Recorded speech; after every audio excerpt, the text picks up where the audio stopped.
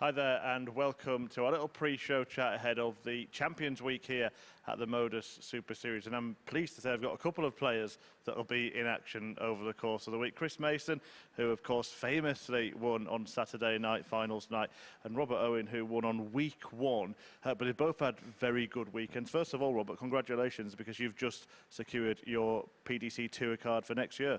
Oh, thank you, Chris. I'm excited. Bit emotionally drained, but I'm just looking forward now to the next 2 years. I'm going to miss this place, obviously, but life goes on. And how much has this place, I mean, not this specific place for you, but it's your first time here, but Southampton, the live league as it was, now the Super Series, how much has that had an influence on what you've done? It's been absolutely massive for me playing. But when I first started with the 5-week cycle, 4 weeks Champions Week.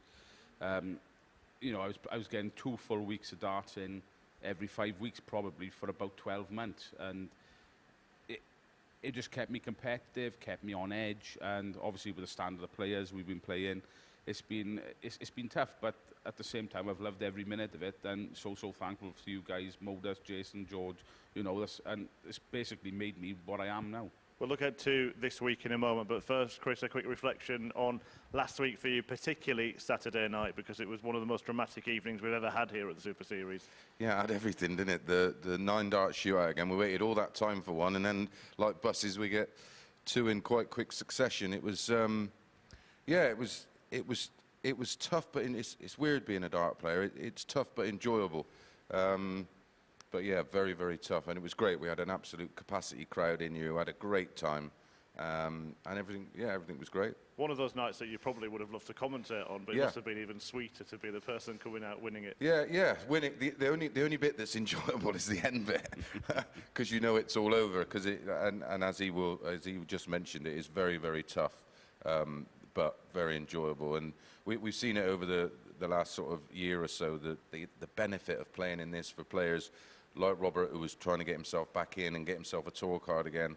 The benefits are unbelievable. It's a strong field for Champions Week, of course it is. Josh Payne has come in, by the way, to replace Scott Williams, who will be playing on the Players' Championship at the end of this week.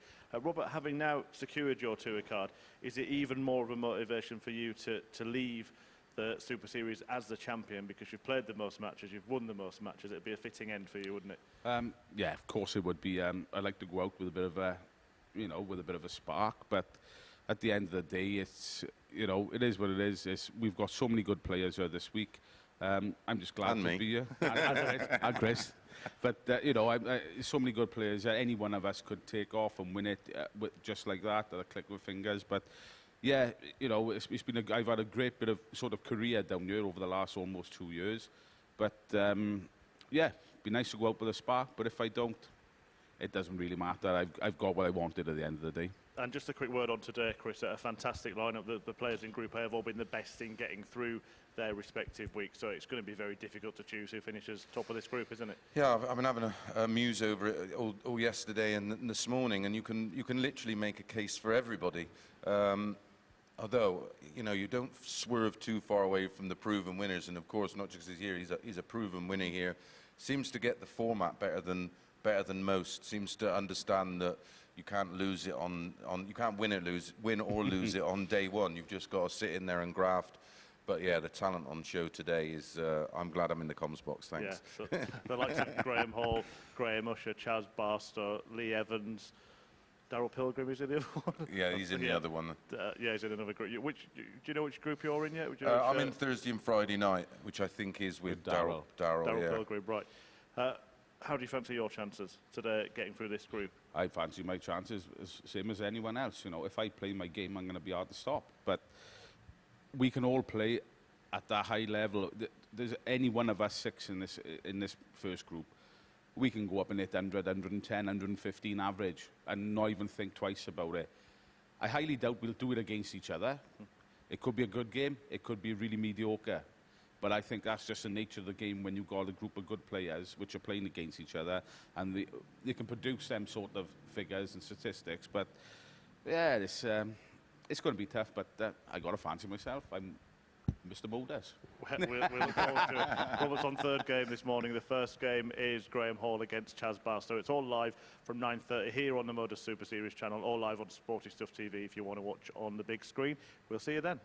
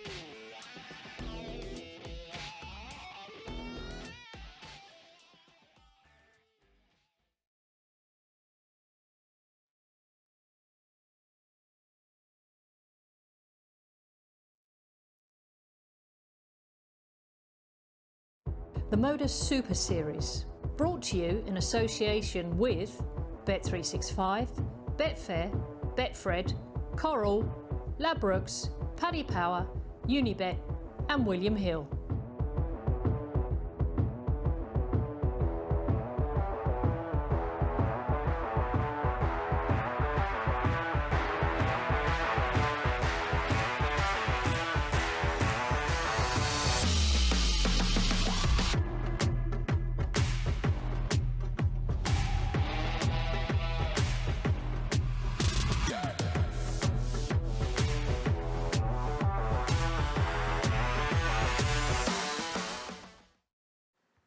Good morning and welcome along to this rather special MODUS Super Series week where we have 12 players fighting it out for a £20,000 first prize. That's right, it's Champions Week here at the Super Series, the first one at this new venue, the Live Lounge in Portsmouth. This week is going to be rather special, but Saturday night was pretty special as well, and we can take a look back at the highlights now with Henry Deacon.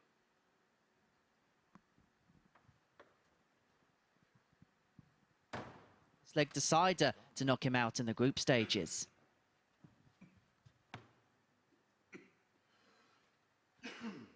Mark Dudbridge won through in a flash. He topped Group 1.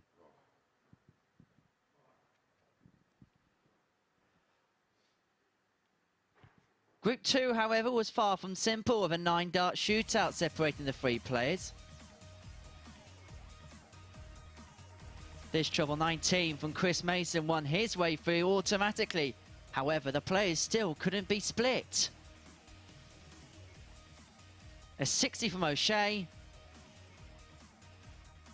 followed by one likewise from Howson.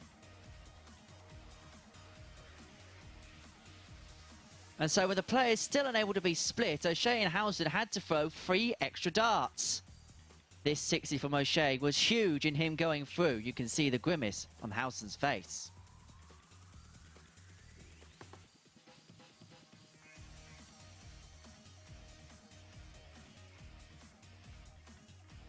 That single 5 ended the Owls' hopes of progressing through to Champions Week. O'Shea was into the semi-finals.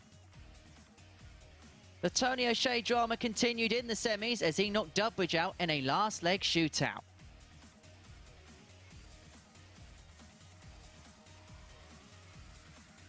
Chris Mason also had to go through the tough way as both semi-finals went the distance.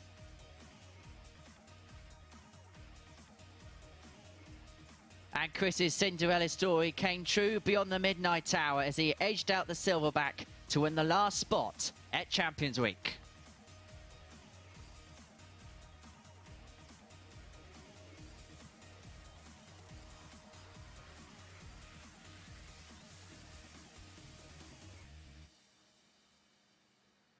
And we have the last champion of this phase alongside me now, Chris Mason. Does it feel like a fairy tale for you? And did you think you'd have many more of those on the hockey? Yeah, it's just, I never watch myself back, so sort of watching it there on that bit of ET is quite weird, because I for some reason, I just don't like watching it back. Even the good stuff I don't watch back, and believe it or not, there was the odd bit of good stuff across the week. But yeah, really pleasing. It was a lovely group of lads as well.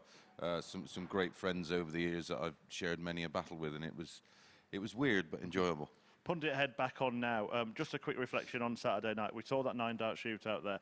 Were you thinking what we were all thinking when Richie Howson didn't go for the bullseye? Yeah, and I spoke to him, and he's, you know, I think his mindset was, look, I'm not going to miss a 20. Anything can go wrong with it in a 25, and then you've got 3 darts each to have another go, and maybe that was the idea behind it, but you know, it just added to the drama, didn't it? Yeah, really incredible stuff. A dead heat in a 9-dart shootout. And Chris Mason won the 9-dart shootout, won the night, and joins the Champions Week lineup. And we're going to have a look at the entire field for this Champions Week. There are the groups. Chris, you're in there, Group B, with Kieran Tierney and Daryl Pilgrim on Thursday night. Happy with that? Certainly happy with having 3 days off, I guess. Yeah, I'm just happy to be back in the comms box for 3 days, to be honest. Yeah, look, there's no way to sort of pick out an easier group.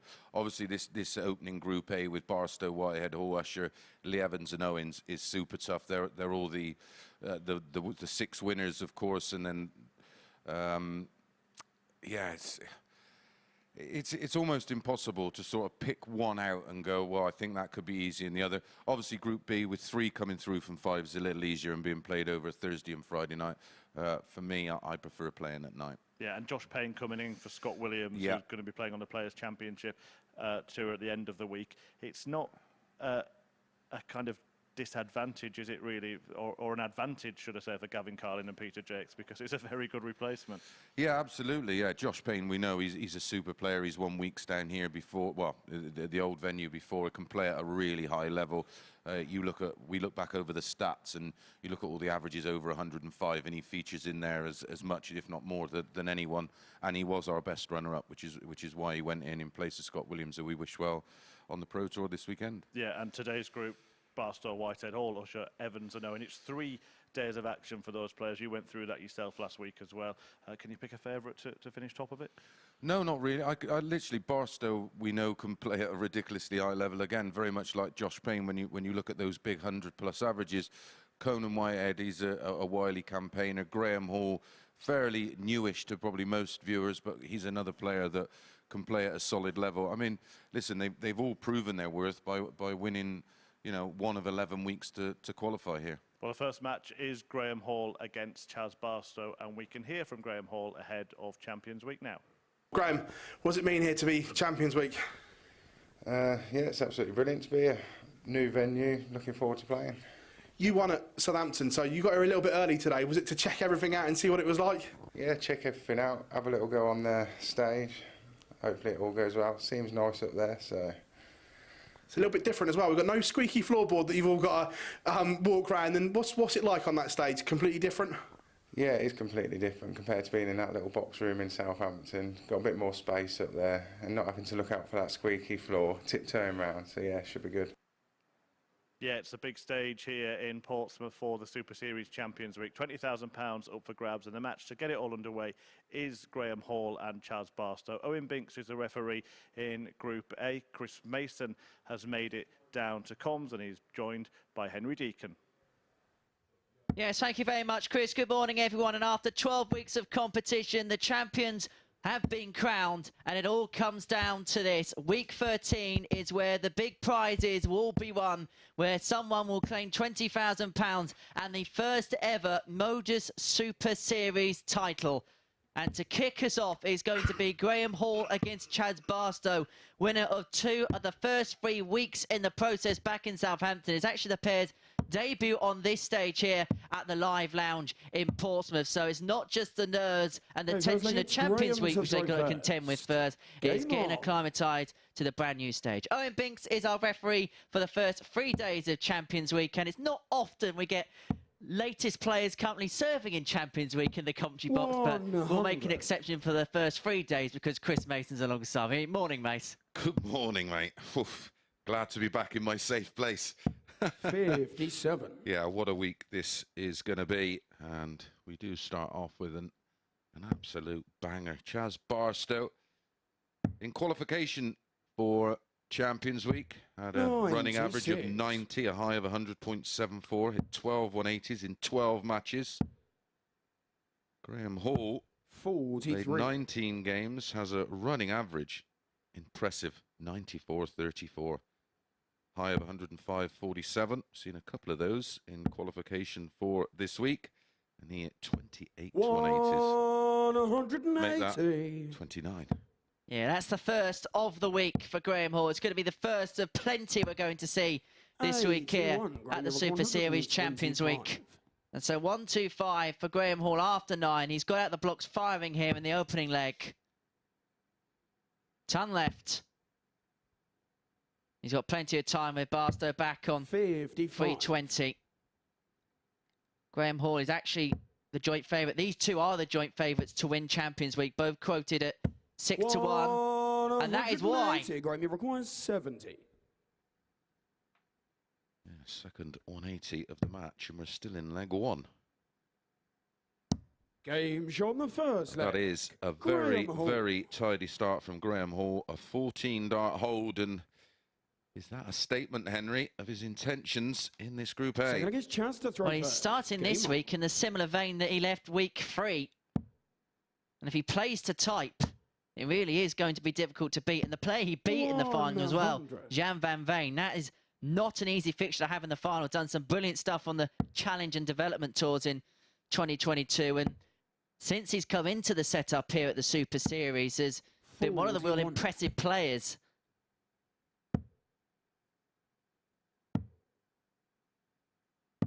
$96. Yeah, it's a little bit interesting looking through the stat sheets in preparation for today's play. Perusing all the numbers. 177.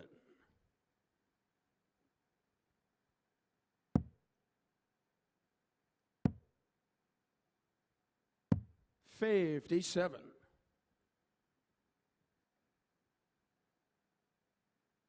Evans is certainly going to be a player to look out in terms of the 180 stats for today. He hit 47 in 27. 85. And Lee Evans only played the 1 week. Conan Whitehead has got 54, but he played 2 weeks rotation to get Champions Week. Just looking at Josh Payne, hit 59, but again had 2 bites of the cherry. Chaz Barstow has to be careful here. Treble here and a break of throws on the cards. Well, he's got away with one there. 150.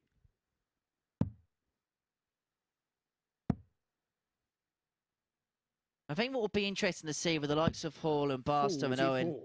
maybe not so much Owen because he's kept his eye on a 143. lot recently, is the fact it's been a long time since they qualified. Well, and you're fully aware of when you're playing a player of this quality that you don't sort of change your game, but the pressure is on from the off. 119. You sort of know you're not going to get away with an 80 average in winning one of these. Well, I wouldn't have thought so. I mean, a couple of missed doubles and the average could reflect a match of that type. 98. I would be surprised. 24.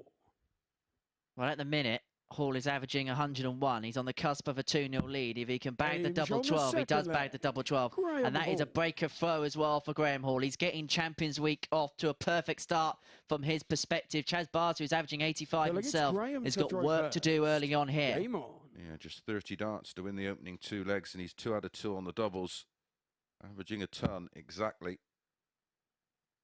That's the way you want to start the week off. 57. And in the checkout zone has restricted Barstow to absolutely nothing. 61.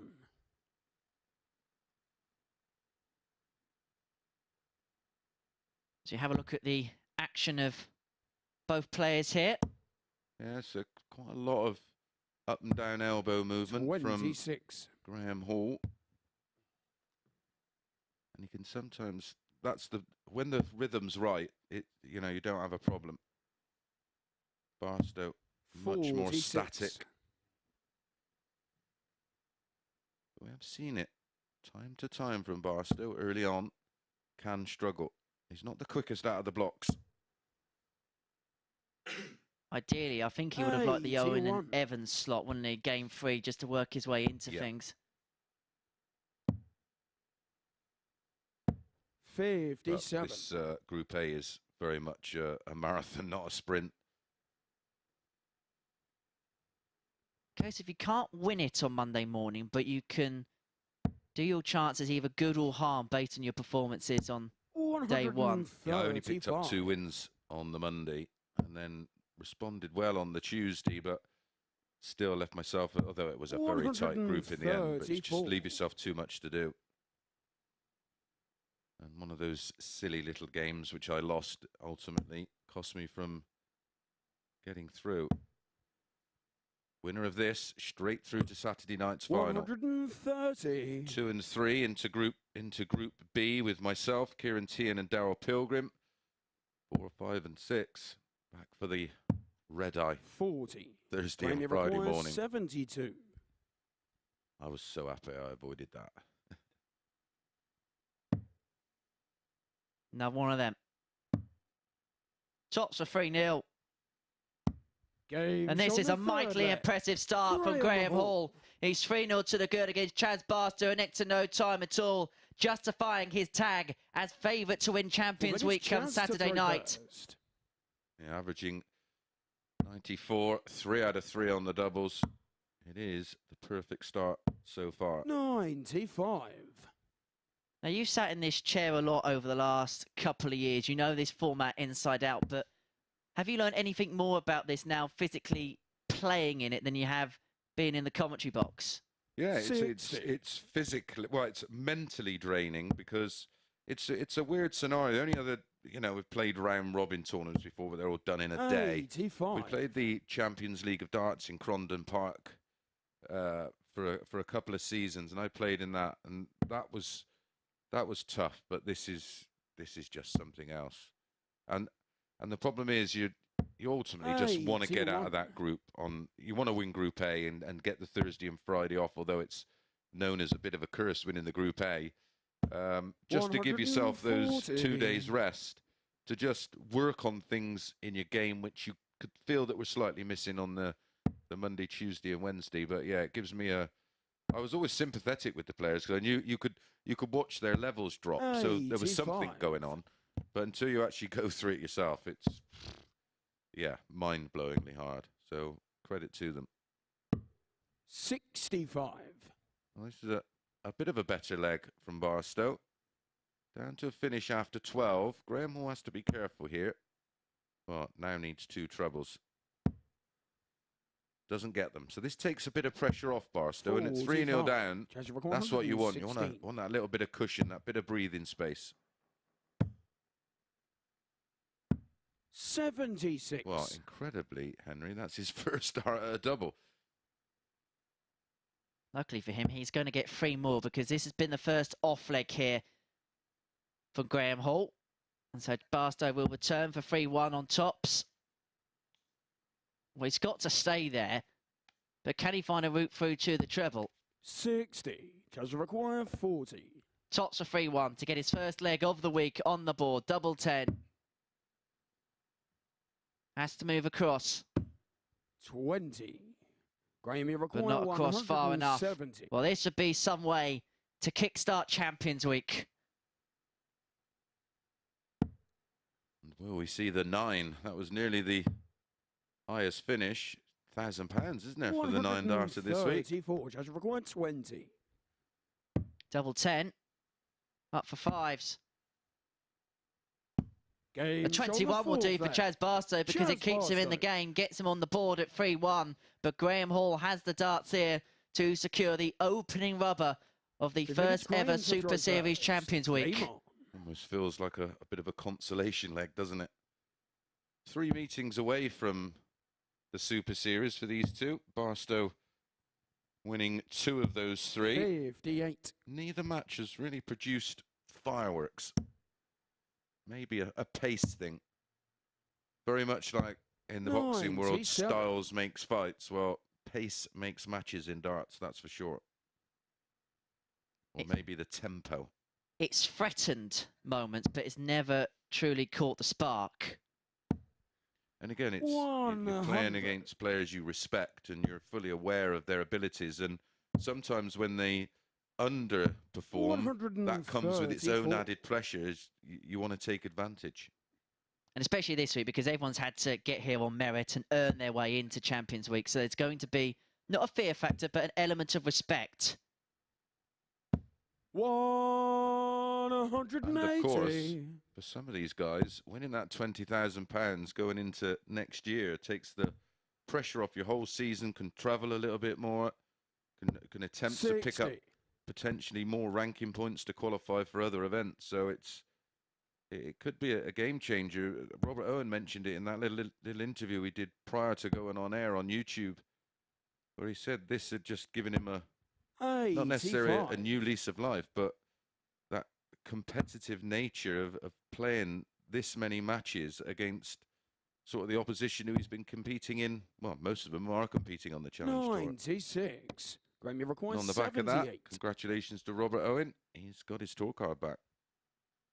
We won't see him here for a while. In the nicest way, I hope we don't see him again. Yeah, absolutely. We want to do. We want to give players the opportunity to go on and get a full-time career in the PDC. Opening up doors. Graham Hall may have opened the door up for himself, unless Barstow can take out tops, which he can't. Hall now wants that target to seal the opening rubber of Champions Week. To get his campaign off to the perfect start.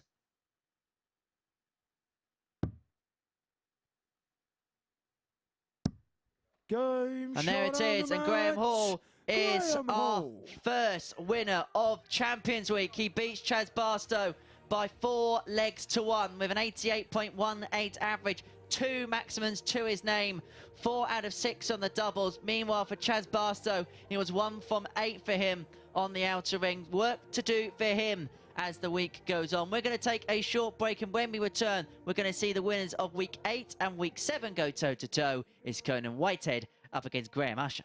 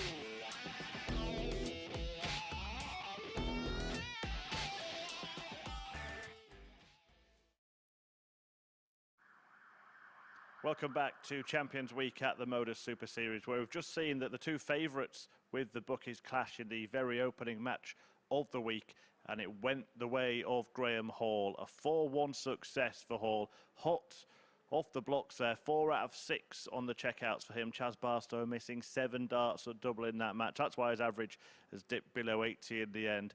Maybe Hall will become the outright favourite after that convincing performance in his very first match of Group A. Brilliant stuff from him. We will see the pair of them, of course, throughout the day, throughout the next 3 days, fighting it out for that one spot at finals night from this group before the rest of the players are dispersed into Group B, featuring Chris Mason, of course, and Group C as well. But the next match features 2 players, the only 2 players in this group who actually qualified for Champions Week by winning at this very venue in Conan Whitehead and Graham Usher. And Phil Bars caught up with a pair of them earlier. Big stage here as well. Now you're looking forward to the prospect of the final. I know it's a bit away yet, but that's the goal for everyone, isn't it? Get to Saturday night.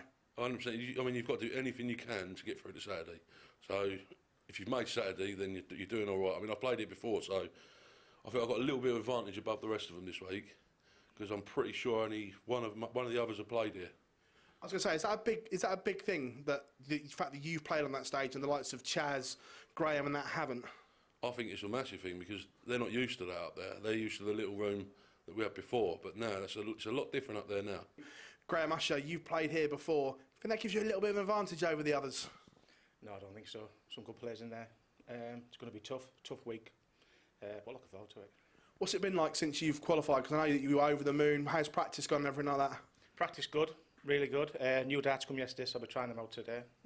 Practicing well with them. Looking forward to it. A little bit of an exclusive there. Much different? No, exactly the same. Yeah, just new. It's the first time I've had a new set of darts for 35 years, so it'll be interesting. Wow, that's a big statement to make, changing them. I saw them obviously up front. They were very smooth. Yeah, they're still smooth, so just shiny now. You fancy your chances? Obviously, I know a lot of people don't like to win Group A because they want to play the whole week. What side of the field are you on? Are you win Group A and like 2 days off, or do you want to play the whole time? I obviously like to get through, not get through there. But yeah, that 2-day break does seem to stumble people, doesn't it? You know, people do struggle with a couple of days off, so as long as I get through, I'm not really fussed. Yeah, interesting there. Both players feeling it could be a bit of an advantage having played on this stage before, but probably not against each other. As I said, they are the only 2 in the group who won on this stage to get through to Champions Week. Let's see how they get on in their opening match. Back to Chris and Henry. Thank you very much, Chris. So, as you say, 2 of the winners on this Super Series stage at the Live Lounge in Portsmouth go toe-to-toe as Conan Whitehead takes on Graham Usher in Game 2 of our morning session here in Group A. And interestingly, ahead of possibly one of the biggest weeks of his darting career, Graham Usher has decided to change his darts for the first time in basically his career. Yeah, I'm staggered. It's such a big week. Maybe he's just going to try them out for this one game. If they go well, fine. Like I say, that you can lose a game, and you can lose more than one game and recover it here at the Super Series. But yeah, it's an interesting time to pick up a fresh set, even if they're identical. What happens over time? It feels like it's Conan to throw first. The darts take on a feeling within your grip due to wear, which is what you like. Conan Whitehead, one of the players who took full advantage of his second opportunity here at the Super Series. He played 1 week at both of the venues on his way through. Second time of asking. He got the better of Ryan Finesse in the final of week 8. Yeah, played 41 matches in this Series 1. 100. And a running average of 89.04, a high of 107.36. 100. Decent strike rate on the 180s, pretty much 1 every 4 legs.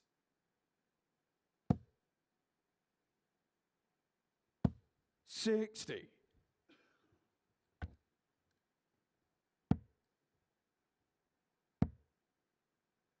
Win rate of 51.22%. which gives you every single chance as the week goes on. You need a bit more than that to win Group A. You need darts like that to win Group A. 180. Does love a max, doesn't he? Most out of the field, 54 of them, although they are over the space of 2 weeks.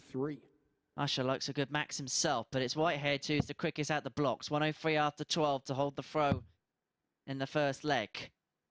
But we know the gambler likes a big out. 47. Well, of course, Graham gave us a 9-darter, didn't he, in his campaign? My first ever 9 on comms. Oh, yes, of course it was, yeah. 100. Conan, you require 56. Likes double 18. Needs to get this. 38. Usher ready to pounce and break Game throw. require 36. Yeah, Whitehead had full control of the leg, but he isn't going to win it because Usher gets it first time of asking. No problems on the double 18. He leads by a leg to nil. Breaks a throw, walks straight back down the hockey. A signal of intent that he's broken the throw, and he kicks off leg 2. One good thing as well, that using new darts, it's sort of like a countering pressure, I suppose. Because you see, oh, they're new darts, so I'm not expecting too much with them, and it allows you to play with a little bit more freedom. 45.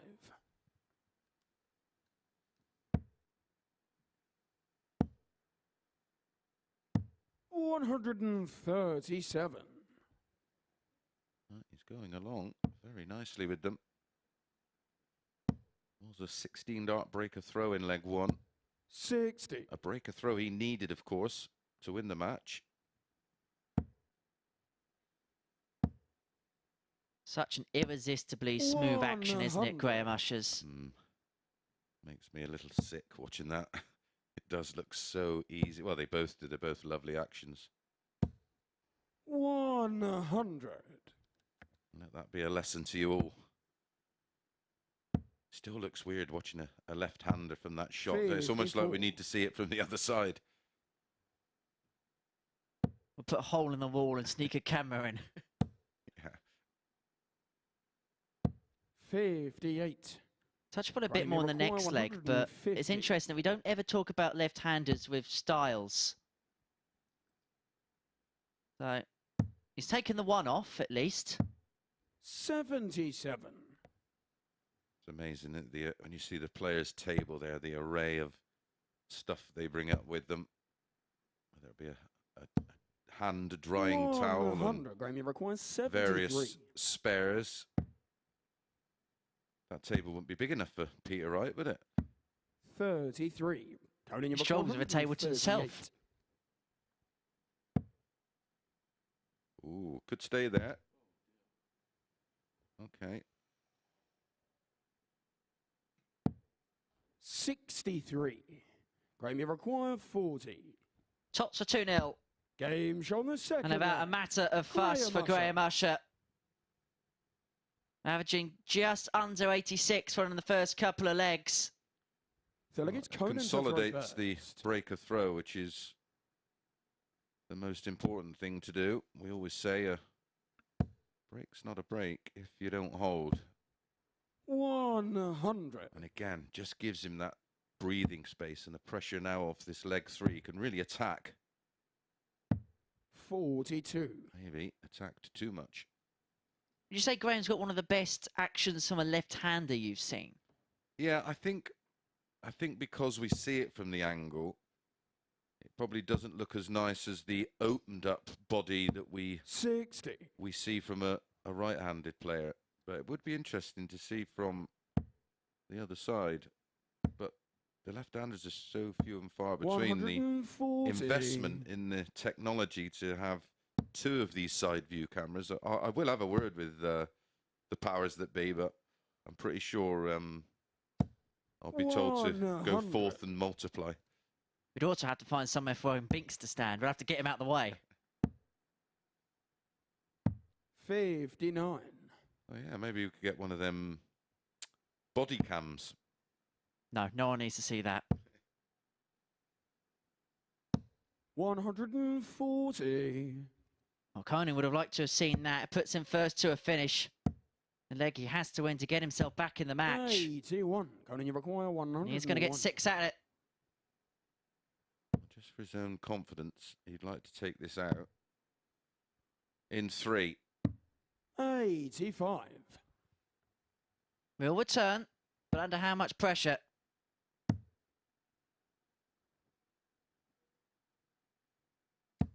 $97. Conan, you require 16. So double 8. Moves across. Now that could be awkward. Especially the way his darts lay on the board. 8. Yeah, I was always in a bit of trouble there. Conan, you require 82. That overhead angle just said it all, didn't it? 62 left. The bullseye. 52. Conan, you require 8. Not even close. Well, I think the ball was the Game shot on the third leg. on the back of the Conan previous Whitehead. visit to leave himself 77, and you're pretty much guaranteed at least 1 dart at tops. Well, it's Graham to throw first. Game on. Well, should be. It's not like we miss big numbers. As I hide in the corner. 85. Che won the VT of last week, mate. Yeah, no. God, there was a few howlers. Can't wait till we have our first 130 of the day. 41. Yeah, that was for a 12 darter as well. Wounded. 42. I think in snooker they refer to it as putting a quick one in. I think that's what I did. I couldn't wait for the dart to get out of my hand. 140. This one, like the opening match, not quite caught fire. 100. I think we'll see a slightly different approach after the players have had one match on there and then feel a little bit more settled. The nerves in the opening games of each day is undescribable. And it's only going to be heightened this week because the players know what's at stake. Yeah, and you get that first win and, right, the players are chasing you then. You have a different mentality. On the Thursday night, 61. When I went through the card, I was like, right, I'm comfortable now. That's it. And then, fortunately, that was the case because 58. I started the day off rather ropey.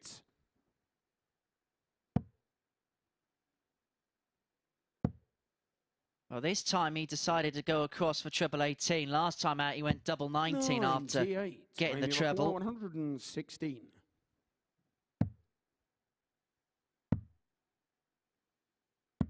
$76. Yeah, five consecutive mornings is just mind-blowing.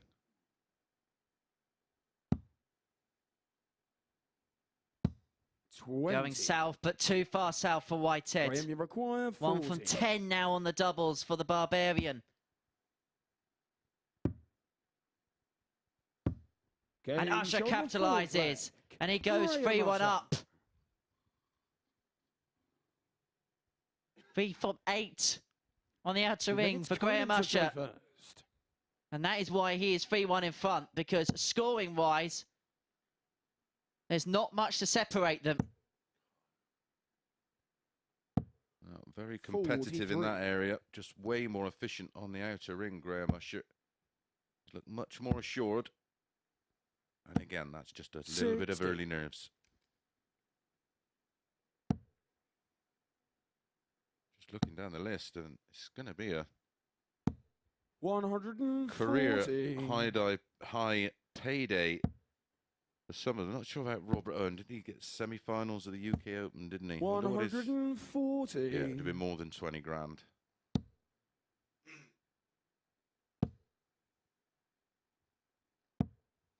$60.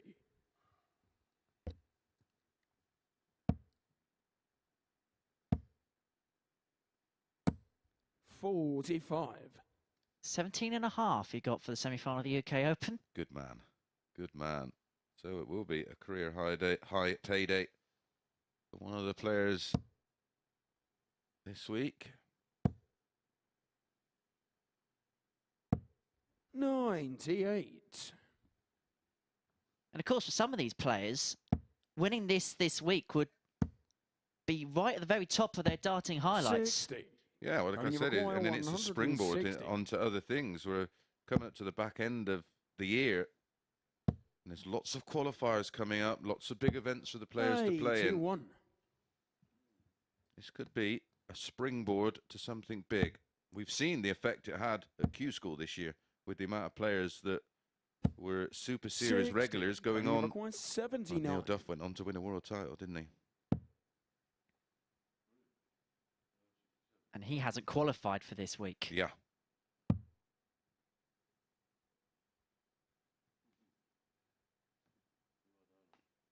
In fact, every single player in the Final Four of that tournament had played in the old Live League at that point. And there is the 79 for Conan Whitehead on the ball. He was toing and throwing and decided to do the right thing. He did the right thing. Brings it back to 3-2. They have a laugh at the joke about it. And Usher now has the darts of the match.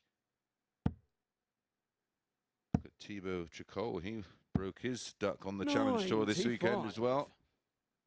Player we've enjoyed hosting here at the Super Series, or then Live League. 60. Jack Larber also winning on the same day. Yeah, what a French double that is. Well, me and you discussed 24. That we thought the French maybe should have had a spot in the World Cup, but they certainly will now.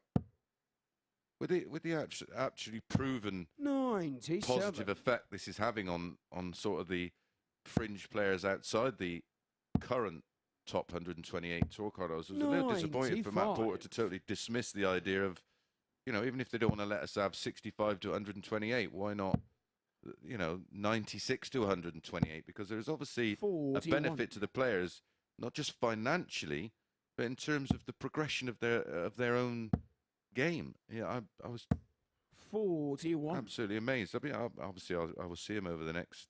Well, I'll probably see him next week when I'm in Germany. But yeah, interesting to see why it was just totally dismissed.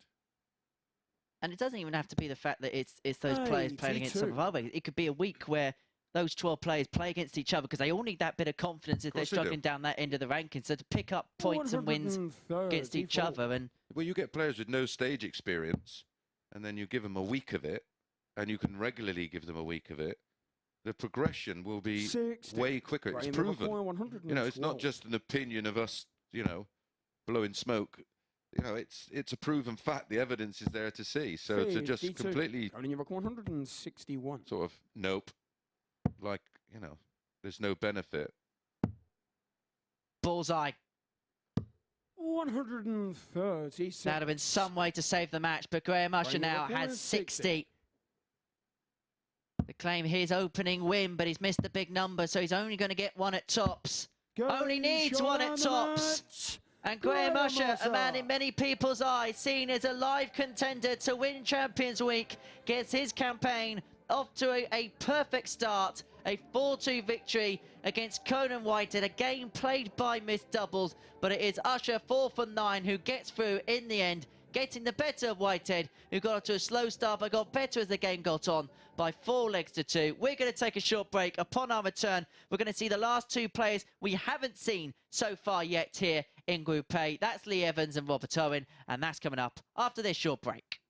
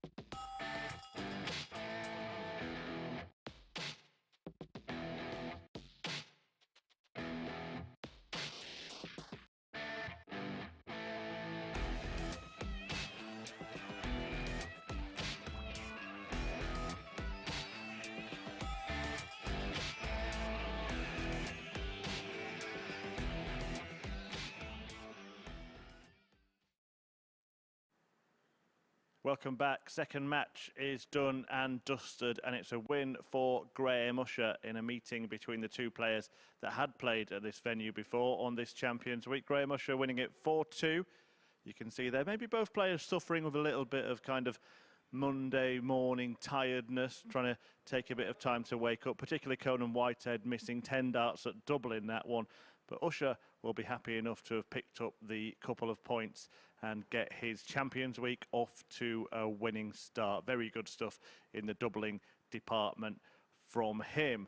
Now attention turns to a couple of players who haven't played here before. Robert Owen won on the very first week of this stage of action at the Super Series when it was still in the room in Southampton that he was the most prolific winner in. And he takes on Lee Evans also here for the first time. Owen, though, will be boosted after securing his place at the World Championship and getting back his professional tour card for 2023 by finishing second on the Challenge Tour Order of Merit. And Phil Bars caught up with him ahead of today's action. Robert, it's been some 24 hours for you. Just how are you feeling right now ahead of what could be a busy week? I'm physically, mentally drained already from the weekend, but woke up this morning feeling nice and fresh, and just see how we go. All good bunch of boys, good players, and just see how it goes, basically. But I'm sure we'll be in for some exciting darts. Being what happened yesterday, do you feel that you're coming here on a free because you've got so much to look forward to now? Pressure's off almost.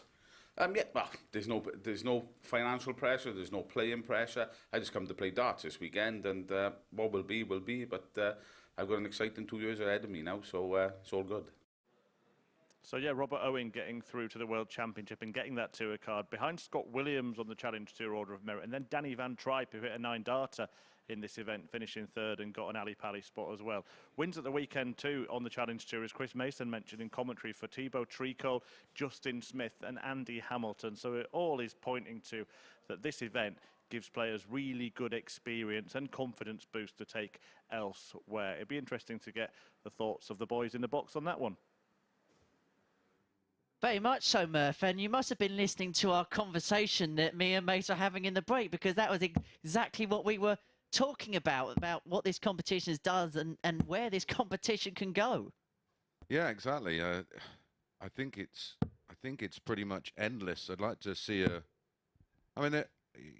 know, we've said it before. You know, the tour card holders are the tour card holders. They're sort of the 128 PDC players, but there's plenty of other dart players around the world that can still give us lots of entertainment. And there's those, of course, you know, in that progressive state where they're coming through and they're maybe not quite ready for the toils of the PDC.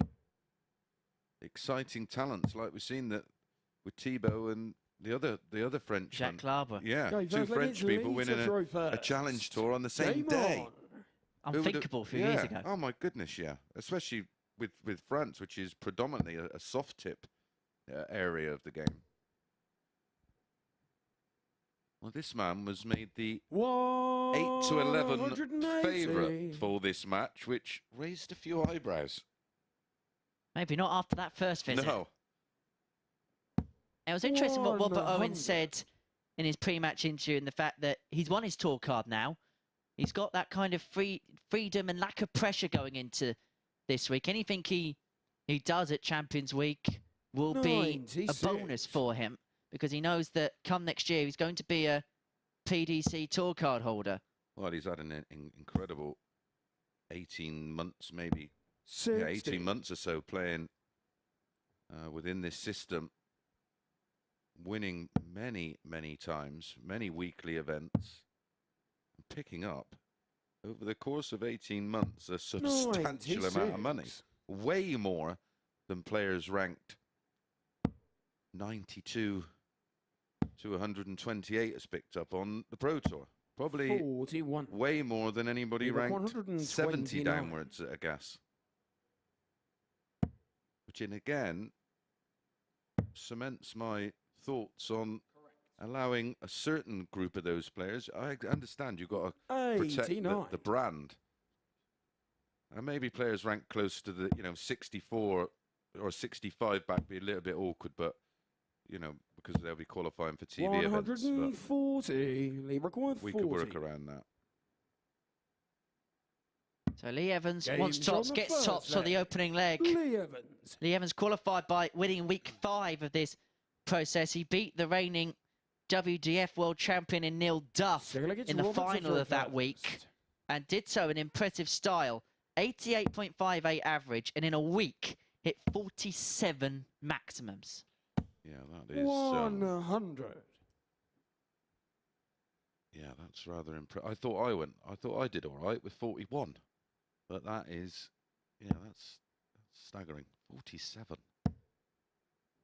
What a start to the match. A 13 darter. 140. And instantly applies the pressure. And again, you think of the players on the Challenge Tour, the winner of the Challenge Tour this year. 140. The winners get 2,000, don't they?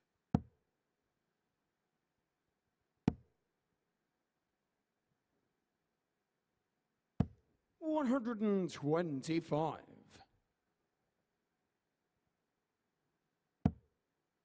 Scott Williams won the Challenge Tour with prize money equating to 9,850. 60. Yeah. Robert Owen second place, 6,200. I rest my case. The game, the amateur game, well, the game in general, is just only getting bigger year upon year. Yeah. 58. Not only with what we're doing here, of course, with the ADC, hopefully with the WDF, they can eventually 41. find their feet in terms of all of their events and everything else going forward. There is a real possibility that there could be a pyramid system in the darts where the PDC has the top players at the top. They're the Premier League. We know that. 100. You know, they are. That's where the top players will 160. play. That's where the big events will take place. Where your Alipay is going to be, your Blackpool's going to be. Everything big will go there. And then we'll actually chat about this in the next 81. thing, just because They Lee require Evans is 78. on 78 to break Owen's throw and go 2-0 to the good. We're enjoying chatting so much. You better have a look at what's going on with the actual darts. Unlike what I do on the radio, they can see it. Like 38. the tops for a But you break, and that require would have been for a 79. 15. This has got to go for Robert Owen. Well, this game will quickly get away with him, especially the level that Lee Evans is playing at. 59. Lee requires So 40. tops are 2-0 and a breaker throw. Games on the second leg. Lee And it is a bump back to reality for Robert Owen. He goes 2-0 down. The man who won his tour card yesterday has got his back against the wall in his opening match The here in leader Group A, goes the Super first. Series Champions Game Week. on. But just going back to that conversation, there is a real, as you say, you can have a pyramid system where we know the PDC is the top of the game. The best players will be housed there. But outside of that, the next best players, if you win events on the ADC, the 30. WDF, Seniors Tour, you get yourself your invite here. And then this is your progressional route to then attack the Challenge Tour, to attack everything else. Well, just to put it into some kind of perspective, this series that we have now, so that it's the winner each week, so that's 5,000, and then the winner of this week is 25,000. To put that into perspective, Matt Campbell has earned 25,000, and he's ranked number 85 in the world. 60. The winner of this week would have earned £250 less than what Gary Anderson's earned on the Pro Tour this year. Mind-blowing. 100. But yeah, going back to what you were saying, I agree. We need to find like I say, a tiered system of a players' progression. You've got the 140. JDC for the very young ones, and they'll go on to play on the Dev Tour, which is absolutely fantastic. If they don't immediately go from that development tour, like we've seen so many great youngsters, Josh Rock example, 89. going forward, they've got the Challenge Tour, and then the Challenge Tour is almost like a, championship, isn't it? 100. But Lee unfortunately, require without parachute payments. 142. But, they've almost admitted in the snooker now by guaranteeing them a certain amount of prize money, because ultimately these guys are not going to keep turning up every week, picking up zero. The hotels need paying for, travel needs paying for, time off work needs paying for. I just think it's a great opportunity for those who have just got a tour card that are still trying to find their feet. 82 left. 93. Leaves herself He on requires double 4. 77. Should he return? Evans here wanted 77 for a 3-0 lead.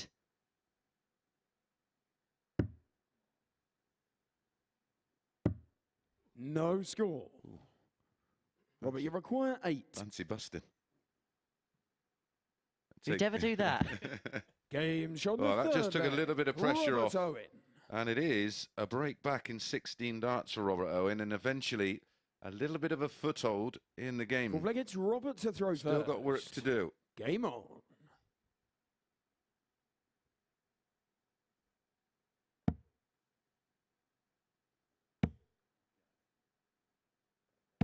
$60. I've met a couple of times away from the Super Series. As far back as 2016. Lee Evans winning that one 6-2, but more recent times, Robert Owen picking up 2 wins, one of them 5-0. Can't do that hit. No, not yet. 60. We've not told him it's better 21 in the final. Yeah, that would be nice. Not at 2 o'clock in the morning. 100. Especially if you're playing. Yeah. Want to go to bed. Yeah. Take a sleeping bag up there with me and a pillow. Oh, that's unfortunate. Just caught the flight and dragged it in. 26. So when we say break at the end of this leg, we mean literally. Yeah. 100. Evans stolen the darts here. This will end the first cycle of games. 180. And needed. Robert Owen, it feels, is just beginning to turn the screw in this game. Lee Evans 100. came out the blocks firing. Owen's a player that needs to get revved up a little bit.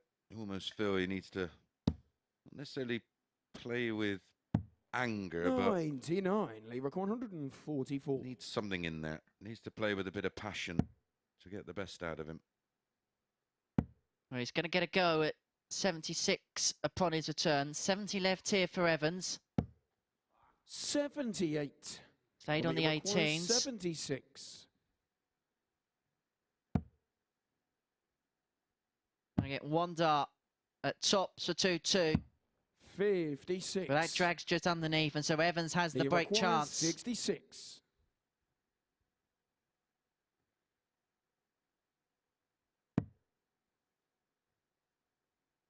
Double 12.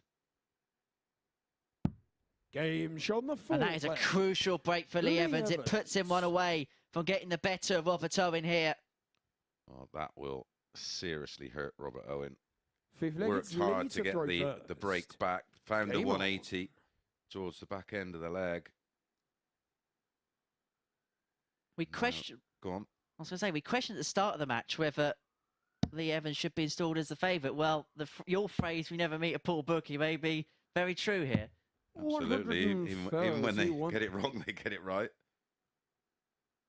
It was marginal. They went evens, didn't they? Robert Owen, 8-11. 60. Lee Evans. I just thought on the back of Robert Owen securing his tour card and you know how he must be on a high. 100. And you look at the running averages in qualification for Champions Week, 88.58 Evans, 92.54 Owen. On paper, 54. the better player. Mhm. In their previous meetings away, it all points in the direction of Robert Owen, but the bookies chose to make Evans the favourite. Now, you mentioned that 76. Robert's one of those players that likes to play on a little bit of oomph and a little bit of energy.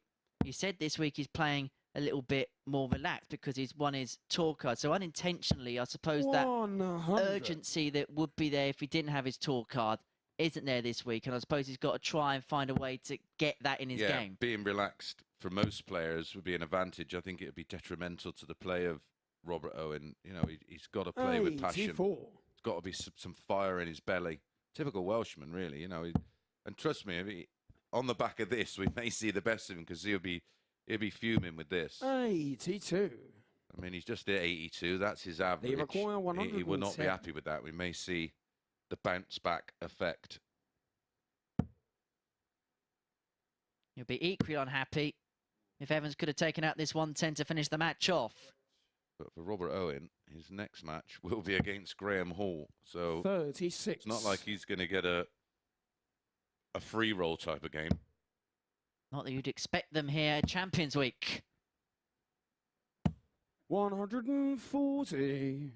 Lee requires 74. So 74 here for Evans, with an average just underneath 90. Going to get one dart at tops for the match. 54. But he's going to have to rely on an Owen miss. 65. Yeah, 65 for Owen, 25 for tops. There's the 25, perfect. Double 10. 45. Didn't even scare it, did he? No, so Evans now 20. returns double 10, having already missed a match dart. Here's across. The line's quite nice. It opened the bed up, and Lee Evans claims victory against Robert Owen. And so Evans gets his campaign off to a perfect start. We complete the first round of fixtures. We have our first winners. We have our first losers. And Lee Evans is in that winners bracket with an average of 86.71. 4 out of 9 on the doubles for Robert Owen. Work to do for him. 1 from 5 on the outer ring. And we know the levels that he can provide. He'll be hoping to up those levels and show why he will be a tour card holder in 2023. So it's going to be lights out round 2 after this short break, and we kick it off with Chaz Barstow against Conan Whitehead.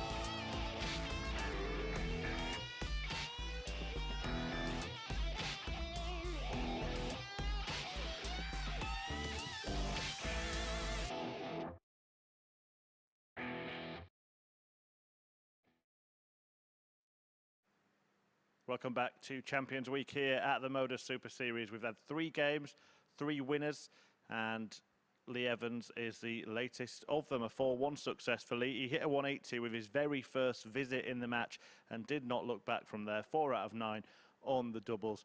Robert Owen did say that he was feeling a little bit drained after the highs of the weekend by getting his World Championship spot on place on the PDC Pro Tour for next year. Played, of course, all weekend at the Challenge Tour events up in Leicester, and maybe that showed a little bit of rustiness, but time for that to be shaken off over the course of the week here at the Super Series. Coming next, though, it's Chaz Barstow against Conan Whitehead, both players who won their weeks earlier in the phase, and Whitehead won here at this venue when he beat Ryan Finesse in a dominant display in the final. In fact, a 4-1 success on week 8 to get himself through to Champions Week, looking to recover from that defeat to Graham Usher in the first match. And Chaz Barstow also beaten in his first match. He lost out 4-1 to Graham Hall. We'll get this match underway in a moment. I was just actually looking, I heard the lads in commentary talk about whether it's the biggest payday for any of the players in this field should they go on to win on a Saturday night. In fact, I can reveal, I can confirm, unless Chris Mason knows different about his own financial record, that it would be the biggest payday for any of the 12 players who have made it through to Champions Week. £20,000 on offer. Well, let's see who can do themselves a favour and win for the first time this Champions Week in this match between Whitehead and Barstow. Back to Mason Henry. I hope the taxman don't know about how much the players are going to win this week. But it shows the opportunities that the players are getting here this week at the Super Series. Amazing to think. I don't want to upset the staff, but of course, I suppose in terms of prize money, not wages, I've had to take a bit of a cut to play in it. But no, it would be. I think when I got to the semis of the Worlds, it was only 10,000 for the winner. The money wasn't great. Semi-finals of the Masters, I got £900, which I thought there was a typo on the check. Semi-finals of the match play was to throw first. £3,000 or something. Game on. I think the first semi-final in the World was only 9,000 then, so we ain't got to worry about that. I heard if you win Champions Week, you're taking us all out for a meal, Mace. I would, absolutely, and drinks. There is a McDonald's just down the road, I do believe. 43. Happy meals for everyone.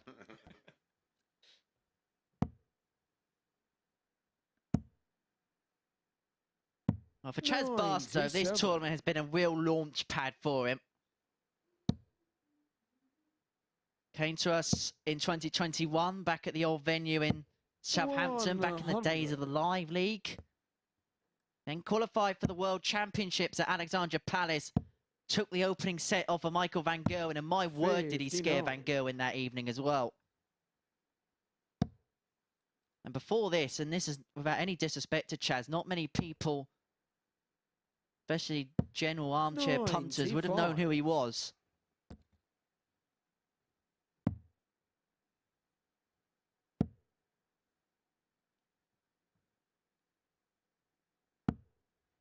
$59.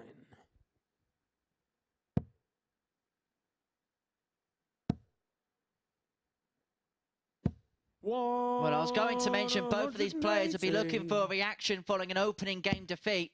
Well, that's Whitehead's reaction. He was the outsider of the two. 1-2 favourite Barstow. But Conan looking good to break. 16 and ball. 58. Chaz require 104. A million miles away. Oh, that's a great guide for him. 92. And when he's on it, 25. He makes those shots look almost rudimentary. 17. You could hear required Conan Whitehead's reaction to that miss on double 8. Collected groan of no. Chaz Barstow might be saying the same if he doesn't pin this double 3. 8. And already a crucial passage of play. 7 darts missed a double in this opening leg. Make that 8. Game shown the first. A lot of nerves on that stage right now, but it is a 21 dart breaker throw. Conan Whitehead. Second leg, it's see Conan a sigh of relief. First. It wasn't a bad weekend for the old boys as well, was it? Andy Hamilton picking up a Challenge Tour title yesterday. Congratulations, Andy. 100.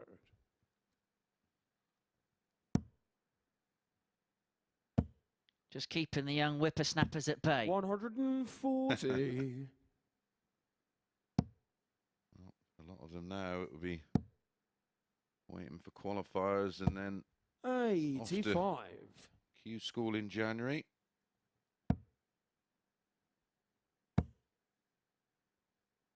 Beated another Super Series stroke live league regular in the final, didn't he? Scott Taylor.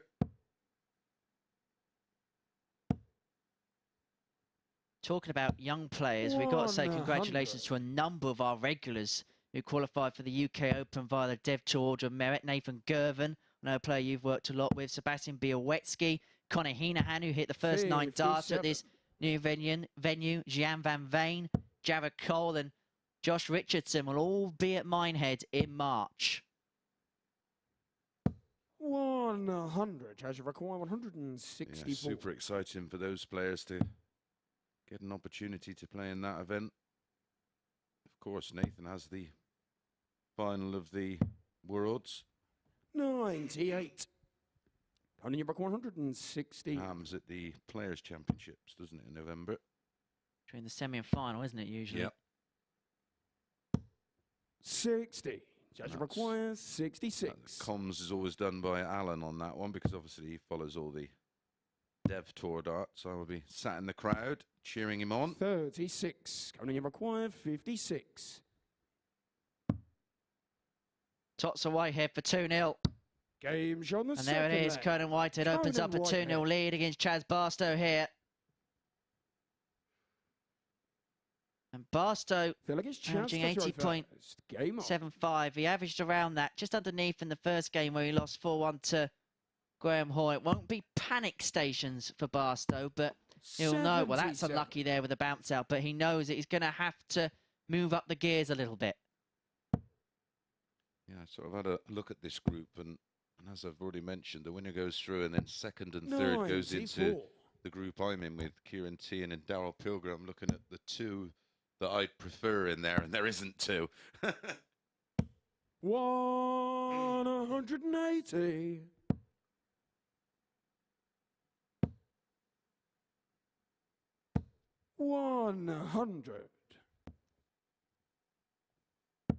That was Barstow's first max of the match. He got 1 in that defeat to Hall. Makes himself on 1-2-3 after 9 to get himself back in the game at 2-1. That's sort of that's playing to stats exactly, isn't it? Because his stats are 1 a match.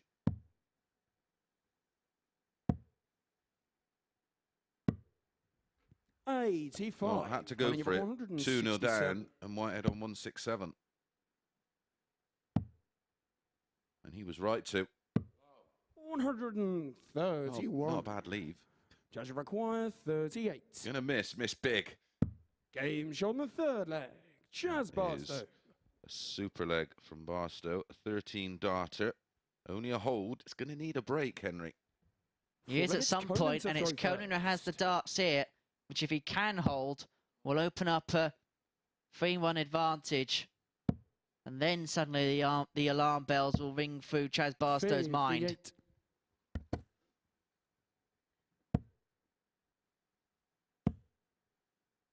But this is a good start against the darts as Whitehead kicked off with 58. Piles the pressure on the Barbarian right from the get-go. 100.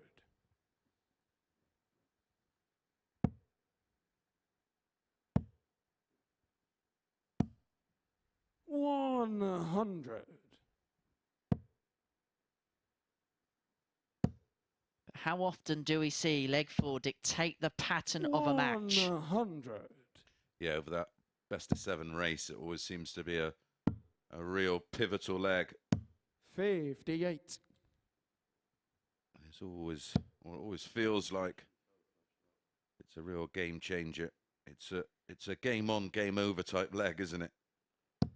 And you always find it with the middle legs in matches. I know the format you use a lot on ITV4, the best of 19. That leg before the second break can be oh so pivotal. Yeah, it's huge.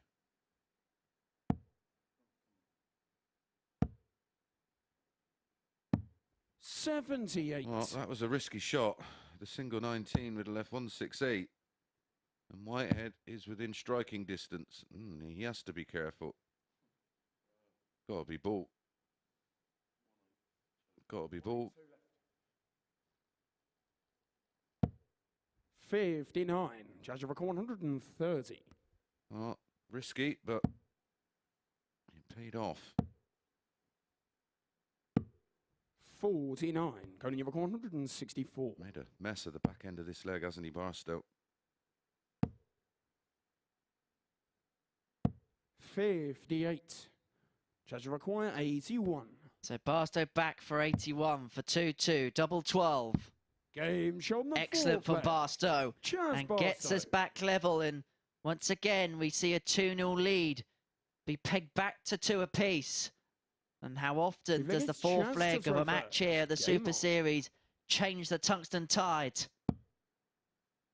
That was a bizarre back end, a score of 78-49, followed by an 89 in 2. It was enough for the break. 97. Now it's all about who handles the pressure better.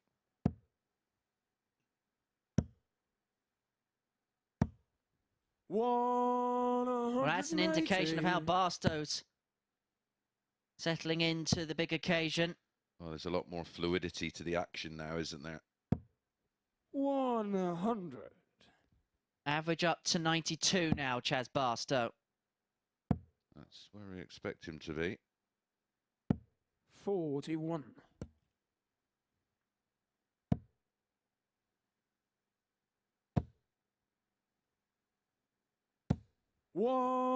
That's Conan's second of the match. And much needed as well. 1-2-4 for a break. Barstow just has a look at the scoreboard. 100. Conan, you record 124. Treble 18 would have left himself a dart at ball. So Barstow returns to 1-2-1 to get in front for the first time in the match. Well, that's a bit of a changer. 121. That was awkward. Could have gone the ball for double 18. Ball. 88. The line was 86. right. The weight wasn't.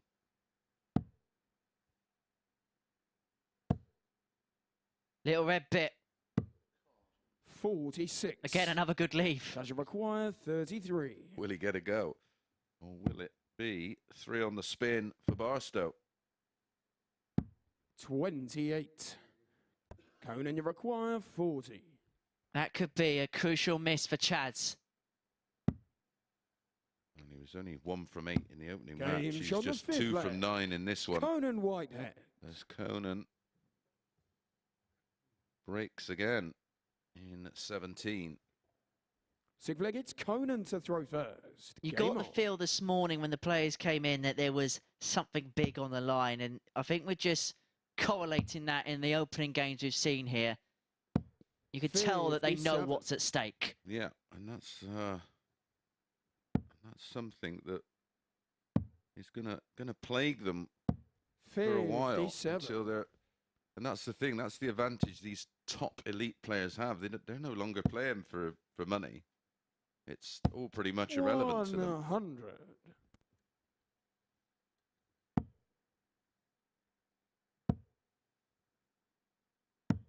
$59. So this is a significant amount of money for all of these players. 94. In terms of the career path going forwards. So the split is as follows. If you get through to finals night, just for qualifying for finals night, you get £1,250. If you get out of the group and into the semi-finals, 3,750. As Conan Whitehead hits a maximum to leave himself on 74 the match. If you win that, a big jump to 10,000. The winner gets 20 bags. Yep. 70.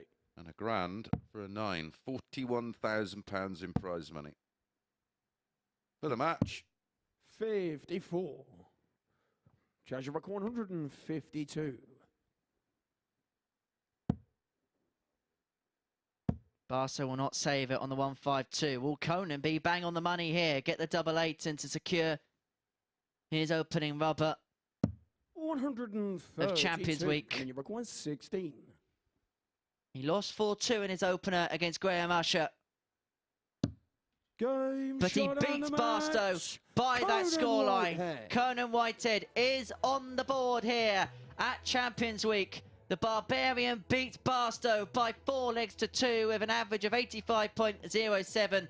3 maximums to his name, 4 from 13 on the checkouts. Barstow threatened to come back, but it was too little, too late for the Prince from Winchester. And so Whitehead's on the board. He gets his first 2 points of the campaign. And after the break, we're going to see Robert Owen in action. He's looking for his first 2 points of the week up against Graham Hall, who beat Barstow in his opener.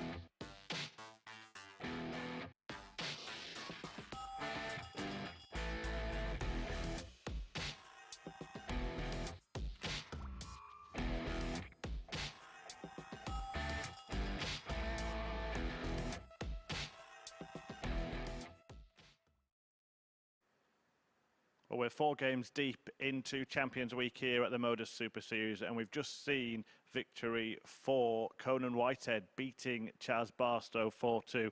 Both players with a little bit of trouble on the doubles in the first leg. The pair missed 9 between them, and that kind of carried on a little bit throughout that match. We've seen that from all of the players so far, but Whitehead, 85 the average, did get 3 maximums in the match, and that helped him over the line with a 4-2 win. Just wonder if the players are starting to feel the pressure a little bit of being here at Champions Week. Some shaky starts on the doubles, but I'm sure we'll see players putting that right as the day and week goes on. Well, coming next, it's a meeting between Robert Owen and Graham Hall, who won his first match against Chaz Barstow. Hall getting the better of Barstow by 4 legs to 1 in that one.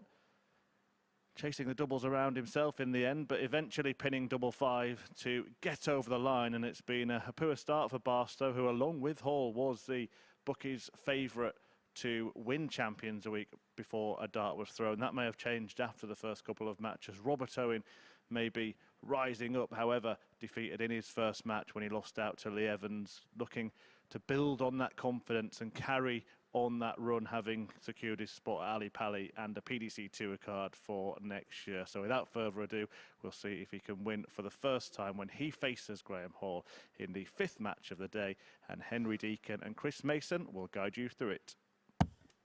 Thank you very much, Chris. Robert Owen against Graham Hall is our 5th game of the morning session here. Hall a winner in his opening game. Robert Owen looking to get on the board here at Champions Week. Yeah, Graham Hall, 88.18 the average in that 4-1 win against Barstow. Owen going down 4-1 to Lee Evans, averaging 83.6. 8-11. The favourite, Graham Hall, but it is Robert Owen with the darts. Okay, first leg, it's Robert to throw. If you're a first. follower of patterns. Game on. Oh, yeah. Seen the shirts. The odd-numbered games have gone with the darts. The even-numbered games have gone against the darts. 100. So if we're following patterns, Robert Owen wins this match. Yep, the players. Well, we've had game 1 go with the throw. Game 2 against. 140. 3 with. Game 4 against.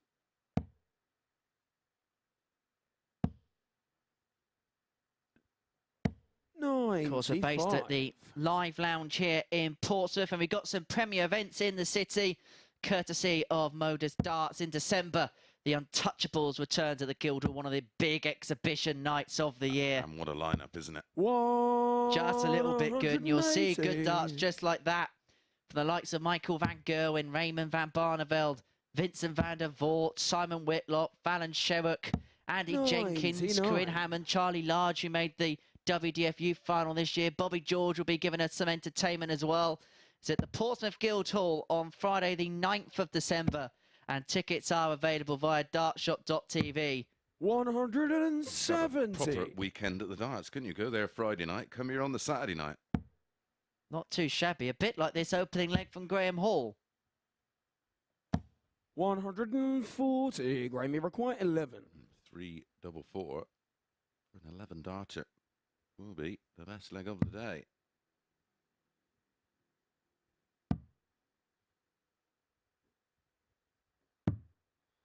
Nine. Wow, what a chance for Robert Owen. Robert, you require 67. This will be an absolute steal. Oh, got to go 15 ball. Double 10, that's a bonus. 47. Graham, you require It would have been a hole 2. that felt like a break, but Graham Hall is up at the Madhouse for a 13 dart leg. Don't see that very often. No, absolutely not. Game show on the first leg. Well, Graham we did. Hall. And it is that breaker throw he needed. And then don't forget, in February, Second leg, it's Graham seniors to throw return first. to the Circus Game Tavern. on. But you've got to be a bit sharpish. Local hotels are already pretty much fully booked, and the tickets are starting to fly out the door again from dartshop.tv. That's in 43. February. I'll be making my debut back at the tavern. My goodness, who would have thought? Some memories there, Chris. Yeah. Yes, good and bad. 100. When you say the hotels are sold out, is that a premium full of Chris Mason fans? Well, there has been a fair bit of interest. Literally yesterday, that's all I spent 93. my afternoon doing. Sat down watching the... Well, first of all, I watched the darts from Gibraltar, the Euro Tour, and then I watched the match between 82. Liverpool and Man City. That was a bit of a shock. I didn't expect Liverpool to win that one. I was watching that with Owen yesterday. Went out for a Sunday roast, and it was where we were was full of Liverpool fans. So you could tell that it was quite lively in there. 100. Yeah, I bet.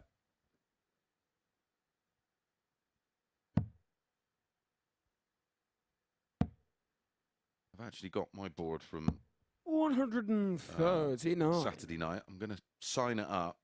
I'm going to do something on social media to give it away. So make sure you do give us a follow across our social media channels, Facebook, Instagram, 41. and Twitter at MSS Darts. I'll get them to get a little bit of a picture of it signed up for you. 80. Someone will, I don't know, we'll come up with a question that they got to answer.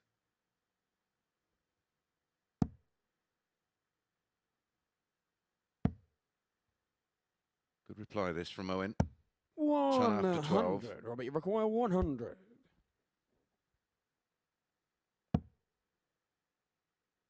Stay there. Will you go tots? No, like the lie. Double 10. 90. Graham Miracle 124. It's not been great so far today. 1 from 5 in the opening match, wasn't it? As Graham Hall was 4 from 6. The bullseye. 82. So that was a bit wayward. No one's really scared the button today, have they? Apart from Conan, no one's really got Gauge close. on the second leg. But Robert Owen's got a bit closer to Graham Hall. They're back level at 1 apiece, and you could tell as he trudged his way back across the hockey, he is not happy the way things are going so far. He's averaging 95, but that's the levels that he expects of himself. 41.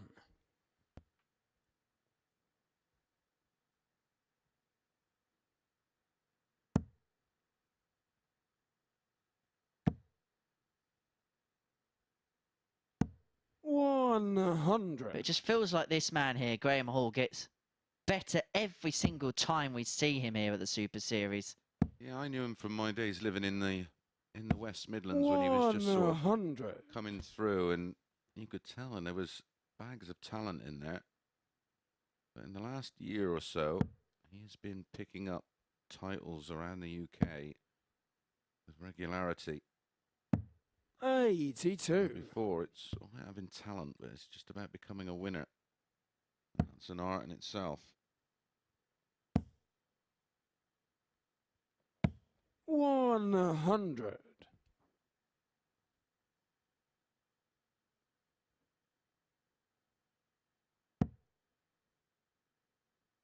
And the first dart goes in like that for Graham Hall. Has to go down though here. That's an excellent visit to leave 142. But when that first dart goes in the treble like that, it invites company alongside it. Likewise, this for Owen. 85. Owen, looking at his stats on the challenge tour, played 85 matches this year. An average of 87.74 across all of those matches.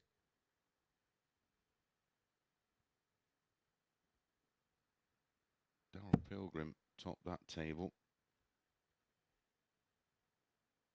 And we'll be seeing him, of course, in my group. 91.08 for the season.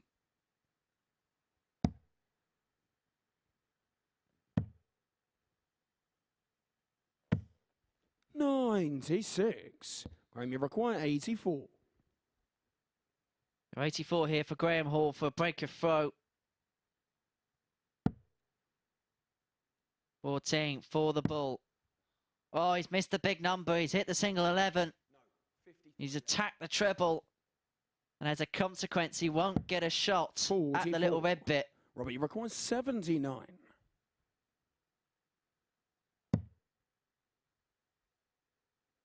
Double 11. Oh, right on the wire. 71. Super effort. Graham, you require 40. Really attacked it. You've got to do that. Especially on the doubles that don't Game on the third leg. A third Graham Hall. consecutive break of dart and a second consecutive 16 dart break of throw. Hopefully it's Graham to throw first. Incredibly, Game Graham on. Hall played 37 matches on the Challenge Tour. Surprised to see him. Well, he averaged 85-84 across those matches. 140. So the stats would suggest he plays his best stuff here. Yep. 180. But Owen is playing some of his best stuff here. Yeah, when you look at Graham Hall's running average for this Series 1, 94.34. And that was 57. over 19 matches, so a big enough sample. And he's up round those kind of numbers here in this one.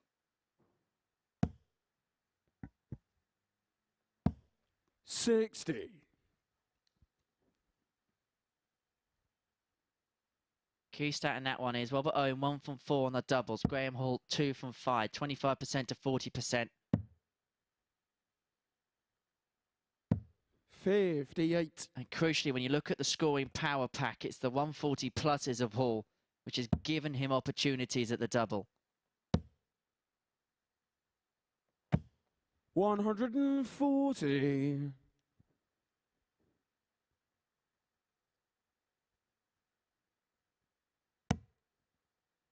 This is a massive improvement in his opening display from Robert Owen, where he only averaged 83.6. Record 121. Average now up to 96. Didn't need to run for cover, and the way his darts stack, hence the nickname, could have easily stayed on that treble 20. 45. Just dropped one on top of it, which is how his style of play is.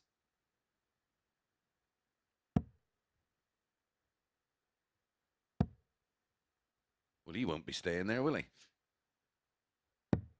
150. He could, but be advised. Robbie requires 76. He's himself on 36 for 3-1. This is for a break for Owen. One dart at tops. 56. But it drags low, and so Graham Hall has carved this opportunity out for himself. Third consecutive 16-dart leg.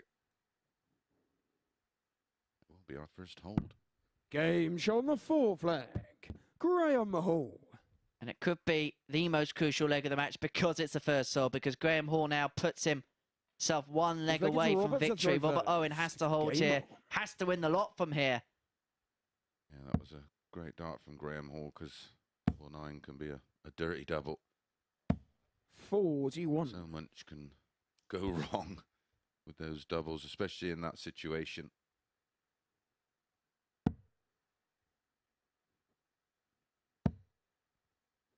I'm not sure many people would have expected Robert Owen to be pointless after 2 games at the start of the day.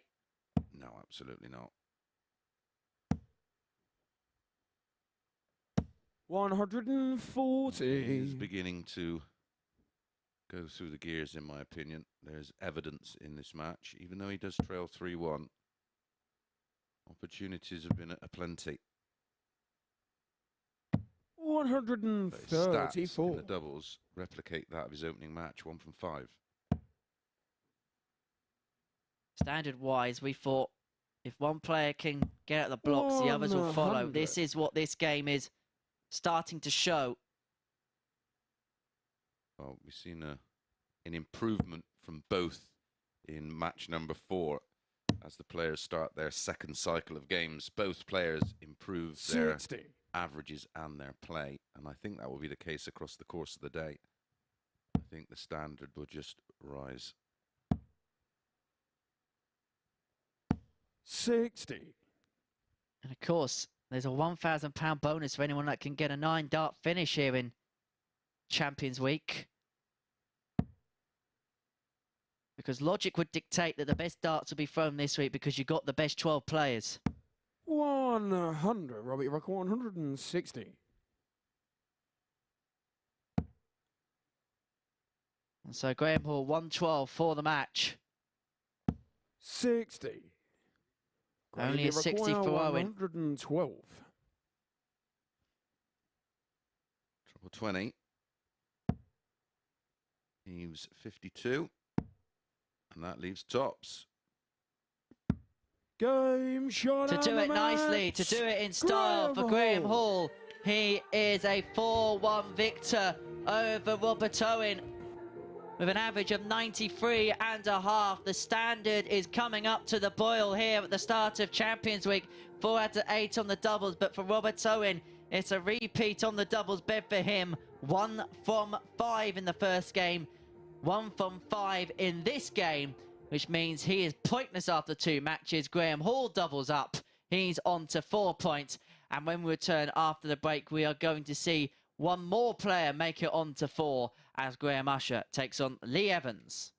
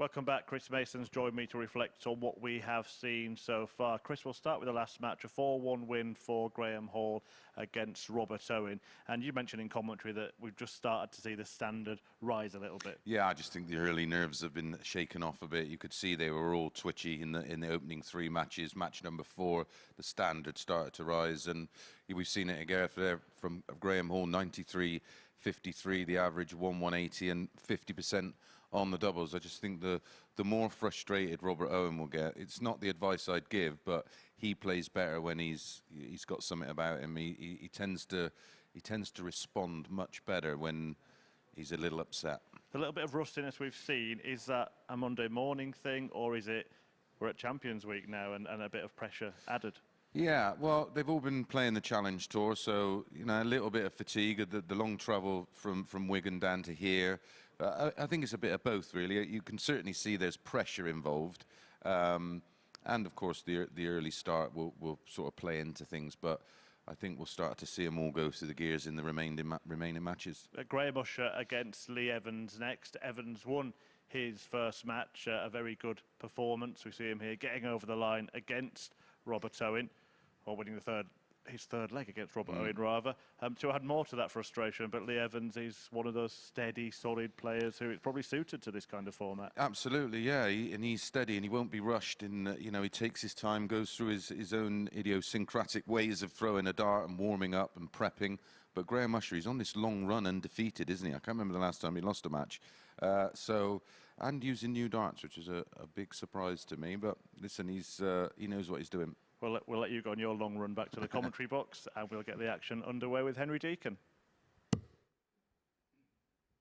Thank you very much, Murph. For one of these players, they will join Graham Hall on 4 points at the top of Group A, following the conclusion of 2 rounds of matches here at the Super Series. Lee Evans, the 34-year-old from Kempsford, takes on Graham Usher, the 49-year-old from Scarborough. Former World Masters Quarter finalist is the Gambler. If you're looking to play his cards right this week, Evans beat Neil Duff to win week 5. It was actually the last full week we had in Southampton before we moved down to the live lounge here in Portsmouth. So he is a history maker in this particular competition. 140. Well, I hope the Gambler doesn't hold all the aces. 70.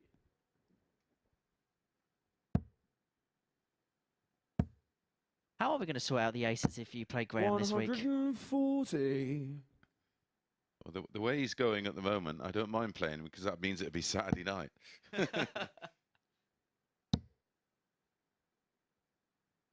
135. Yeah, Usher has got off to a blockbuster start. And sticking with the new darts.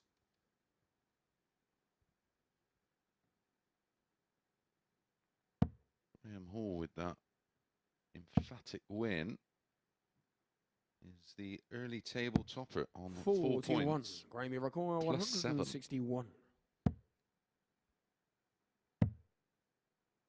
The bullseye to start and start. Sides against it. Goes for tops after 12 instead. These players, of course, winning their opening matches. So someone's O's going to go. 95. Graham, you require 40. Game shot on the first leg. Graham Usher. That is a very solid start from Graham Usher. Second against Lee to throw first. Game on.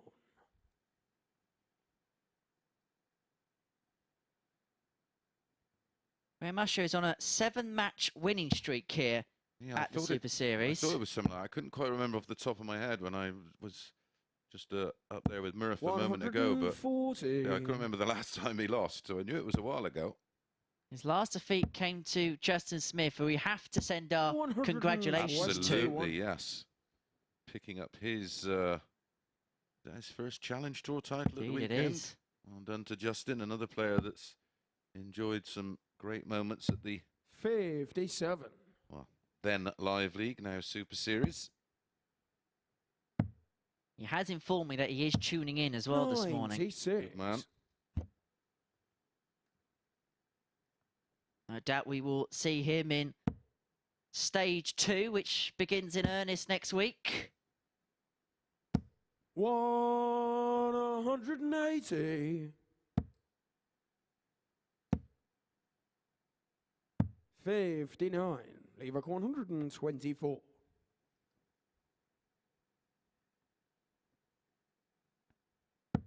That defeat came in Group B. That was how long ago it was. Wow. Group B of week 7. There's a long time 92. between drinks. That is.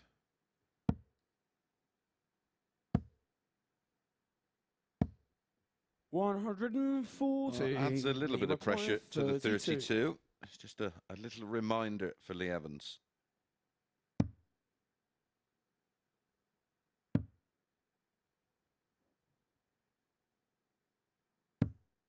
$16. It's actually quite fascinating looking Claim you at require 85. the checkout percentages from the whole group of players. And again, we don't get 39. see a bullseye.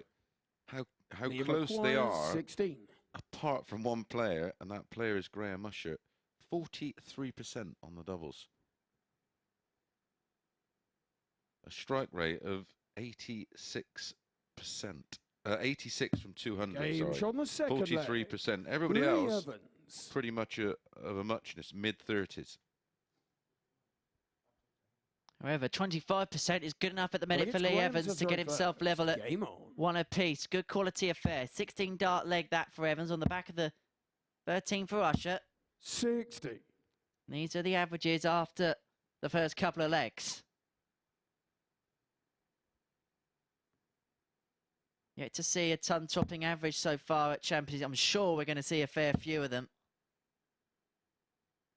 Oh, for sure. Because 45. of all the 12 qualifiers, the ones without at least one ton plus average are only Gavin Carlin with a 98.62, 140. Peter Jakes 96.24, and Kieran Tian 96.14. Obviously, that's not their, overall stats. That's just in the Series 1 qualifying for this. The other 9 players have all had 58. ton pluses, including the high. For Robert Owen, 109.41, but we've had 105.47 twice, 96. 107 from Whitehead, 100.74 from Barstow, 105.47 from Josh Payne, 101.25 from Pilgrim. 100. Like I say, they are going to come. I'm even reading 103.66 for some player called C. Mason. 105. Yeah, don't know how that happened, but there you go. Do you have a fourth dart or something? Yeah, it was a bit of camera trickery. Scalper put it in wrong. Yeah, I was doing the scalping. 92. Graham, you require 100.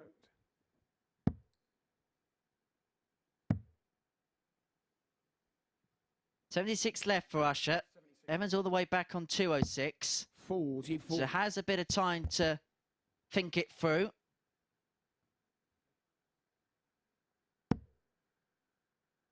May not get much more time now.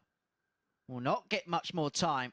Yeah, treble 18's the shot. 140. Graham, you require Okay. 56. I think he was thinking of putting the scoreboard pressure on by Game's getting on the third maximum. leg. Graham Usher doesn't care for pressure at all. He takes a 2-1 lead. This match is ticking along very nicely for Graham Looks Usher. like it's Lee to throw first. Averages Game on. 97.13 for Usher, 89.09 for Evans.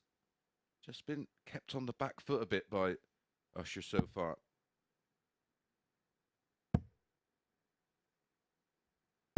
$140. Usher's kept a good level of pressure applied. 100.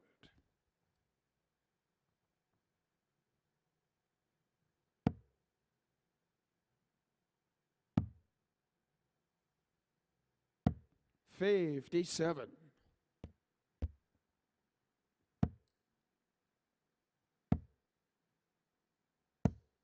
28. Don't forget, if you want to come to Saturday night's finals night,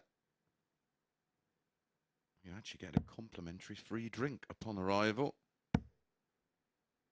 The drinks are super cheap.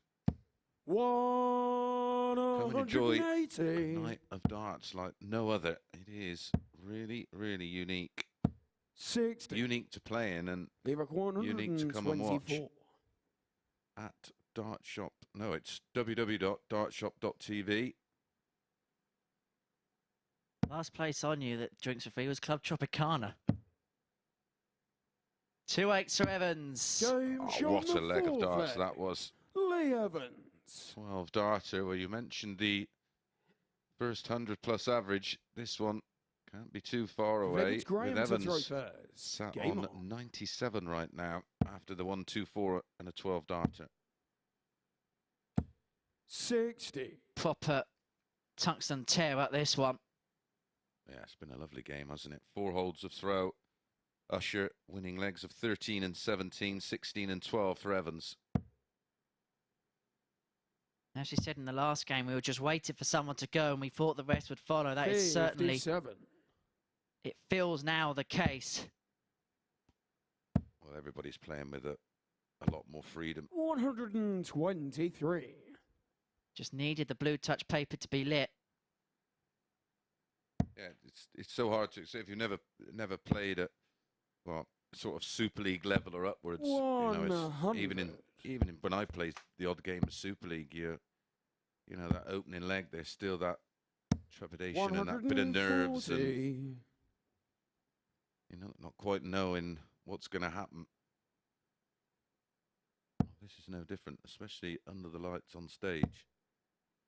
It is absolutely terrifying in the 140. opening couple of games. You know the eyes are on you. There's nowhere to escape. 60. I think it's more nervy, and you may agree or disagree with me because you've seen both scenarios. I think it's more nervy when there's nobody there. It feels so claustrophobic, that, or the other way round. You're so open and exposed. Yeah, 118. When I actually got used to it, it was quite nice because you could literally just 80. focus on the board. There was no distractions. And of course, when there's, I mean, the crowd were absolutely. It was like going back years ago. They were just sat there. They're all darts fans. They were just watching it, and then in between they were cheering and clapping or whatever. And then while you were throwing, you could hear a pin drop. Had to get used to people cheering you, mate, didn't you? Yeah, I did. I know. I did pay for them to all turn up and pretend. Double 10. 44. That could be a crucial miss for Lee Evans. 38. That was for a breaker throw, and of course he'd have had the darts in the next. Game's on the 5th leg. I'm pretty sure he went for a 6 there, and he's at a 10 to leave double 14. Nonetheless, he takes it out for another 17 dart hold. 6th leg is Lee. But that was one that got away for Lee Evans. Game on. Because he would have thrown for the match. But as I say, leg 4 and leg 5 could be so crucial in this format. 140. Well, the scoring phase of the game 140. has been very good. And you look at the 140s, 6 apiece. Only 180s in the match coming from Evans, and it's Evans that trails 3-2. 41. And this is why. Yeah, well, the Dublin's had to be on point from Usher, hasn't it? He's been forced into that. 36. Statistically, in the scoring phase, Lee Evans has just about been the better player, but in the doubling, it's all been all about Usher and, of course, having throw.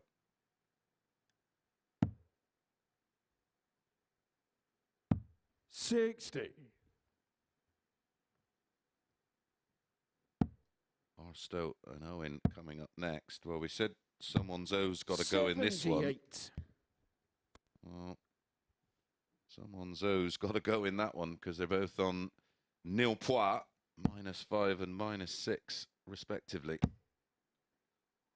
Basement battle at the early stages of this Champions Week. 45.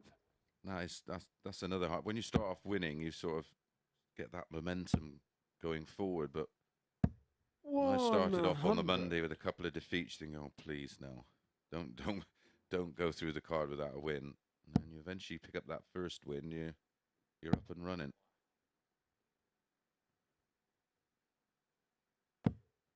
77. Graham, you're 147. 147 for the match. Double 18. 111. Who won it in style. They require 138. Well, this has to go just to stay in it. There's plenty of options on 138. This is one of them. 2 treble 19s for double 12. Game shot on the SIG flag. What a Lee match Evans. saver that was from Lee Evans. He needed something inspired to keep 7 himself in the Graham game to throw and first. find something inspired. He did. Graham Usher had a dart, a double 18 on the 147 finish to win the match. He couldn't take it. 135. Evans steps in on the 138 and we go all the way to the last leg for the first time today. 6 holds of throw. Varying fashions. But this has been, well, best game of the day in terms of quality. 54.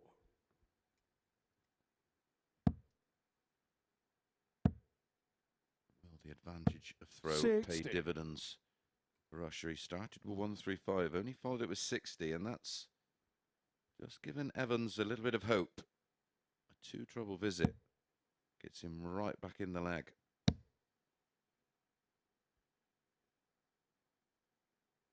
Well, there's 2 of the trebles. Well, the issue there was if you went for the 19s and don't hit a treble, you put an 8 on the end. And obviously the combination in 100. setting up an outshot from that is far more complex than staying up there, hitting maybe the 140 to leave 307, which just leaves you a 140 to leave a checkout. 95. He went the brave way and then ultimately has fluffed it by hitting a loose treble. Well, it was a deflected treble 5. 140. He was probably glad there wasn't a crowd in there because there would have been some oohs and ahs between the second and third dart. Usher then 66 points away from his second consecutive victory and to lay his marker down, and Lee Evans following the maximum 70. hasn't And you're really required 66. threatened the gambler. And so 1 dart for the match 50. at double 16 doesn't go. And that would have made it. What's that? They 8 require consecutive wins for 102. Usher. Well, he took out a fantastic 138 to stay in the match. Can he take out? He's got to go treble 14, the bigger target. Treble 13. 44. Oh, he couldn't find the ton plus to win the match. Graham, you Usher's require back to 16. double 8 to wrap it up, Henry.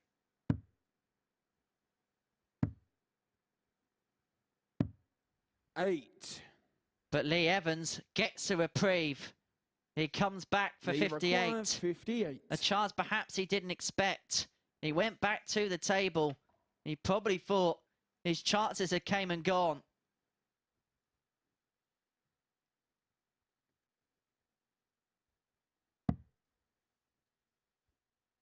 Tops for the match.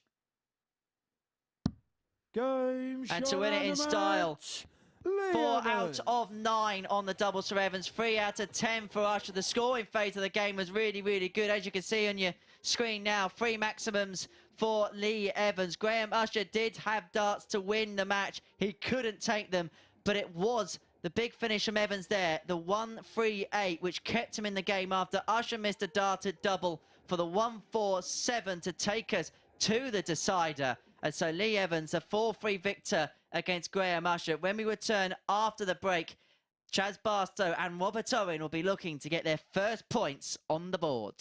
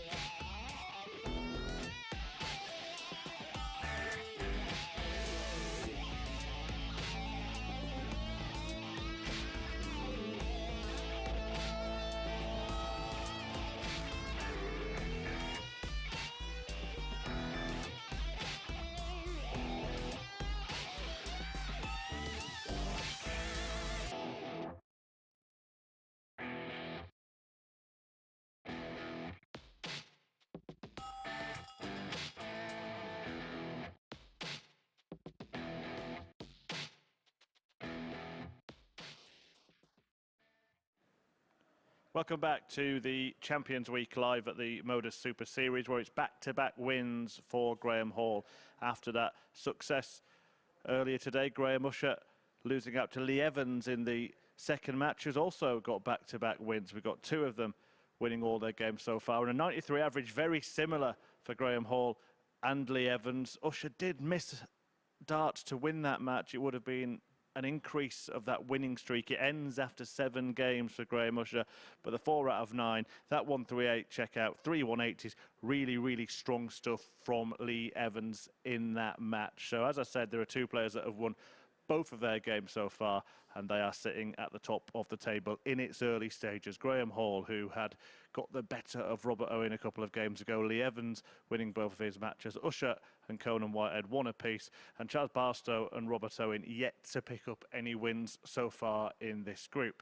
Now that pair are about to go head-to-head, so that will change for one of them. Robert Owen's had such a fantastic weekend, but a poor start here so far. Owen has lost both of his matches so far this morning. This one to Graham Hall 4-1 just a couple of games ago. It was also 4-1 when he lost to Lee Evans. Watching and waiting and hoping, but his hopes were ended by Hall in that previous match. And he's now looking to put things right against Chaz Barstow, who is also yet to get off the mark. The O has got to go, as Mace has been saying in commentary, and it will for one of them, but it will be looking like a bit of a mountain to climb for the other. 3 matches, 3 losses, even as early as Monday morning is a big, big deficit to try and overhaul. Which way will it go? We'll find out with Chris and Henry. Thank you very much, Murph. So someone has to get their account up and running here at the Super Series by the end of this game, and I don't think we expected the bottom 2 players at this juncture to be Robert Owen and Chaz Barstow. Absolutely not, Henry. I thought these two would be at the opposing end of the table. It's 5-6 each of 2, so it's a real pick-em game. We could look at the next match. 2 of our most prolific maximum hitters. 100. Conan Whitehead takes on Lee Evans, and they go 4-6 over 2.5 on the 180s. Maybe worth a little look at. 2 of the key maximum hitters in this group. But just looking at the stats, and if you're watching during the break, you would have seen the stats over the last 100 matches. You just cannot prize these 2 apart. No, hence the 140. 5-6 each of 2. Robert Owen is probably the one you think looks the less likely of the 2, just on what we've seen so far today. But for the quality of Barstow's at a 79-78 average, he raised it to an 89-33 in his second match of the day. Robert Owen had an 83.6 and himself chipped in match 2 with an 89.51. So they're both going in the right direction. 130. Excellent setup play there by Barstow to leave himself on tops after 15. Owen back then on 101 for an opening leg breaker throw. 82 left. Tops. 81. Just underneath. Charge required 40. Tops and 10s has been a nightmare Game for him so far leg. today. Chaz Barstow. As Barstow steps in and says, "Thank you very much. I'll have that one." A 16-dart hold. Second leg is Robert to throw first. 16 has been around the mark, hasn't it, so far today?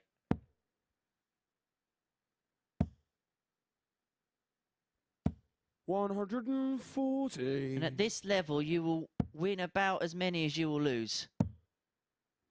Yeah, if you're in that 6-visit territory, you should, like I say, you'll be around the 50% mark. 140. That's Owen's 3rd already, and we're midway through leg 2. 140. That's 5 in the space of a leg and a half now. Quality affair. 40. Well, we both know they've got incredibly high ceilings, especially Barstow. When you look at those stats for his 99. total matches in the Super Series, countless ton-plus averages. 125.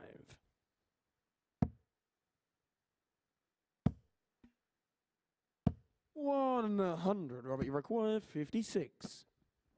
For a level game and a potential 14-darter, but 36. yeah, Tops Does you require 104? to be his nemesis.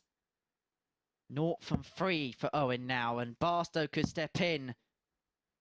Well, he's had to step back because it's a slip into the 18. So double 13 he wants for the break.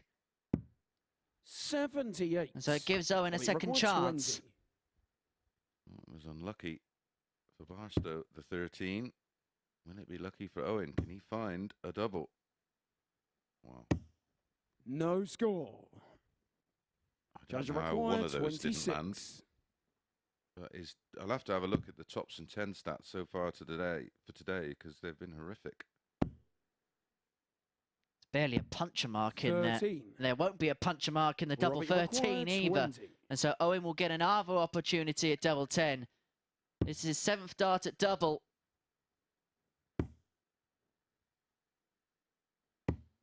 No How have one of them score. not gone in? Incredible. Judge 9 missed darts 13. at double now for Robert Owen. Game shown And the Barstow second steps leg. in. Chaz Barstow. Next door to the double 13 on the double 6 to double his lead. Well, it's a shame because up Then to that against point, Chaz to throw first. the Game numbers, because the scoring phase have been so strong, that imminent 100-plus average was on the cards for either of these players. And 180. that scoring phase I was just mentioning continues in leg 3. And this is what we were mentioning, weren't we, about the play can look so good, but when you have a couple of messy legs on the doubles, it can plague your average.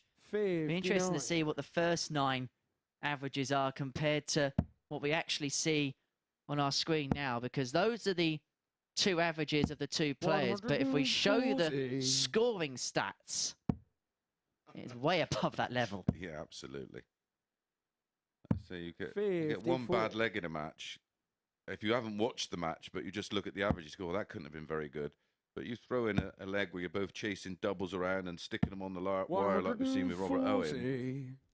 You know, that makes the average come down, but that doesn't tell the full story in terms of the quality of the game. I suppose you need to understand the sport a little bit before that can be possible.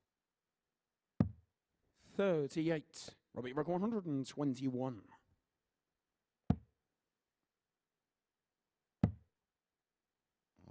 We've had a couple of 170s in the qualification for this week. One from Lee Evans and one from Gavin Carling. Oh, I thought we were going to get one from Barstow. 105. Robert required 24. Incredible 170, the one from Carlin as well. As Owen stares down the double 12 for a 13 dart leg to get himself back in the match with a breaker throw. And eventually with his 11th dart at double, Robert Owen is on the board in this match. More importantly though, Henry, it's a breaker throw. 4th leg, it's Robert to throw first. Game on. There's no doubt he's completely outscored Barstow. Just hasn't been able to find a finish of any description. Well, we've mentioned it a few times, haven't we? The Owen finishing 1 from 5, followed by 1 from 5, and he's currently 1 from 11.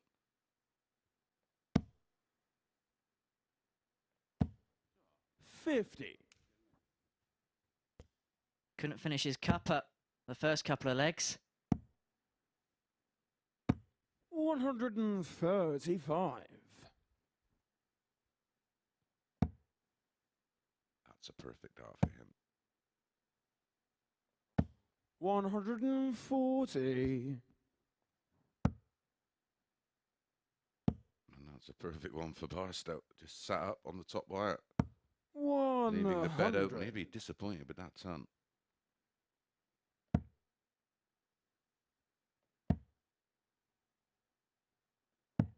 $97. Charge of 132.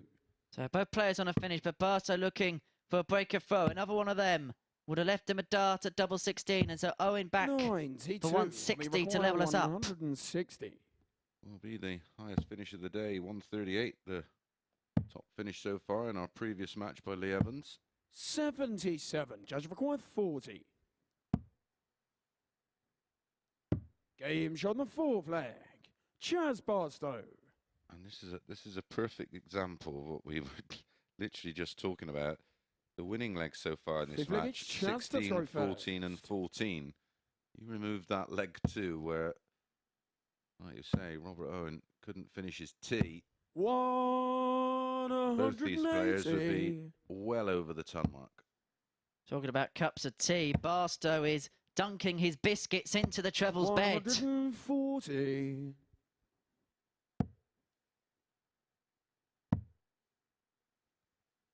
$134. He's racing towards the win. And Robert Owen here is in danger of being cut adrift in this group, even at this early stage. Yep, he's going to be a long way adrift. 137. Another strong leg from Barstow. Well, there is the opportunity for the 10. But he'd have to go for the ball. 63. Who would do that? Chaz required 50. Oh, he's gone that way for us. What's he doing? 30. I hear they call that the Mason now. And so Barstow will return for double 10 for a 13-dart leg to seal a 4-1 victory and to put Robert Owen in all sorts of trouble here in Group A. Chaz Barstow gets his first victory of Champions Week and pile the pressure on Robert Owen at the bottom of the group. He did it with a 93.85 average, 2 maximums to his name. It was a game dominated by missed doubles. Robert Owen 1 from 11. Chaz Barstow had 11 attempts at the double. He got 4 of them, which is why he's the victor in this one. He's on the board, but there is huge work to do now for Robert Owen in this Champions Week campaign. We're going to take a short break. When we return, it could be a game where maximums could fly in as Conan Whitehead takes on Lee Evans.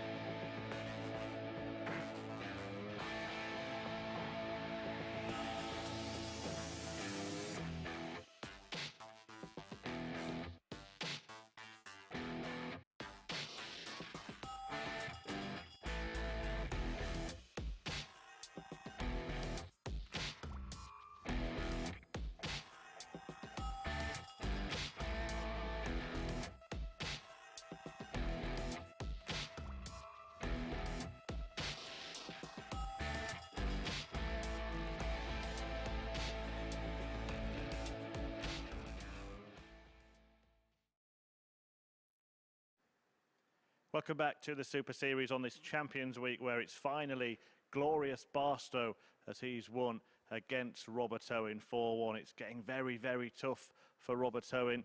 He's missed in that match 10 darts at double, and he's 3 out of 21 for the entire day, really struggling in that department. But Barstow averaging almost 94, a very, very good value victory for him. In fact, the last 3 players to win have all averaged around that 93, 94 average mark. So it looks like that is the standard that needs to be reached today. And we'll have a look at how it affects the group table, but it is very, very tough, isn't it, for Robert Owen, having lost his first 3 matches. All of the players above him, apart from Barstow, the man that's just beaten him, have a game in hand now. Conan Whitehead and Graham Usher have won 1 apiece. Lee Evans and Graham Hall still unbeaten so far, and Hall is looking to carry on that run here. We are going to have a look against, Evans is looking to carry on that run, and we're going to have a look at the best checkout of the day now, because Evans produced a fantastic 1-3-8 finish against Graham Usher earlier on. The only man in Super Series history, Lee Evans, to lose a game of darts to Keith Deller but he took out the Della, the 138, going a different route, 57, 57, double 12. Fantastic stuff from him. Can he make it 3 wins from 3, or can Conan Whitehead join the duo Hall and Evans at the top of the table? We will find out over the next 20 minutes or so. Your commentary team, as always, today is Chris Mason and Henry Deacon. Yeah, thank you very much, Chris. It's been a good few days for Lee Evans as he qualified for the UK Open following the end of the Challenge Tour season. So many congratulations to him. He's going to be one of the amateur non-tour card holders to play in the event, of course. Could still win his tour card at Q School at the start of 2023. And I'll tell you what, if you put this list of players down for a week, imagine this, right? Stephen Burton, Thibaut Tricol, Karol Sedlacek, David Pallett, Christian Kist, Lee Evans, Jacques Larber and Kenny Nayans. Well, we've had a few of them, haven't we? That'd be a tough group, eh? Yeah, it's the top 8 from the Challenge Tour, top 8 from the Development Tour, all qualify and join the 1-2-8. To throw first. And then will there be a Riley's qualifier next year, do we know? I believe so, because this was, I think it's the same format, isn't it, as last year, where they had a couple of the top players from the Challenge Tour, Dev Tour, and then they had a smaller pool of Riley's qualifiers, didn't they? Things that we should know, but I don't. I like this way of qualification because it means you've got the best players outside the PDC there. Yeah, the foreign players. Well, we talked about the 180s in this one, and there you go. 180. Anybody would think we know what we're talking about. We did say back the over 2.5 market. It was a very attractive 4-6. 58. Get it done here in the opening leg. 180. Congratulations if you followed the tip. It's about time we got something right, Mace, wasn't it? 57. Large glass of Sav, please. Double 18 for 11 dart leg. An excellent start for Conan Whitehead. What a match this is brewing up to be already after the opening leg. 3 maximums in leg 1. Conan Whitehead with 2 of them.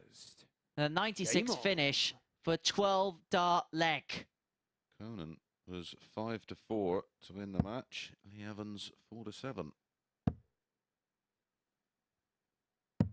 91.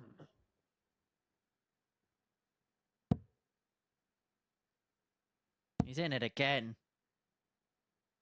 140. This is imperious. Yeah, we've seen it before from Conan, of course. And he had 107.36 in qualifying. So again, we know he has a 140. seriously high ceiling.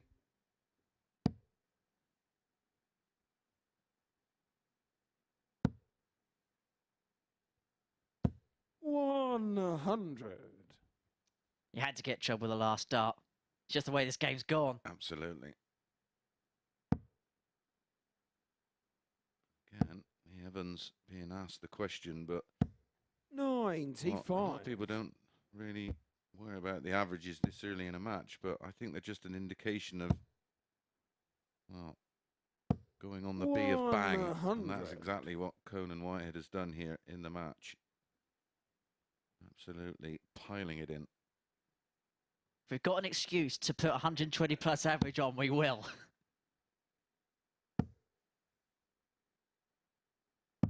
$59. Conan, you record 161.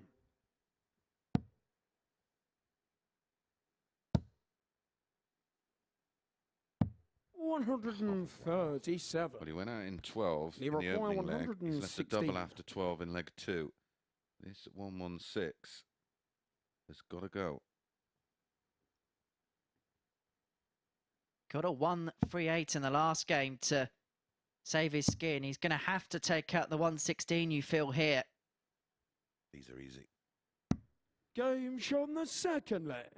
Lee Evans. Well, in terms of averages, of course, that What that does do for Conan Whitehead is it maintains that average because he didn't get a go at a double. But what a beautiful 1-1-6 finish. He's at 2 key finishes in his last 2 matches.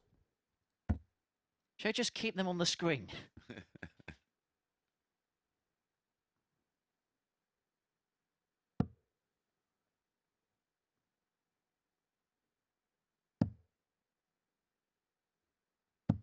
$96.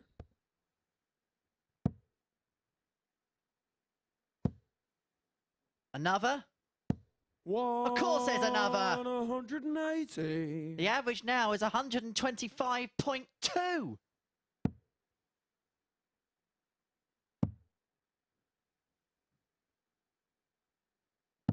$58. Oh, it's just relentless, and that's shown there on the visit from Lee Evans. He's just 100. literally in the zone. He's seeing the 60 like a bucket. He's hit a ton, and his average has gone down by 3 points. I always say, you know when you're playing well, when your average comes down, when you hit a ton. 100. Conan, you record 127.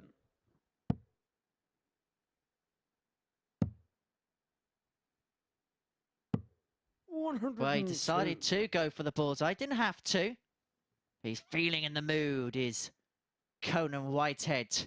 Even 25 after 12. And Evans here needs something inspired and then hope for a miss, which hasn't really come. Whitehead has been pretty much visit perfect in this game. 2 8s Game shot for 2-1. And this is a quality affair. This is what we were hoping for at Champions Week. This is what we're getting. 3 exquisite holds of throw. Game on. Opening leg, 12 darter from Conan. A 15 darter with a ton plus out, the 116 in leg 2 from Lee Evans. And that was a 14 with a third 180 for Whitehead in the third leg. 90.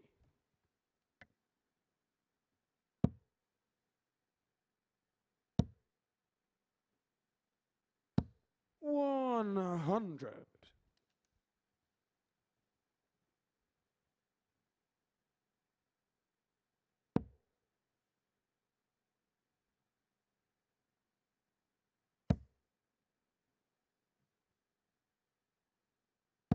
$140.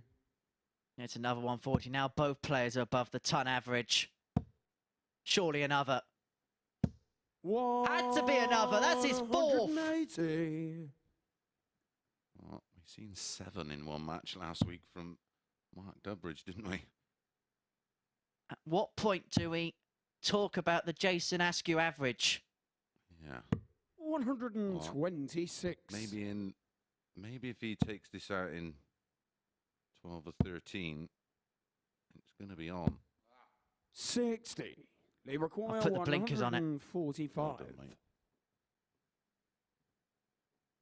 Well, he's going to need another inspired finish here, Lee Evans, possibly. Because you can't not trust Conan to take out the 161 the way he's playing. 122 left here for Lee Evans. 80. Conan, you record 161. He's a sub 65 after 12. Can Whitehead take out the 161? It'd be our biggest finish of the day so far. So Evans, despite the brilliance of Conan Whitehead, could level us up here at 2 apiece.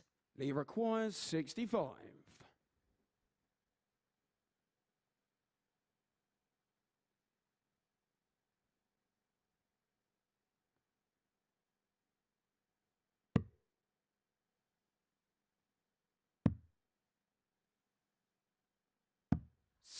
$61. Oh, no clutch finish this time. 76. From Lee Evans. Whitehead, 76. Well, he likes double 18. So he's going to stay up there. For 3-1. 40. That would have been for a 15 darter.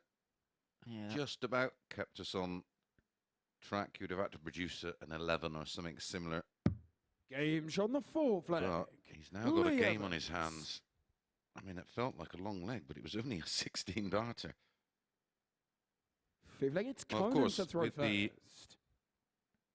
final Euro Tour being played yesterday, congratulations to Damon Hetzer, of course, picking up his first European title. 135.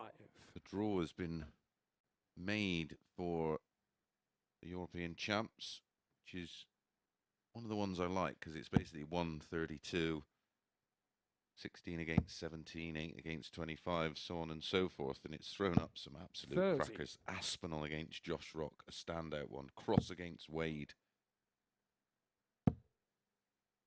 MBG against Doby. 40. Chisnell against Bunting. Clayton against Clemens. Cullen against Ross Smith. There's some tasty draws in there. Indeed, and it'll be nice to have a European Championship as well for the first time in a few years, without the COVID bubble restrictions as well.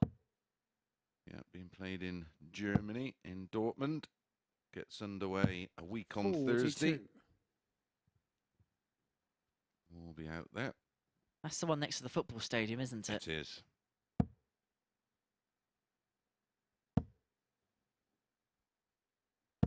Of course, mentioned 140. Robert Owen getting his tour card has also ensured his place at Ali Pali, hasn't it? Incredibly, that will be his first ever appearance at the World Championship. I was 26. doing one of Robert's weeks at the old venue, and I made the suggestion that perhaps he was the best player, one of the best players to have never qualified for a World Championship somewhere. Absolutely. Absolutely.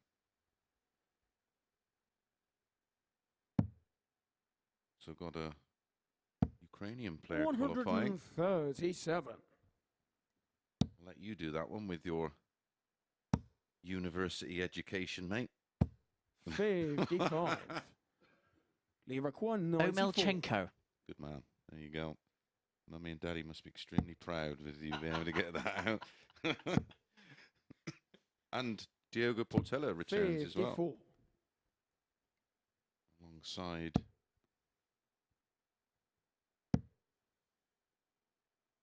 Ben Robb. 128. They require 40. Well, Conan Whitehead's just gone down a few points here in the average, and Lee Evans has met him halfway, and now has tops to break the throw and go 3-2 up. Conan's sort of got that look on his face of, how on earth am I about to go 3-2 down? 35. Maybe not. Conan, you require 75. Incredibly, that was a let-off. So one dart at tops. 35. Doesn't go, and so Evans returns. Lee require 5. With a tricky 5 to win leg 5. Double 2.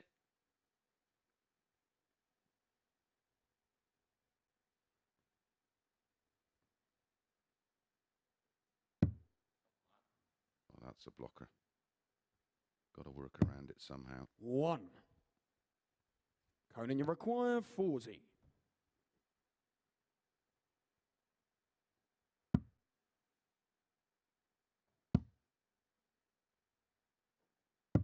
Game shot in the 5th leg. Well, and this is a poor Conan example again of what Whitehead. we're talking about. Just that one leg as, you know, if you look back, just look at the numbers in terms of, oh, what was the averages from that match? See, You go, his lead to throw first. well, it was okay. Game on.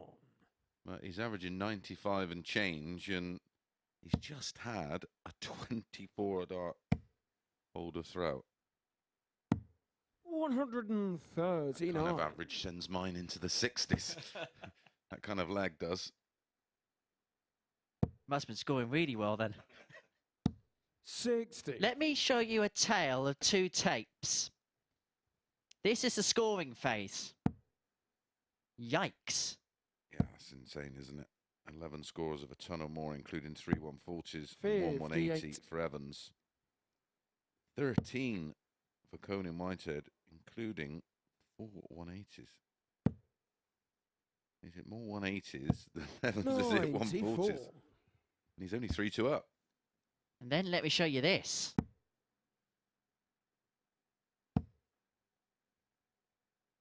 Complete contrast. 85. Absolutely. That is where the damage has been done in terms of overall averages, which now sit at 93.94, which is 90.26, which is still very, very good, of course. It's amazing how magically they come on the screen when we ask. No, like magic. 85. A fifth. 81. Just come out of his hand. Leave Can require happen. 134. Happens to me frequently. What was quite surprising was the change in temperatures in there. Ooh, double 16. 102. Loves a big finish, doesn't he? Yeah, it's relatively cool in there with no one in there. Of course, this is a beautiful old church. 56. Incredibly high ceilings. They Really require is 32. a massive building. It was roasting on Saturday night.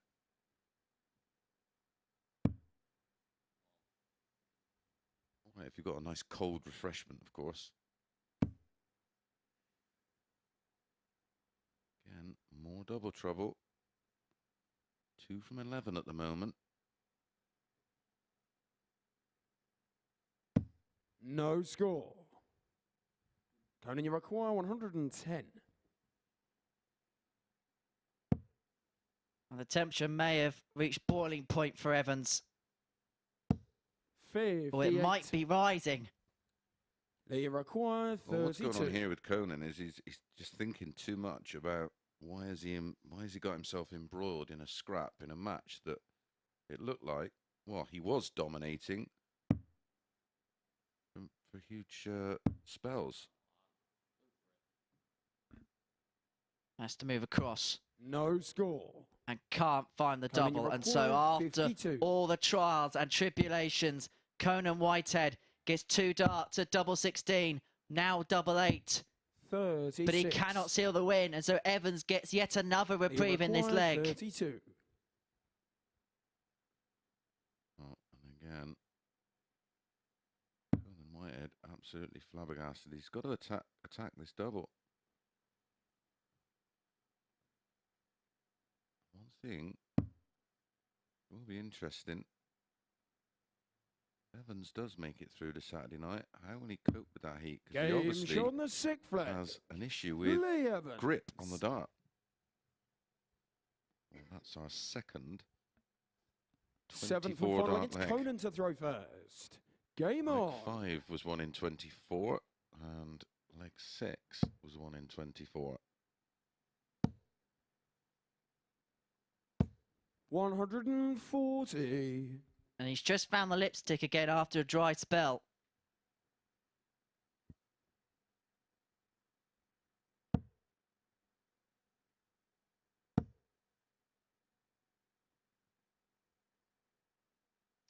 They both have. 140. Quality start to a crucial leg. 60.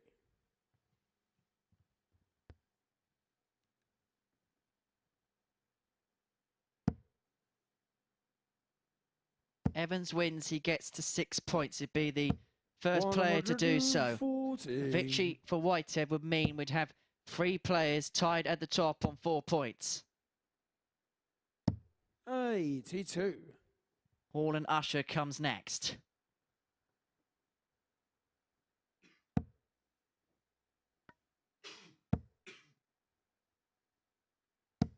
Hey, 81.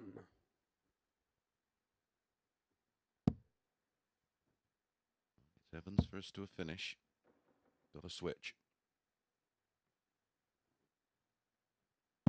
97. It's a They super dart. require 140. He's on the easier of the 2 finishes, of course. He gets 2 bites of the chariot, treble 18. Oh, that's a great dart. 120. There would have been another Only big require finish at a big time for Lee 122. Evans. And so Conan Whitehead, who was threatening the record average for a time here, is looking to crawl over the line in the end, and he may not even get the chance. because Lee Evans will 40. return for 3 more. Lee A required double 10. 20.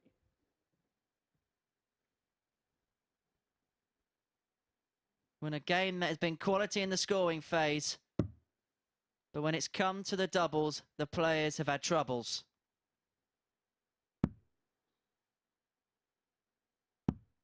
50. And that trend Only continues. you require 82. So, is he going to go ball?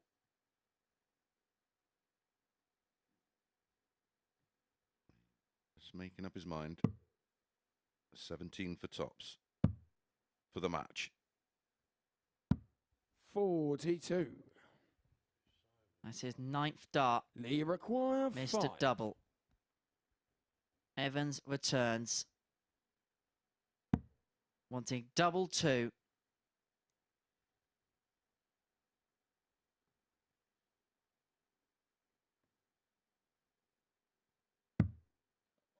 Madhouse.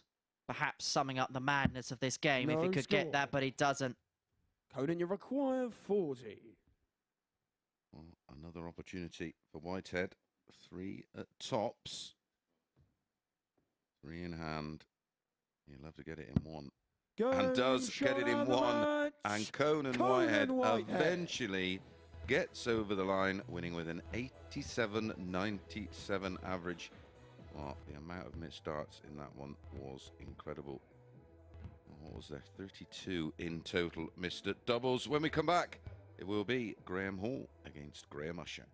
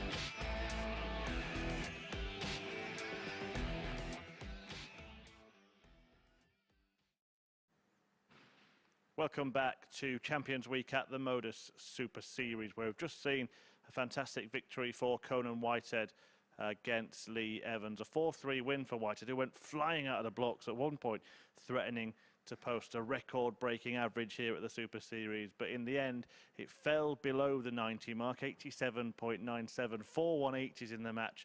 Most of those very early in the match as well. Chris Mason may have just given a decent tip out there for once.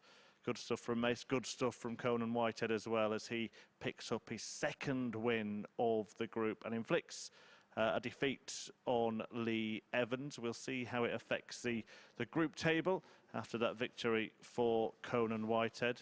Lee Evans is second on 4 points, having been beaten for the first time. Level on points with Whitehead, and Graham Hall is the man still in the box seat, having won both of his matches, and is looking to do the same. But it's got a very similar feel to the previous match. This one, Graham Usher can make it a 4-way tie on 4 points. Chaz Barstow, the only man he beat was Robert Owen, who is still without a win in this group. So this is a really interesting clash between two of the players that many people are making favourites to go on and progress to finals night. Graham Hall was the bookies' favourite before a dart was thrown, tied with Chaz Barstow. I'm sure that has changed now in Hall's favour. A lot of people around here at the Super Series fancy Graham Hall to go on and win this match, and I can reveal that he has got the old darts back out as well, trying to feel a little bit more comfortable with the darts that have served him so well over the course of his career, especially here at the Super Series. So here we have a pair of players that have been serial winners at the Super Series, but which one will be the Golden Graham at the end of this? We'll find out with Henry and Chris. Thank you very much, Murph. Apparently your tipping's not up to scratch up until that last one. Obviously, Murph doesn't listen hard enough. I'm an incredible tipster. But yeah, who will be the Golden Graham after this one? Well, I'll give you the odds. Graham Hall is 8-13. Graham Usher 6-5. Not that we should listen to you, but what are you going to go with in the odds? I would simply look at Usher. I think the price is too big. I don't think Graham Hall with averages of 88 and 93.5 represents someone who's that much of a big favourite. Graham Usher's averaged a very competitive 89.54. Not very solid in his opening match against Whitehead, but again, you forgive those opening stats because everyone's just a little bit twitchy, and of course, not all the players have experience playing on the 97 new stage. And that's going to be a really interesting dynamic this week, isn't it? The ones that have and haven't been on stage. Yeah, and I say I just think in terms of value, I wouldn't be having the house on it. You know, just 86 a little 50p pound fun bet, and Usher might give you a run for your money at 6-5. And as was mentioned by Murph, the old darts are out. Well, we know what you can do with those. Interesting development there for Usher. And it's been a while, pretty much 41. First time in his career, he's changed his darts ahead of such a crucial week in his career as 60. well.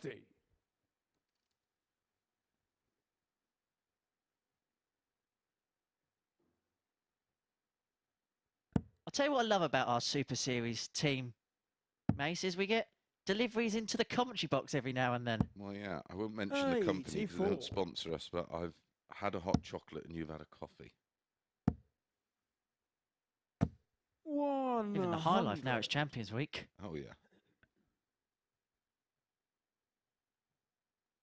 And when you look at the Challenge Tour this year, Graham Usher with 72 matches played, he's currently, in terms of numbers and statistics, he's 24th in the table. 58. Graham Hall 60th.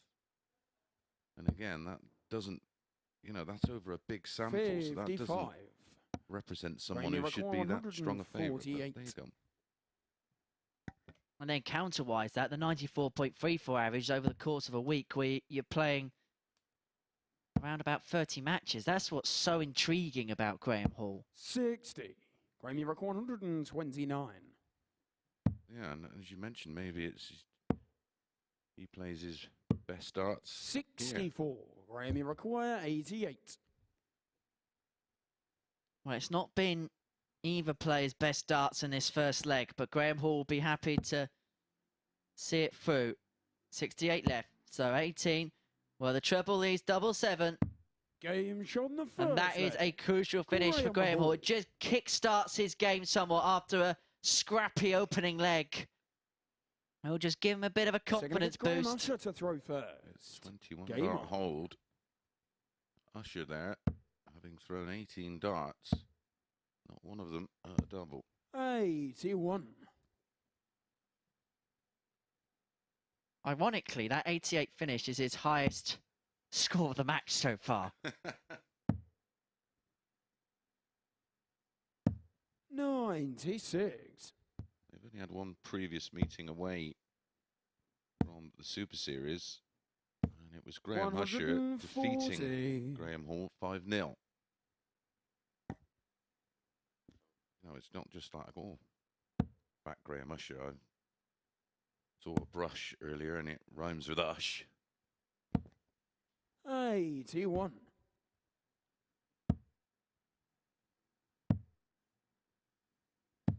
96.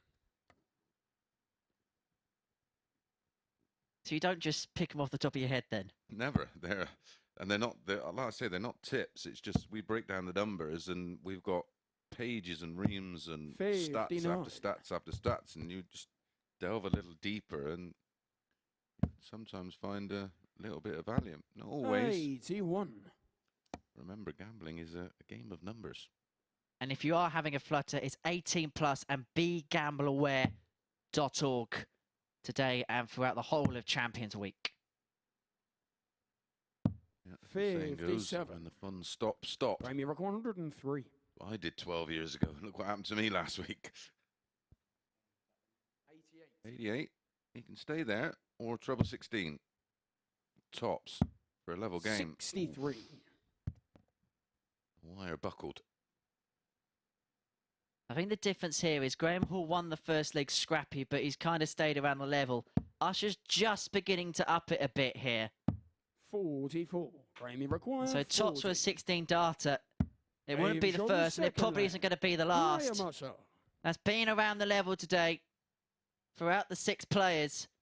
And you just sense he's the one making the move in this match. Graham Hall to throw first. He'll be pleased to level it, but he'll be thinking, I should be winning that first leg.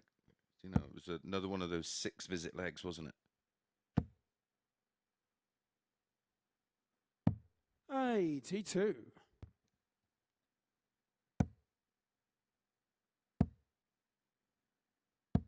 60.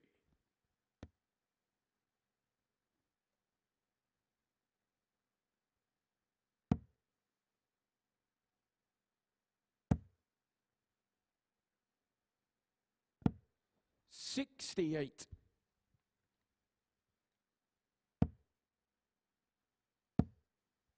This is a bit more like it from Usher. And just a sarcastic shrug of the shoulders as to where's that been for the last 3 legs. Yeah, the old faithfuls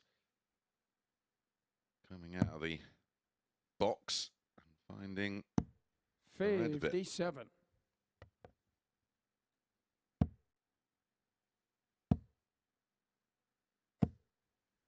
100. Forcing Graham Hall to find a 2 treble visit just to try and get back into the lag. He's brought the average up to about 89 now, hasn't he, Usher? And Graham, if anything, is actually regressing the other way. Graham, you're 161. Doesn't have to go for this. Well, back up, treble 20. 97. Would have left 24. Graham Hall's got a chance here to pressure the 64. Remember, it will be a break of throw for Usher. 170. Timing. Graham, you're 64. He's not even been likely to get a score like that. And unless Usher can take this out, oh, that's clinical. Clinical from Graham Usher. He knew he had to take it out for the break of throw because suddenly Graham Hall put on a spurt. But he stops his charge in its tracks. Well, Usher would have been sickened to have lost that leg if he'd have 59. not found the double, and Graham Hall would have stepped in and hit his double after a wonderful visit to leave 32.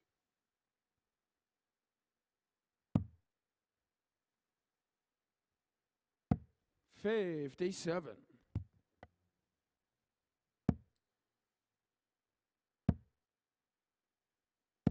140. Much better from Graham Usher.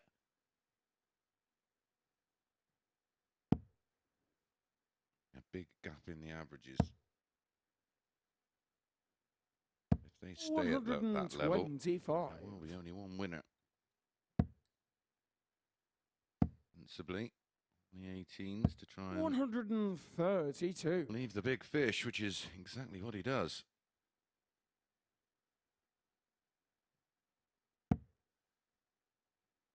Highest finish in the qualifying campaign for this week, a 156 from Usher. 43. Graham, you record 170. He did have 12 ton-plus finishes in the qualifying 94. campaign. It's a bit like his fellow left-handed James Wade, isn't he? Around that 100 to 124 finishing range. 59. Graham, you record 76. It's 76 he wants for a 3-1 lead, and he's got 6 at it. 56. A return for double 10. Yeah, that would have been back-to-back 15 darters and a 3-1 lead.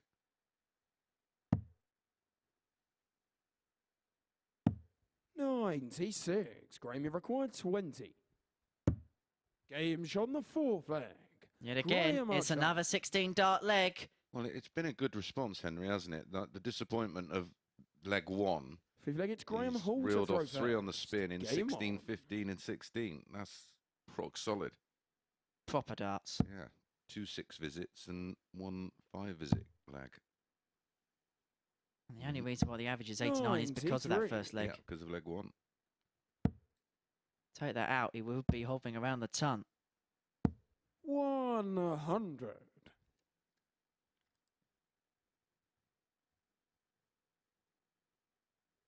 Again, just with that ton, just keeps the pressure applied. Graham Hall at the point of no return, of course. 180. And when you're on the brink, finding that range will do you the world of good. He's had a 177 and now he's had a max. 140. Now it's all about backing it up and maintaining that little bit of a cushion.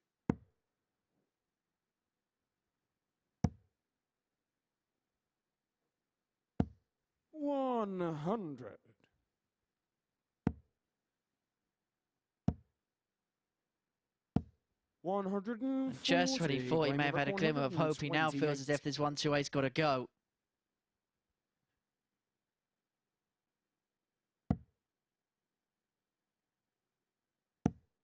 Double 10. He squeezed it in the bottom corner. 118. Graham, you require 121. So, treble 17 for the bull. Would have been for the match. So, Hall returns for double 5. He's 1 out of 2 on the doubles. 57. Graham, you require 10. Surely won't risk the split. Nope, straight at it. That's not bad. 6. Graham, you He's taken require out 64 in the match, hasn't he?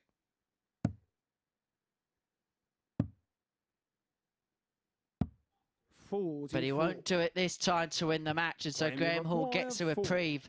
It's probably his last chance.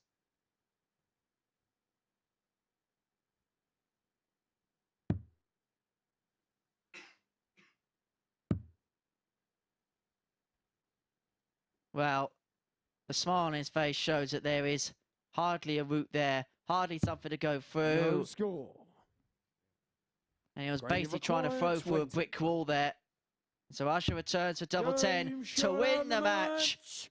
He apologises in doing so. Don't apologise, Graham. You are the victor. Graham Usher, victor over Graham Hall by 4 legs to 1 with an average of 90.37. 1 max apiece in that match. 4 out of 7 on the doubles. And once again, Chris's tip comes up trumps here in this particular match. Graham Usher beats Graham Hall 4-1. We're going to take a short break. Upon our return, we're going to see Robert Owen against Conan Whitehead.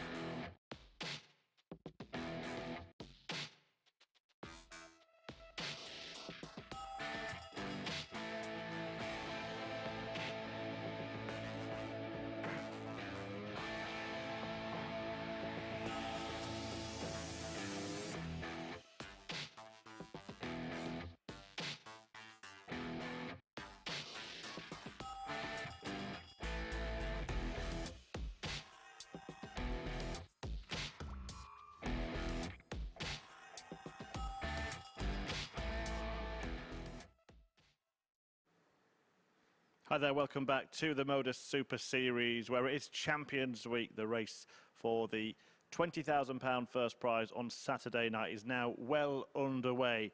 And Graham Usher is well in that race after a 4-1 victory against Graham Hall, the first defeat that Hall has faced here in Group A. Usher averaging north of 90 in that one. Hall did have loads of opportunities to keep the game going a little longer, but Graham Usher did indeed get over the line, as Chris Mason tipped. OK, Mason's not that bad at the old predictions. I'll give him that. I'm just jealous, really. He's good at darts, he's good at tipping, he's good at commentating, he's good at everything, isn't he? And he's in better shape than me as well. So, yeah, sorry, Mace. I'll let you off. But moving on to the next match, Conan Whitehead is in action against Robert Owen. And Conan Whitehead was threatening to produce something rather special at the start of his last match against Lee Evans. Fantastic stuff, taking out this 96 finish. Went on to blitz through the first few legs in that one. He was averaging in the 110s in the early stages of the game. It fell towards the end, and he kind of fell over the line in the end. A 4-3 success for Conan Whitehead in that one. He faces Robert Owen, who is yet to get off the mark so far today.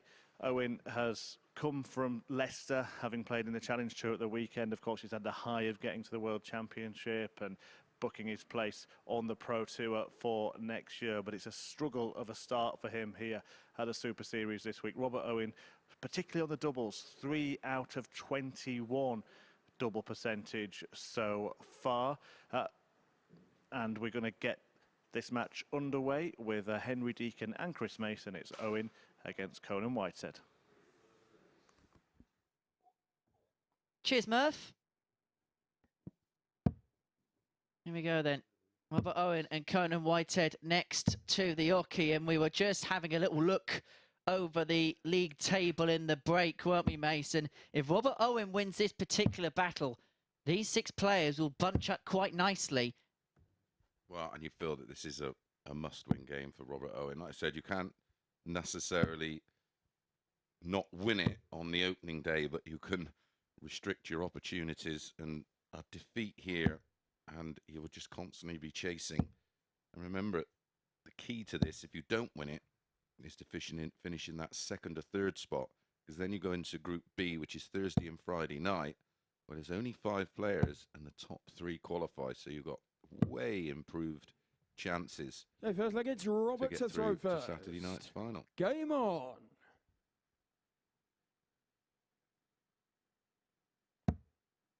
But there has been signs that Robert Owen is just starting to pick things up. 180. Has he changed his setup there, Chris? I believe so. It certainly looked different. 140. This man won't be changing his setup.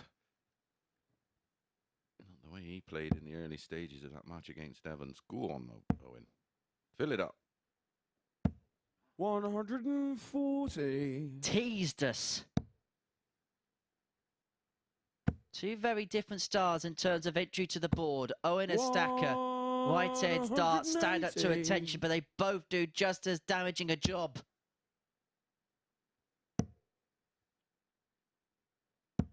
$86.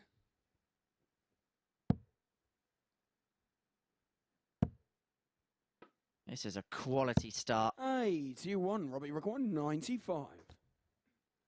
Possible 11 darter opportunity.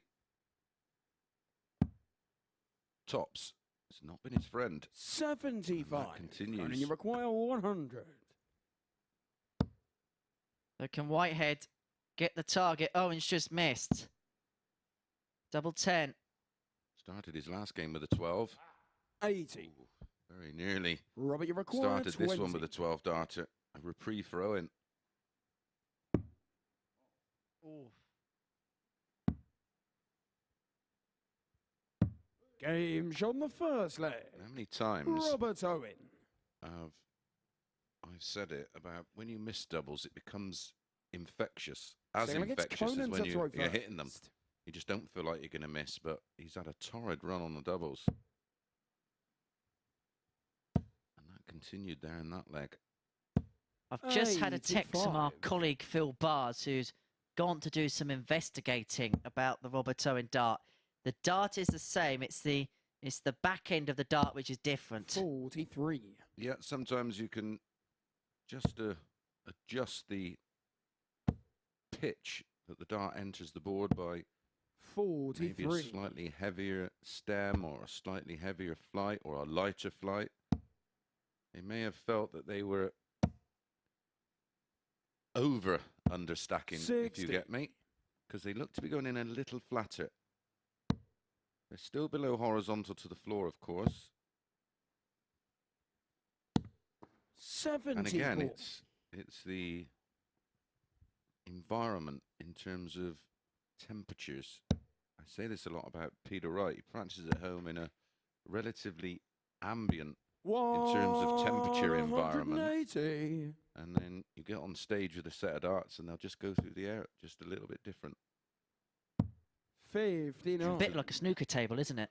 Yep, exactly. Yep, exactly the same thing. Spot on.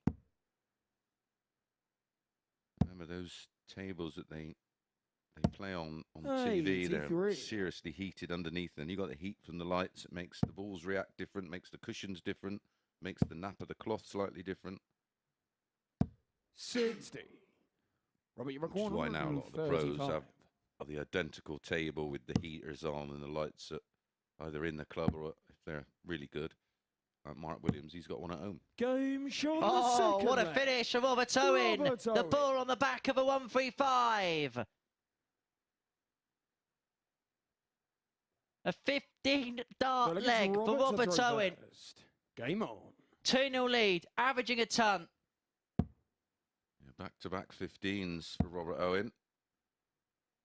And he was seriously aggressive there on the 1 through 5. And I understand where he's getting from there. Sometimes you just want to attack the shot just to get a bit of confidence, 41. A bit of belief in being able to finish, which I did a couple of times last week. Just tried to take out some of those shots that you'd normally 41. Play safe on.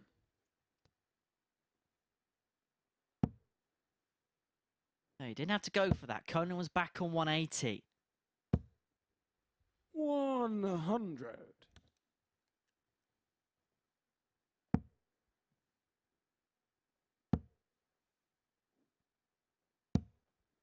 $95.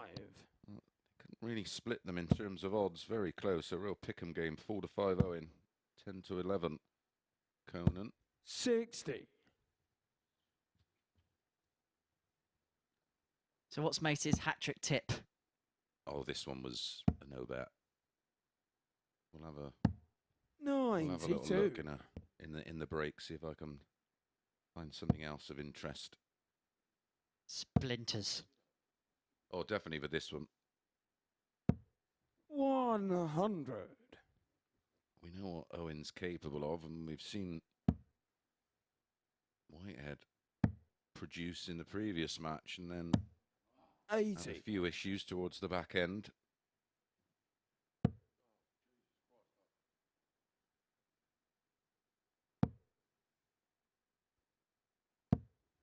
Just get the feeling Conan hasn't felt comfortable up there yet. No. We've just seen flashes. We've seen flashes of brilliance from Robert Owen so far.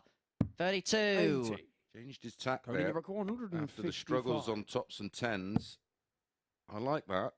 That shows he's aware of the issue. Treble 18's the shot. 137. Robert, you require 32. It may not matter. He's left double 9. Owen wants double 8. Game shot on the third leg. Robert Owen. Excellent dart for Robert Owen. He's now in a 3-0 lead. And if he can win big as well, it will really help with the leg difference. Before this game got underway, -9 in that particular column. Conan to throw first. The points were one issue, but the actual leg difference is where the big problem is. You can haul those points back, but if you just win a couple big, you can 39. cancel out that leg difference problem.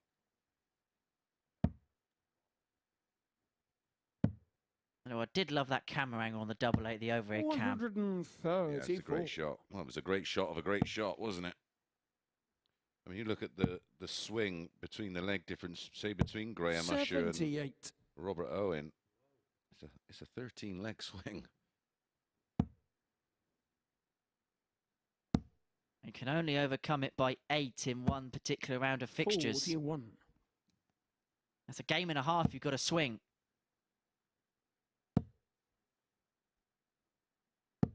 Problem is that's if Usher gets gubbed 4-0, and you can't see. Oh, you can't see that happening. I don't think we'll get too many 4-0s today. 140. Might be about to get one here, though. Champions Week, you expect them to be few and far between.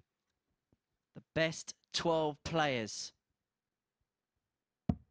going toe-to-toe for the £20,000 top prize. 80. Super last start.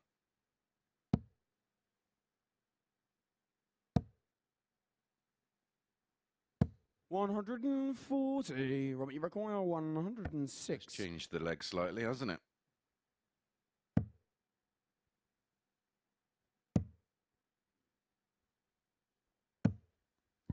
40. And you require 44. Double 16. Game shot on the to fourth get a leg. leg back, but this is Conan the one for Whitehead. Robert Owen because he has the darts to claim his first victory of Champions Week to make I sure think it's Robert to everybody throw is on the first. board Game on. at the start of round 4. And the perfect start. 95.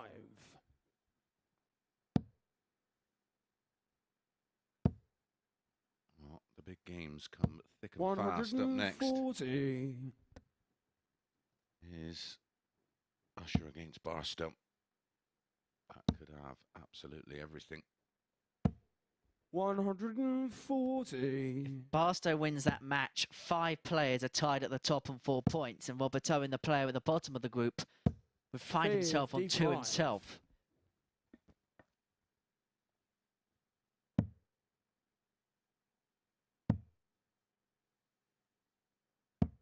$96.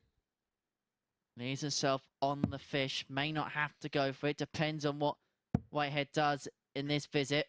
Always downstairs first on the 306. 82. Yeah, you Robert, get you the trouble. require You've got options to stay there, of 170. course. Ooh, that's made things awkward. That's an incredible second dart. It's caught the flight on the way in, as has that one.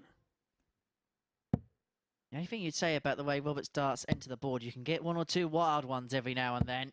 There are 3 perfect ones, and it piles the pressure on this 49 for the match. Double 16. Double 8. 33. 2 match darts come and gone. And again, if he had a day where he was pinning doubles, there would have been absolutely no doubt in his mind to win the match there. 12. Robert, you require 16. Double 8.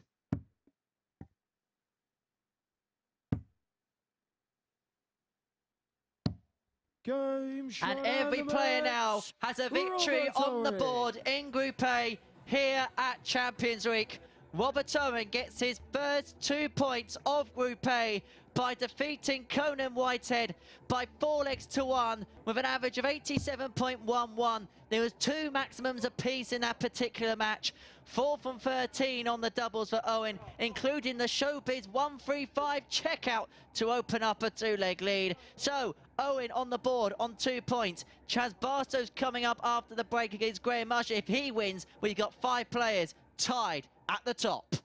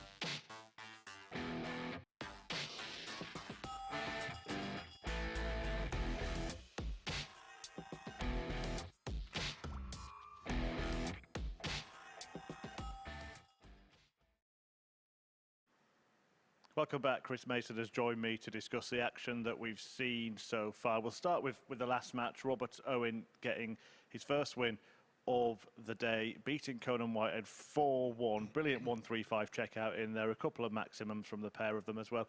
Robert Owen, they say if nothing changes, nothing changes. And he did change something, and it seems to have worked for him. Yeah, just changed something in the back end. Didn't actually change the barrel, just changed the back end. I think he was getting... The pitch of the dart was too much for him, and they just seemed to be a little bit flatter. Still that, you know, below horizontal level, but not as much. So you tend to have less control, and he certainly looked like he had more control in that match. Yeah, hadn't won a match before then. We'll have a look at the table now to see where that leaves things. It's going to be really interesting from here on. And Graham Usher now actually top of the table. Nobody is unbeaten after 3 matches. If Chaz Barstow wins the next one, as Henry was just saying, we're going to see 5 players tied on 4 points. Welcome to Champions Week. Yeah, that's sort of where we wanted to see it and where we expected to see it. When you look at all the stats amongst all the players, there's little to nothing to differ them and separate them. So I'm not surprised. I expect this one to go all the way down to the wire. Chaz Barstow does only have 1 win to his name so far. He beat Robert Owen earlier on, and we can see him getting over the line against Owen there. What does he need to do? Because we've just seen Robert Owen produce a really good performance, and all of a sudden Barstow is the one that probably feels he needs to then react to that. Yeah, if you look at Barstow, though, he traditionally tends to be a bit of a slow starter and progressively gets better as we get through the day. That's just the nature of that type of free-flowing throw. And, of course, in normal knockout darts, you don't have that time. In this, you can sort of manufacture your way through the day. So I expect Barstow to really kick on in the last couple of matches today. Takes on Graham Usher, another man who's changed something and then changed it back. I mean, when he was interviewed at the top of the show, Graham Usher said they're a new set of darts, but they're exactly the same. No such thing. Exactly, yeah. He's changed back. Well, just tell the viewers and before why. people say, you know, the other players that, you know, give their darts away, you know, Taylor used to do it, but he would literally get a dart set out of the box, use them, and then give them away. So they were the same all the time. Where when you get a new dart, there's no wear on them. They're still shining. They've still got that little bit of feeling where they've literally come straight out of manufacturing. And sensibly had a couple of goes with them, and you've got to bed them in somewhere. But ultimately, going back to the old darts, and we've seen a much better performance from him. And for him, he uses quite smooth barrels, doesn't he? So does that have more of an effect? Is it the old ones that would be more grippy or less grippy? Yeah, well, it sounds bizarre, but the old ones would have more grip on them because the way the top tungsten absorbs a bit of dirt and a bit of oil from your hands and the moisture, they tend to be more grippy, especially if you use a smooth dart. If you use a very grippy dart, then of course the grip level goes down on them. Well, the players are now ready. Graham Usher and Chaz Barstow on the stage. Chris Mason is going to head downstairs and join Henry Deacon to talk you through it. So if the players are ready, it must be tungsten time in game 11 here between Graham Usher and Chaz Barstow.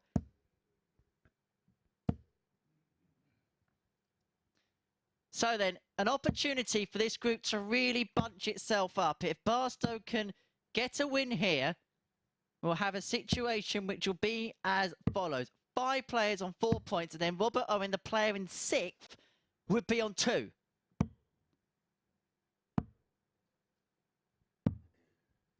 First leg, it's Graham to throw first.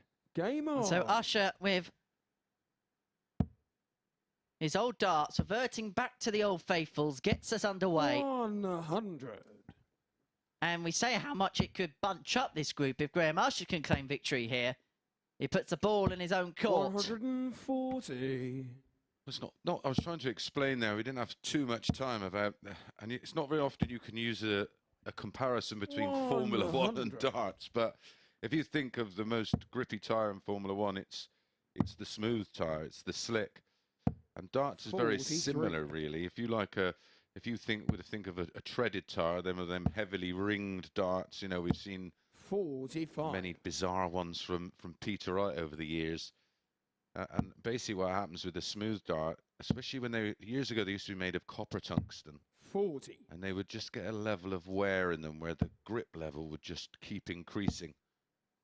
And that's probably the case with Usher, as he uses a very smooth dart. There's just a few rings in the middle, but if you actually look at where his his grip type is and where he fingers the dart. Doesn't really touch those rings. It's weird. But that's dart players for you. 43. And a bit like Formula One, it takes him a couple of laps just to get used to the tyres. It's going to take Usher a bit of time to get used to the darts. Barstow here looking for a 138, double 12. Oh, what a start to the game that is. A 138 for a 15 dart breaker throw for Barstow. It's the second one we've seen today. And by two different routes, that's the Delaware. The old school way.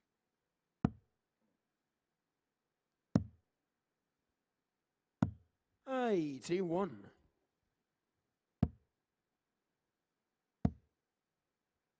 The old faithfuls. 100. From Graham Usher. But I did suggest that Barstow, as we go through the day, will start to find those gears we know he has in the locker. 140.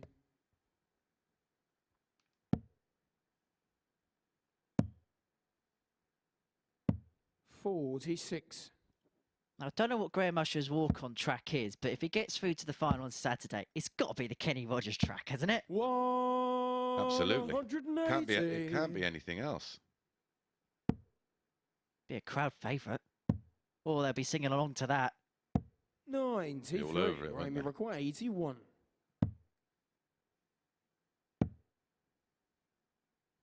So to move across, didn't have to gamble, ironically.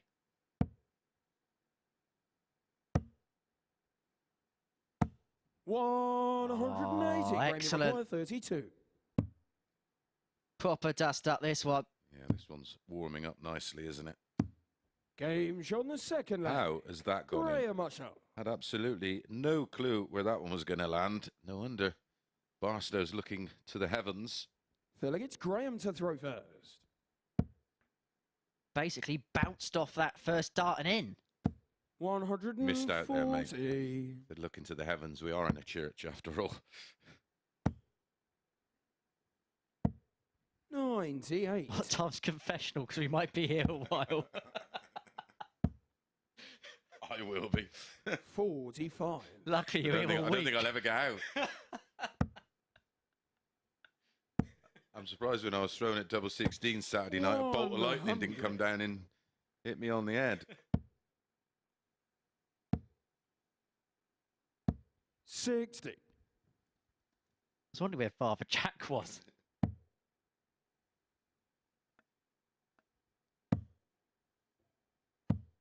$95. Cool, you probably hear some stories in that confessional booth as well with some of these players. Yeah, absolutely. 42.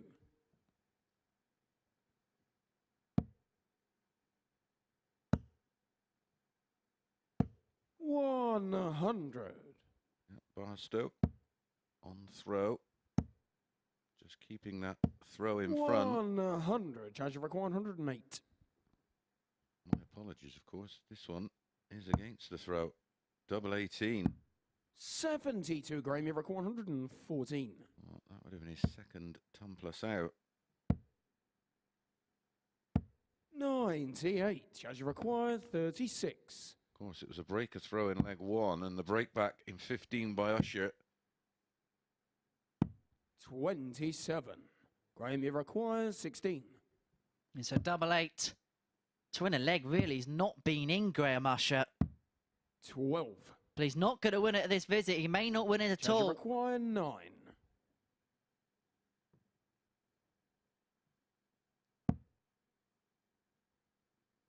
Game shot on the third leg. Oh, he's dodged a bullet there as Barstow. But he does move back in front with a 20 dart. Third consecutive breaker throw. Fourth leg, it's Chaz to throw first. As you say, we're in a church. He won that by a wing and a prayer. 40. Both lacking a bit of consistency at the moment. 140. Both super quick, so you'd think the tempo of the match would suit both. That's a bit more like it. And in fairness to Chaz, he was around about the 93 average until he had a couple of wobbles on the double there in the previous leg. 2 140s, 2 maximums. Scratch that, make it 3. 180. Buses. This is another one where the over 2.5 mark, it was very appealing. Absolutely. Barstow, one of them players that 26. I mean, if the game has legs, you think Barstow could get over that on his own. Made a mess of that, though. Fortunately, Usher back on 2-2-2. Now he can't afford a mistake. 75.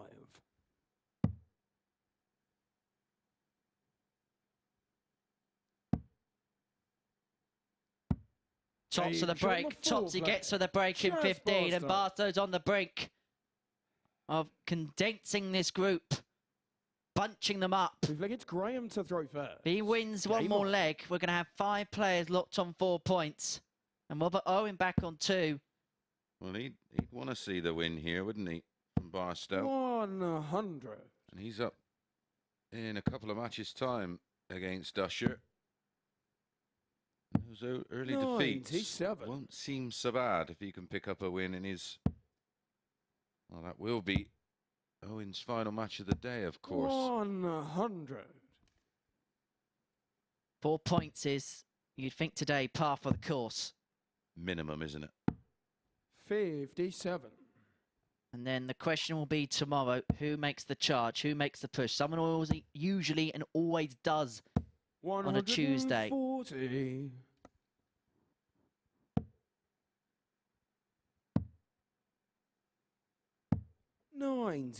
People are talking about the Group A curse. Well, this week of all weeks, when you look at who's coming in, because it is Champions Week, the bullseye for 161 for Usher. You'd rather just get in the final as soon as possible. You won't care about days off. Just get through this quality field. Absolutely. Get yourself in the mix. And as we've seen many times with that format, you know, on the Saturday night, anything can happen. Game show on the 5th leg. 2-8 makes it 3-2. Graham Usher is still in with a shout, but Chaz Barstow has the darts in the 6th to seal a 4-2 victory. Well, we've had 4 15 darters in this match. And again, just the one leg which has prevented those averages looking as impressive as they should be. 60.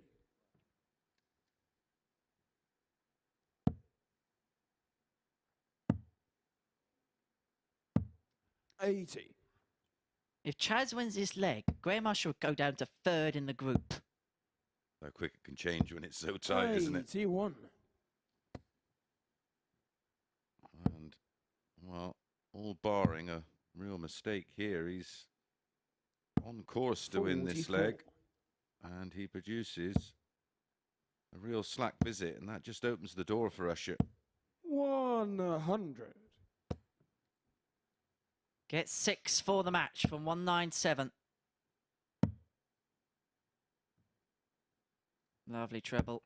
137. Oh, what a setup for the match. Leaving 60 after 12, and now Graham Usher's got to play all his cards. 90. But he finds the joker. 60. But this will be no laughing matter for Barstow, who wants tots or the win. Oh, that was nowhere near the double. 40. Graham, you require 170. He can't, can he? To take us to a decider. There's one of them. There's the other. Game shot. What a way to save the match, Graham Usher. He has played his trump card here by nailing the big fish to take us to a decider. 7th final leg is Graham to throw first. Is that the ace in the pack? Could well be. For the moment, 2 match starts for Barstow after he rescued the situation with that wonderful 137. 134. In fairness, the 2 darts at tops weren't anywhere near it. He's motoring now, motoring away. Well, he's free rolling, isn't he? He's, in his mind, he's thinking, well, this match should be over. 140. And then you produce the 170, and he's just fueled purely on adrenaline here. 100. Back-to-back 140s in a ton. Left himself on a finish after 9 in the deciding leg with throw. 60. Graham Miracle 121. Treble 17. Would have left him a dart at the ball. He knows where it is. Well, we've had the highest finish. This is the second highest finish. That would have been the ultimate dart and indignity for Graham Usher if that went, but he's going to return the gambler 27. 64 to put himself 64. top on his own, to prize himself apart from the rest of the field, but the opportunity comes and goes. 140.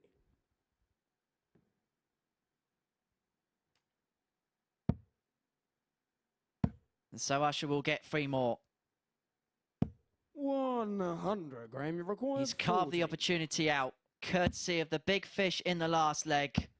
And the tops in this means Graham Usher is outright top of Group A. He gets the better of Chaz Barstow by 4 legs to 3 in a cracking encounter, 89 averages apiece. Barstow with 4 maximums, but on the wrong end of the scoreline. 3 for 9 on the doubles.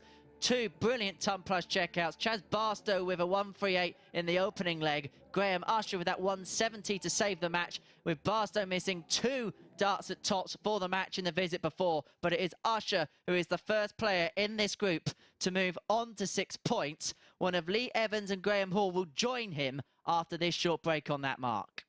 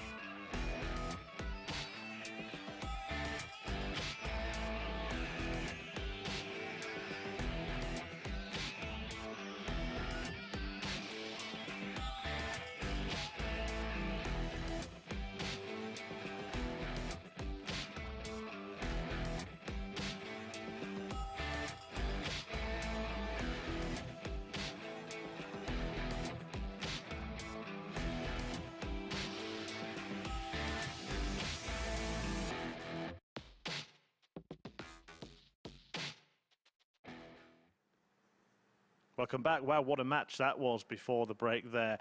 Graham Usher saving his skin in that match and then going on to win it. Fantastic game of darts. Both players averaging around the 89-90 mark. You can see 2 top finishers as well. The 138 matching one from earlier today was the highest checkout until Graham Usher produced the 170. That came in the 6th leg of the match from Graham Usher.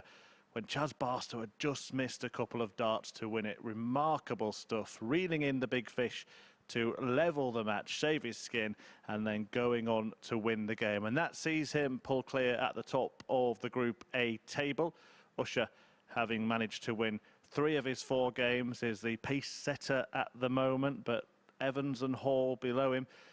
Good chance of going top themselves. A leg difference, only 2 behind the pair of them. Conan Whitehead has won 2, but has played 4. Chaz Barstow and Robert Owen with just 1 win from their 4 matches so far. So we look ahead now to this match between Graham Hall and Lee Evans, who himself has produced some decent finishing today, including a fine 116 checkout. This one in defeat to Conan Whitehead, the only match that he has lost so far today. But his methodical style coming up trumps in that one, and he is looking to join Graham Hall at the top of the table. As the boys were saying in the commentary box, it is an old church, this venue. Will it be Evans above at the end of this match, or can Hall make it to the top of the bell tower in Group A? Well, pull up a pew and see if the pair are on song for this one. Henry, over to you and him. That was a hellish pile of puns, Murph. We've got the darting devils in the commentary box. He needs to be punished. We entered that territory, Mace, have we?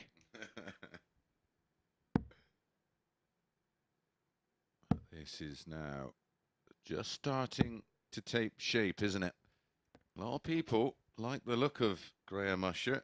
I've seen several people jump on him at around 9s and 10s. You've seen him as big as 14s, didn't you? Something like that. Yeah, I was having a little look yesterday. I was doing a little bit of research ahead of today, and there was a point yesterday is around 12 or 14 to 1 for the week. Wow. Having a look at how the odds compilers put it this morning. Graham Usher to win Champions Week did come in. He did come in. He's actually the same price as you, Mace, at 9 to 1.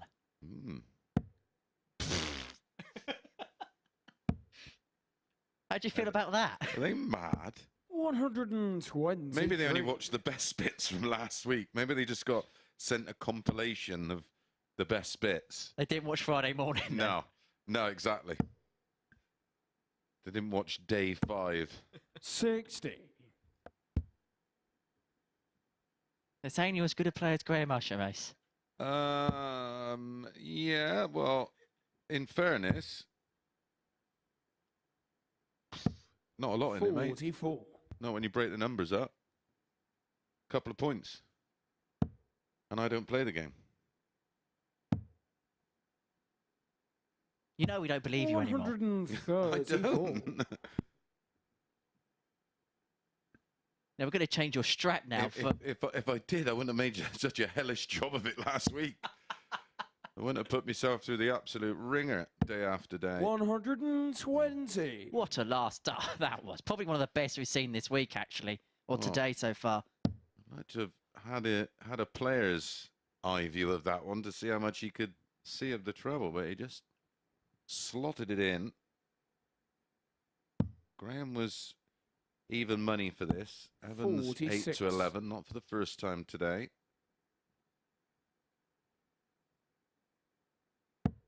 These last few games, you expect to see the players to produce something like their best darts. They've all had multiple opportunities on the stage. They're well used to the environment, more than used to the throw and the lighting and everything else. 100. Graham, you require 93. We're seeing patches so far. Well, we've had a couple of 93 averages, haven't we? And that's about as good as it's got. You require 122. What do you put it down to? I mean, all these are at, well, were all of them at Challenge Tour over the weekend? A fair few of them were. I know that Robert Owen was sharing a car with Graham Usher, and I can't remember the other player this morning. Might have been Lee Evans, yeah. Graham, they were sharing a car down from Leicester last night down to the venue here in Portsmouth. Yeah, I'm not sure if Graham Hall went. I'll have a We'll have a little look into that to see how many of them were Games there. on the first leg. Graham Hall. Because they'd have been well practiced coming into this. It's a 17 Second leg, it's Graham to throw first. Game on. break a throw. So the 3 players that were in the car were there, and they were Robert Owen, Graham Usher, and Lee Evans. I bet that was an enjoyable car show on the way back. It would have been quiet. 140. I wonder how many times Robert Owen reminded him of the tour card. I wonder how many times after saying that someone said, "You know what? Stop the car. I'm getting out." Chaz, Barstow, Conan, and Graham decided to give that a miss and concentrate on Champions Week. Okay.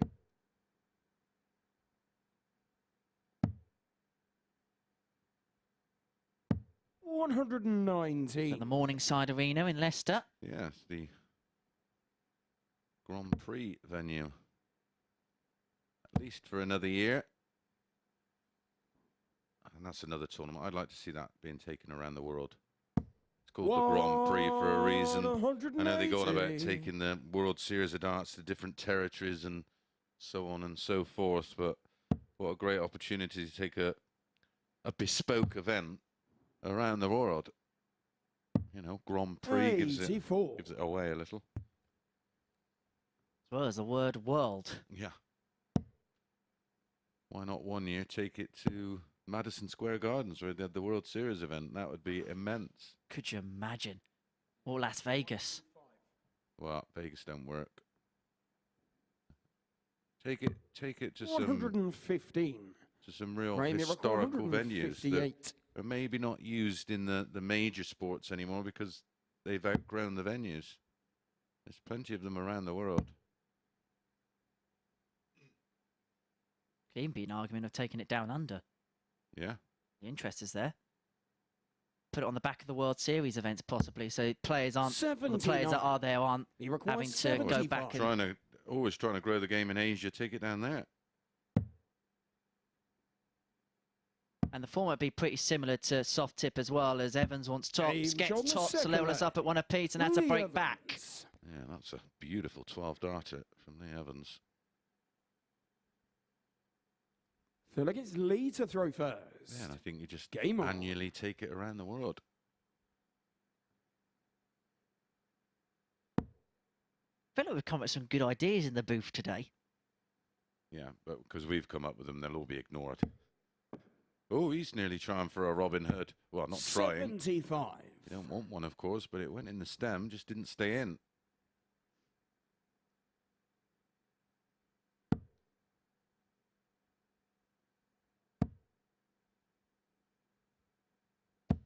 Of course, we're looking at new venues. We said goodbye. It feels as if we're going to say goodbye to somewhere which has treated the darting world well in Gibraltar last night. And if it is the end of darts on the rock, then what a way to finish off. Yeah, it was a shame really because it was absolutely jam-packed. The atmosphere in there last night looked incredible, but it's just one of those places. 95. It's awkward to get to, and you're not going to have too many people from mainland Spain crossing the frontier into Gibraltar because of the constant hassle of getting in and out of there. 125. Beautiful part of the world. I lived there for a few years. Absolutely stunning place. And although it's limited in numbers over there, the ones that do love their darts really do support it. And it was like you say, what a great send-off, and great to see Damon Heta picking up his first Euro tour. Many congratulations go to him. And also, actually, what was quite nice to see in the last event there was you can see there's some good young players from Gibraltar coming through. Yeah, well, Dylan Duo was a young guy I met who's, well, it was his son playing in it this time around. I think he was 16, 17. Something like that, yeah. Well, when I moved over there, his dad was just a young, aspiring dart player like him. And we played darts for many years together. And I think he's now head of Gibraltar 58. Darts. The only Gibraltarian player to play at the World Championships. Craig Galliano gave Peter Wright a good old test, didn't he, on Saturday night? 140. Lee Evans is giving Graham Hall a bit of a test, but Hall looking for a third successive breaker throw here on 92 after 12. He certainly raised his game, hasn't he, from last time out? Where he really had a below par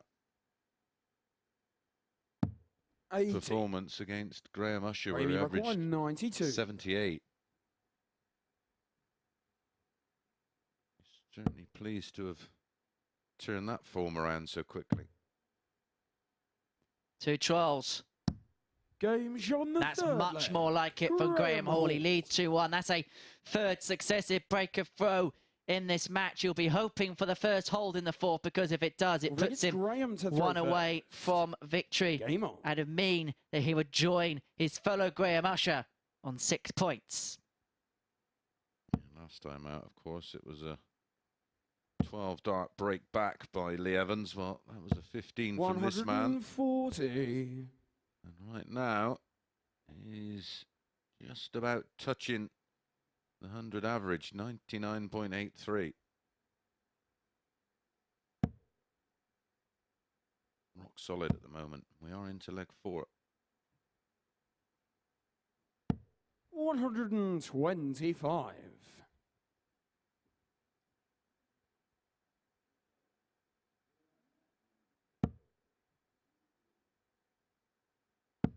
Checkout stats aren't bad either, Henry.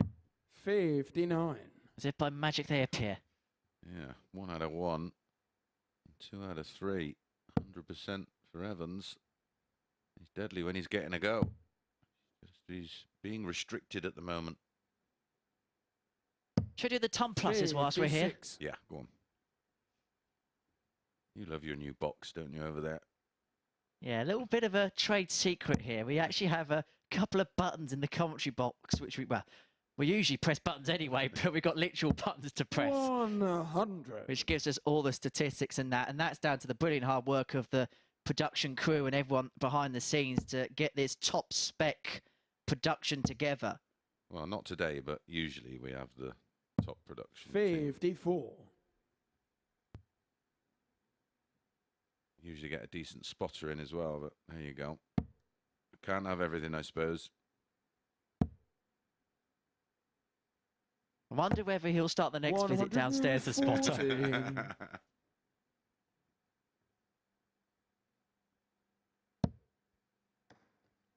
Well, Evans here.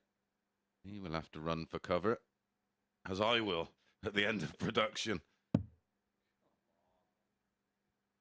Now we do have a great team of guys that bring you all these images. Requires 62. All from different angles. And all for your entertainment. And all free of charge, of course. Game shot. Tops a 3-1 for Graham Hall. Graham Hall. And he's the one who is trying to get to the top of the table alongside Graham Usher. Fifth leg, it's Lee to throw first. Game on. Well, again, showing the quality of, you know, this is his A game we're seeing right now. And that, without doubt, is quality. The area he has to improve is that B game. Agreed. 85. We're seeing that from a few of the players today, aren't we? That the level of their A game is as good as each other's. It's just that B game where you need to find that 90-ish average.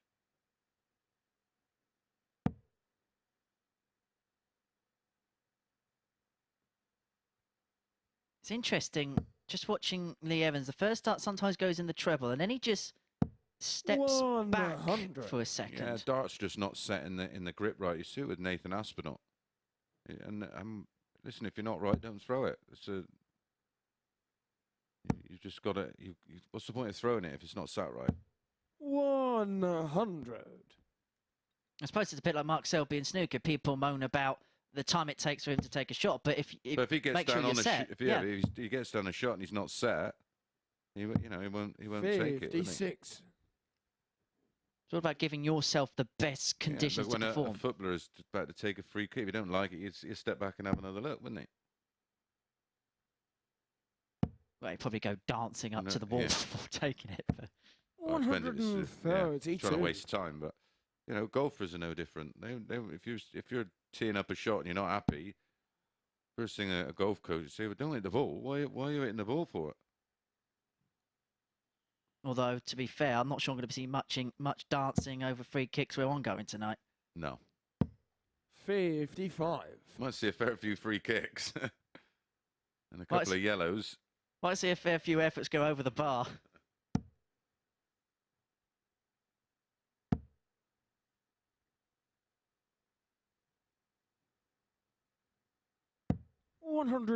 Brilliant setup from Hall. Yeah. He's literally pretty much given Lee Evans just crumbs here, hasn't he? He's had one dart at a double on the 75 checkout and hits it. Apart from that, that's it. Well, if he hits this, it will be our first 100s plus average. Ooh. In it goes, and Graham Hall has laid down a marker for the rest of the field to follow. He is top of the group on 6 points with the highest average of the group so far. Will he be sitting in the Hall of Fame at the end of the week? We will find out very shortly. But the script written at the minute sees him at the top of the tungsten tree with an average of 99.7, 4 out of 6 on the doubles, 92 high out. That was really, really impressive from Graham Hall. What will we get in response from Graham Usher? He takes on Robert Owen after this short break.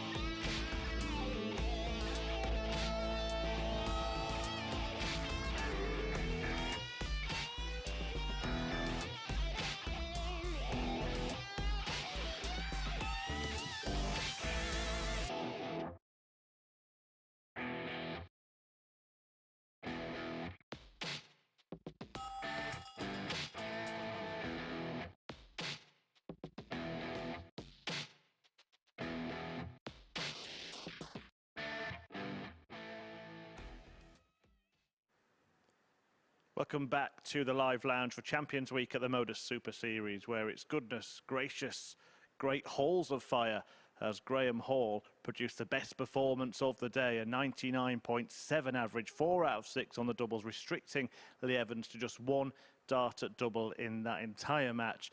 And it's a victory that sees Graham Hall climb up to the top of the table. A defeat for Lee Evans, who was looking to do the self-same thing. But Graham Usher can respond in the next game. We'll have a look at that league table because, as you can see, Graham Usher is level on points with Graham Hall and just one leg worse off in the leg difference. It looks like it is those two that are making a push to be the overnight league leaders. Lee Evans behind on 4 points. Conan Whitehead the same. Chaz, Barstow and Robert Owen at the bottom of the pile with 2. Owen, though, did provide one of the highlights of the day earlier on when he produced a stunning 1-3-5 checkout against Conan Whitehead. That was during his only victory of the day so far. Fantastic bullseye finish from the Welshman there, and he changed his setup before that match, having lost his first few games, and it seems to have done the trick. Will it make a difference here against Graham Usher, who of course has gone back to his old darts, having brought some new ones today? The same set, but as Chris Mason was describing in the last link, it gives him a bit more grip, a bit more familiarity, having had a try with the new set. He wants that kind of comfort blanket, and maybe he will get it. So Graham Usher can go back to the top of the table if he wins this game. Let's find if he can do it with Henry and Mace. Thanks, Murph. Yeah, this is a real interesting phase of the day. All the players with one more to play, and we start with a man on 6 points in Graham Usher, and at the other end of the table, Robert Owen. Where's your 50p, mate? In my pocket. Standard. I'd have to carry coinage around to no. have a 50p to spend. Who carries money around nowadays? What am I going to spend on my contactless card? To throw first. Game on. These days, it's been coffee. Yeah. Gallons of it. Oh. We have just to let you into a trade secret here at the Super Series. On a Thursday and Friday night session, we've created a brand new caffeine club where basically we order a coffee from a well-known coffee chain off of a well-known delivery website. 45. If any of those well-known delivery websites would like to sponsor the Super Series, please get in touch. 100. We only asked for a couple of million quid. Yeah, just a few free coffees now and again.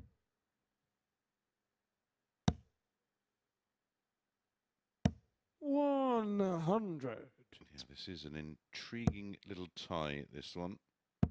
8-13 favourite Graham Usher. 6-5 Robert Owen. So far today, Robert Owen has found it tough going. 83. Graham Usher, the difference is Robert Owen lost with an 83 in the opening game. Didn't get away with it at all against Lee Evans. 84. Graham Usher, incredibly, 1-4-2 with a 77. And you can see the little patterns of who's getting away with it and who isn't. 140. And of course, the missed doubles then from Robert Owen, despite averaging 89 and 87, he's managed to win just 1 match. 133. Stats would say he's probably been the most consistent player. Yeah. Well, that's the thing. I think 45. I'm not surprised to see the two players on winning 3 from 4, but a lot of the players that have watched the standard so far today and have thought, Robert, you require 88. This is a day I could have been 5 from 5. Double 14. Game shot on the first leg. And that's a break of throw for Robert Owen, a man who can only get on to 4 points. I don't think we thought we'd be saying that about him today. Against Robert to throw first. Listen, I think with this type of group, I'm not saying it'd be impossible for him to bounce back over the Tuesday and Wednesday to the top of the table. It's certainly not impossible. 59. It's just very, very unlikely because he's just going to leave himself way too much to do. Just going to walk 59. into good player after good player. Exactly, that's the difference. He's not. There's a couple of freebies in there anywhere because there isn't. Not in Champions Week. Well, not tonight anyway. Not today anyway. 60. We've only got really good players playing in Champions Week this week. 95. Well, we've got some full-time darts players and some who just like to talk about the game. And upset the apple cart from time to time. Right up my alley, that. 100. Put it this way, there was 11 other players last week that wish you stayed in this commentary box. Yeah, I bet there was. Especially poor old Tony O'Shea. Battle of the commentators, that one. Yeah, it was, yeah. To Tony last week. Be great to get him down to do a few games here at the Super Series. I'd like to get his take on it, that's for sure. Oh, I did have a crack with all of them last week. Really good bunch of players that obviously over the years I know very, very well. Miss us much? 42. I missed the normality. Well, I use that usually. Normality. 97. Oh, Robert Owen's not going to have this one all his own way, but he's going to pressurise the 50. 140. Graham, record 50. This has got to go. It does go. Leg. And Graham Usher breaks back, levels us up at 1 apiece, and you just sense that this is a crucial match for both players. For Usher, he can get himself up onto 8 points, put himself top of the group. For Owen, he can play himself back in contention with victory. Yeah, I mean, you look at his average after 27 matches coming in to this week, and he averaged 89.9, but that's with a 43% checkout rate. So he can be got at in the scoring department, but if you give him a sniff from sort of 43 3 darts at a double up to, you know, a 50 odd or a 60 odd, he literally just pins them. Really is super efficient. 85. And his checkout percentage on over 40 is 58.14%. His average finish is 57. So 100. Any one of those kind of, you know, 1 and 2 dart combinations, he's deadly. No, to be there, the game changers. Yeah, 75% and over down at 11%, which is still better than the majority. 98.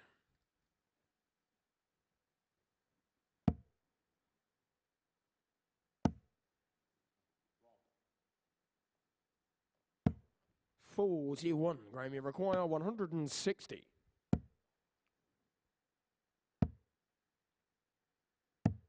82. So Usher on 78 after 15 for the game's first hole, potentially. And Owen can't make any headwind whatsoever. So Usher at 78. To go 2-1 up, to go halfway towards 8 points. 38. And that would have been to go in front for the first time in the match. It was broken, of course, in leg 1. 139. Graham, you require it's your day. Those kind of shots find a way in.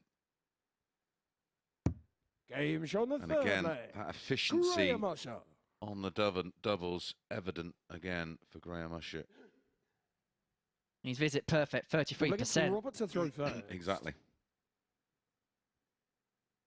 And a few of you struggle with that one. It means he's with 3 darts in hand. 140. Irrelevant whether it's dart 1, 2, or 3. It's visit efficient. He's getting it done in each visit. 100. It's interesting. I was speaking to Chris Murphy about this and statistics last week. Sometimes 2 from 6 could mean, well, he's missed a few here and he's missed big doubles. But actually, I'd love to see maybe one day we can sort out like a visit. So how many visits he actually gets to double in compared to how many visits he's had. Yeah. Yeah, 55. darts rather than visits, or visits rather than the darts. Have it both on the same metric, so you have 2 out of 6 on the checkout, so you have the percentage, but also how many visits they've had to the board with doubles. Yeah. Not to give our hard-working production staff even more work to do. 96. They're all sat in there going, 81. I ain't doing it. Shut up. You want to do it, you do it yourself. Double 12. Owen will be hoping to get this double for himself, for his campaign, to keep himself in touch, to keep tabs with the top of the table. Well, just when this match looked like it could get away from Robert Owen, he's produced a 12-darter.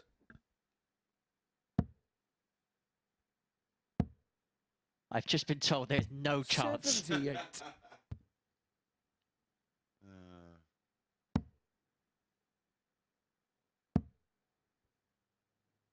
Was that from Mark? 78. Yeah. Yeah, he does do a few stats, I suppose. Yeah, we're very lucky here at the Super Series that we have people like Mark. I mean, the stat sheets that we've got in front of us here in the commentary box is incredible. I mean, we get about 50 pages of stats just of the players, and then we get 30 pages of general stats. There's nothing that gets missed off here at the Super Series. 96. We try and bring you every bit of data possible. Try and add a little bit of something different. Robert Owen wants to add another treble 20, but the 140 just puts him in front by 20. Oh, that's cancelled out, isn't it? 132.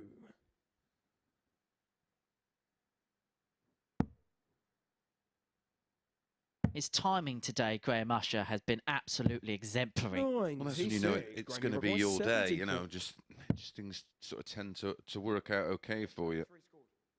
1 for tops or 9 for 32. Game shot on the 5th leg. 9 for 32 was the MO, and it's the MO that goes. And Graham Usher is a leg away from finishing the day on 8 points with a 4-1 Monday. And you put yourself right in the bounds of contention if you can do that. Yeah, Robert Owen there sat on 87 for the lead. 100. And then to throw for the match. Sees Usher find the wrong trouble, then pick off the 9. And then find double 16 with one dart in hand, and then kicks off with a max. They should call him the Rolex. His timing's been perfect. As is that. Oh, hello, Graham. Hello, Graham. He's already done it before in 2022.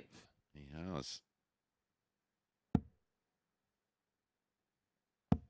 Didn't he do it the week qualifying for this one?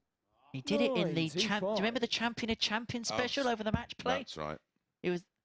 No disrespect to Jim McEwen here, but the numbers Usher put in that week was incredible. 26. I mean, him and McEwen that week had... McEwen had a 14-game winning run. Usher had something like an 11-game winning run. 86. Usher had a 9. 96. McEwen won that Champion of Champions event. So, double 18 for the match. Robert, so Owen returns to take us to a deciding leg.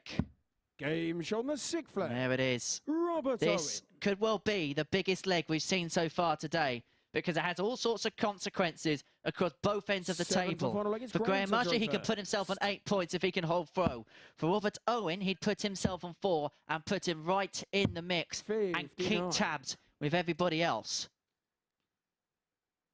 It's been a really good standard, this one. We had 2 breaks to throw, followed by 4 holds, but we've had 180. 3 180s in the match, 6 140s, all to Robert Owen.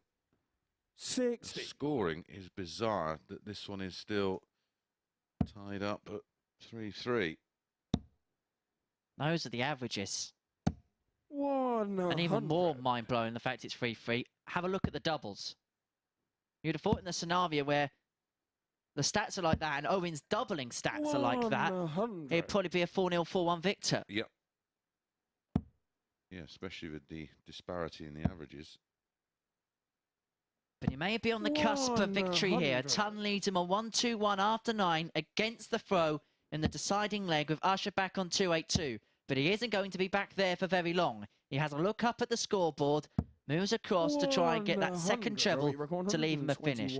So Stack Attack here has 6 darts on 1-2-1 to seal the match, to seal the win. Double 14 for the match for Robert Owen, but he will return. That would have been second 12 darter of the match. Required 28. This could be a massive win in the context of how Owen approaches tomorrow's session, but he finishes off the day on a high, an average of 96.11, 2 180s, 6 140s, and 50% on the doubles. He will certainly sleep a little bit better tonight. Well, now a chance for Graham Hall to move on to 8 points and be our overnight leader. Up next, Graham Hall takes on Conan Whitehead.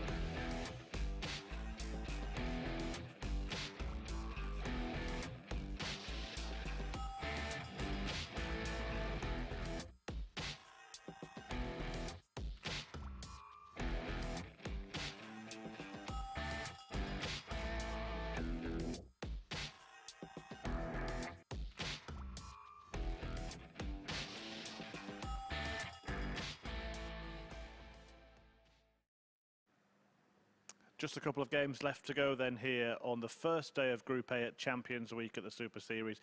Robert Owen probably doesn't want the day to end. Owen just getting going, winning his last couple of matches, having lost his first 3. And look at that, a 96 average for Robert Owen. Surprising, as the boys were saying in commentary, that he ended up going to a last leg decider, winning 4-3 against Graham Usher, who misses out on topping the table at the end of the day. 3 wins from 5 for him. Good finishing as well for Robert Owen, who, credit to him, did change his setup after losing those first 3 games, and it seems to have done the trick, winning his final 2. We'll have a look at how that affects the Group A table, and as I said, Graham Usher won't be sitting at the top of it unless there is a heavy defeat for Graham Hall in this one. Hall now has the chance to pull further clear, make sure he's top of the table outright if he can get the better of Conan Whitehead, who's won half of his matches, could still make it a positive day himself. Robert Owen ends the day with those 2 victories. Chaz Barstow will take on Lee Evans in the last match of the day to see if he can lift himself off the foot of the table ahead of the last 2 days of action in this group. Remember, it is Group A, so only 1 place available at finals night from this group, and the players are dispersed then into the other groups. And we are just going to take a quick look at the kind of stuff that Graham Hall has been producing so far as he bids to be the man in pole position.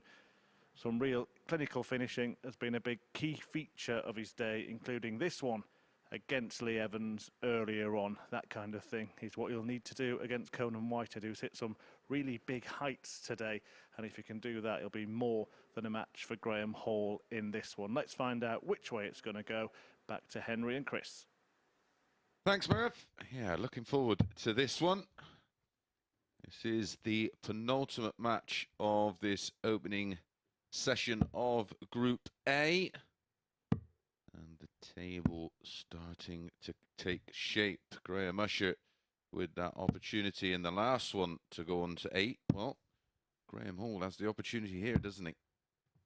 Indeed he does. So it gives him the opportunity to get himself at the top of the table overnight outright. He is joint top as it is against Usher, but of course defeat here, that could all swing on the legs difference metric. A win for Conan would join that party on 6 points. However, he cannot bridge the gap to Usher and Hall on legs difference. -2 for him, so even a 4-0 win would only put him on +2. Now, does Graham Hall stand off the hockey?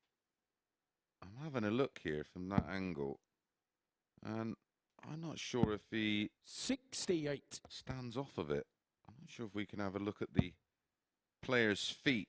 I certainly know Conan Whitehead, he's side on, he's flush against the front of the hockey. 140. But with Graham Hall, it looks like he just, and he's sort of toe is, well, the foot is in line, isn't it? Where a lot of players are just slightly side on. He's actually farther away from the board. There you can see that shot. 60. Wonder if we can get a side-on angle. You can just see, yeah, he stands well off.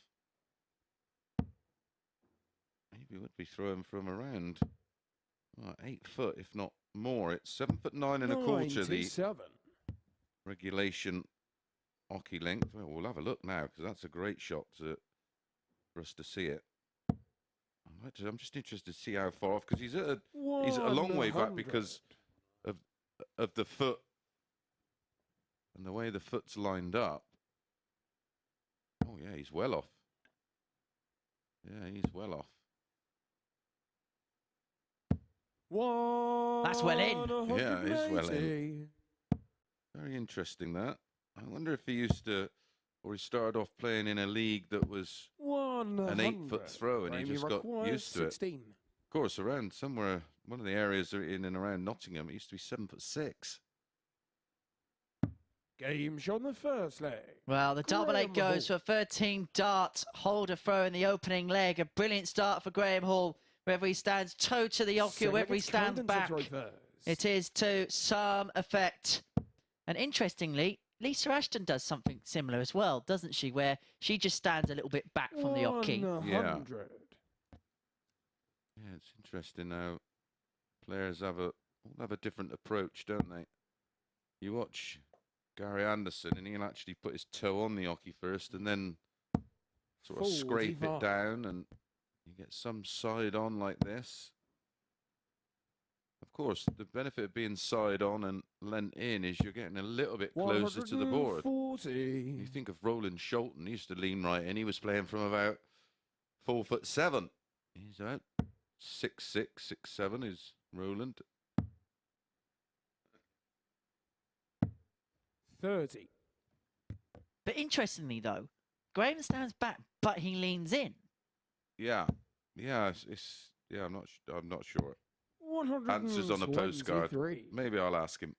Maybe I'll ask him before tomorrow's session. But he sort of steps down, and he has that thing where. But the thing is, you can't measure it. The beauty of having that hockey that you step to is that you can guarantee standing in the same place every time. I mean, visually, you might be looking down and thinking, oh, well, this is about the same away. But you've got to remember, this game is about millimetres.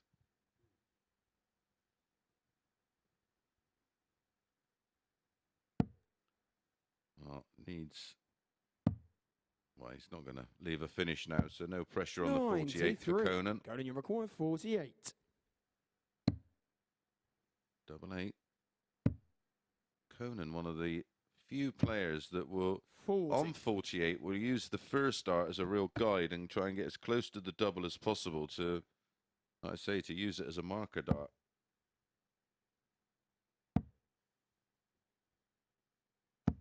$62. Conan, you require 8.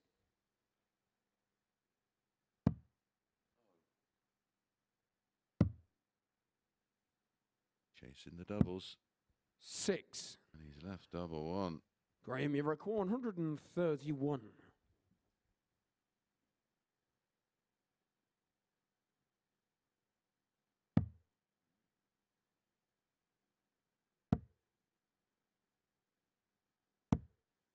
Well, is it going to be a case of one in here for Conan Whitehead? Game shot on the second No, leg. straight in. Conan What am I Whitehead. talking about? Yeah, real attacking dart. It is a hold for Conan in So leg it's Graham to 2. throw first. What really the worry there was the erratic nature of the scoring in leg 2. And Graham Hall started leg 1, of course, with that very sweet 13 dart hold, but that's more like it.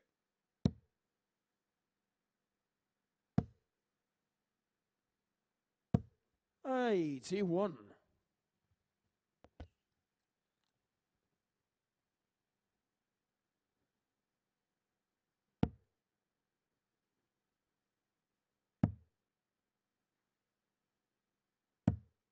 $80.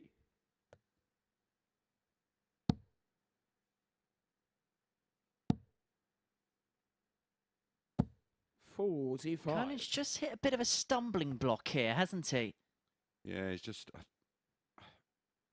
we're all guilty of doing it. Everybody who plays the game, you start to try too hard, and he'll be well aware in this match that this is a winnable game right now because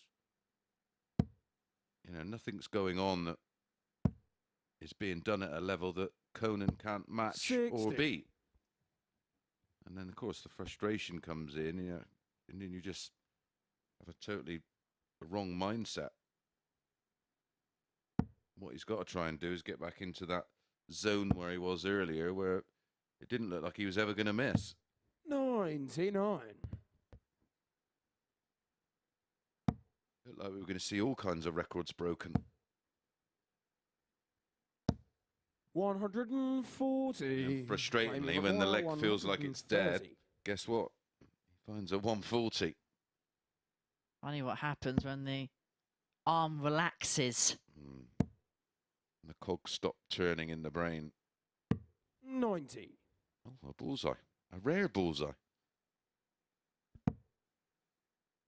Yeah, the ball should have paid to get in today. Oh, we've seen the 135 bullseye finish from Graham, you require 40. Robert Owen, of course, but a highlight of the day so far, that 170 from Graham Usher. Game shot on the third leg. Graham Hall. Excellent from Graham Hall. He takes a 2-1 lead and piles the misery on Conan Whitehead. Fourth leg, it's Conan to Well, he throw was first. the 1-2 favourite to win this one. Graham Hall, 6-4 about Conan. Well, I had a 45. bundle of money on Graham Hall on what I've seen so far this time. I wouldn't exactly be spending the money before the check is cleared.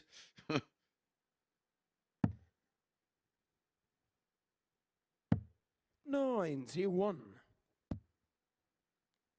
Well, the action being officiated by Owen Binks, one of the leading referees in the game, one of the best in the business. 128.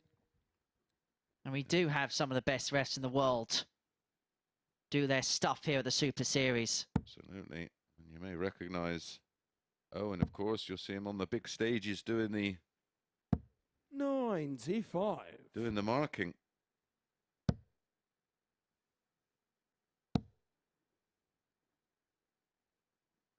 Charlie Corsafine will be taking over duties from 98. Thursday up until the final. Of course, made his debut on the Euro Tour this year, didn't he? Yeah, he's done a couple of events, hasn't he? Yeah, UK at Minehead. 140. Starting to come through the ranks. 140.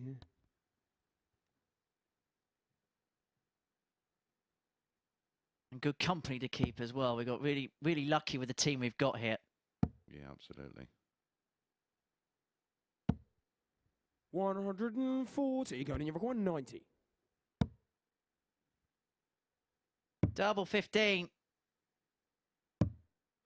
And the break chance is on, and you can see how Whitehead feels. 35. He is disconsolate. He could find himself broken. He could find his back against the wall if Graham Hall pins this double 16.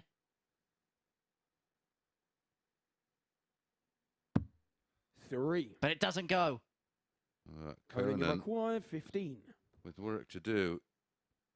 Single 7 for double 4. That's the hard bit. Twos never lose. 13. Wow. Graham, That's when you know it's not your day. 32. It's not your day. It's not your day. And this is for a break for Graham Hall. Potentially another 16 dart leg. 17 or 18 will do nicely for him. Double 8. 24. He was going for double 8. Not for the first time in the match. Conan wants double 1. It's his best finish so far. It's 2. No score. Graham, you require This is 8. getting a little bit scrappy. Well, incredibly scrappy. Let's be bluntly honest about it.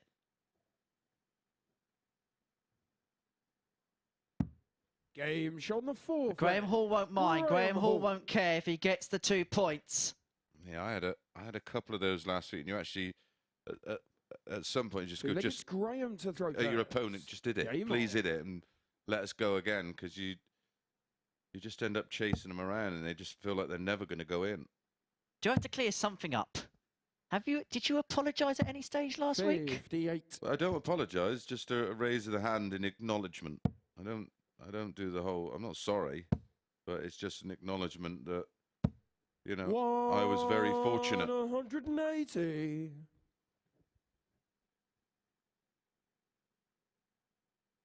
So there we go. For those who thought Chris Mason apologises, he doesn't. No, I think you know, it's just almost a raise of the hand, acknowledging that 34. I was a little bit fortunate there. Well, here we go, Conan. Here we go, Conan. 180. A flash of inspiration from the Barbarian. Well, he's on the 9, and £1,000 rolling bonus on offer here. 96. Conan, you require 141. Treble 20.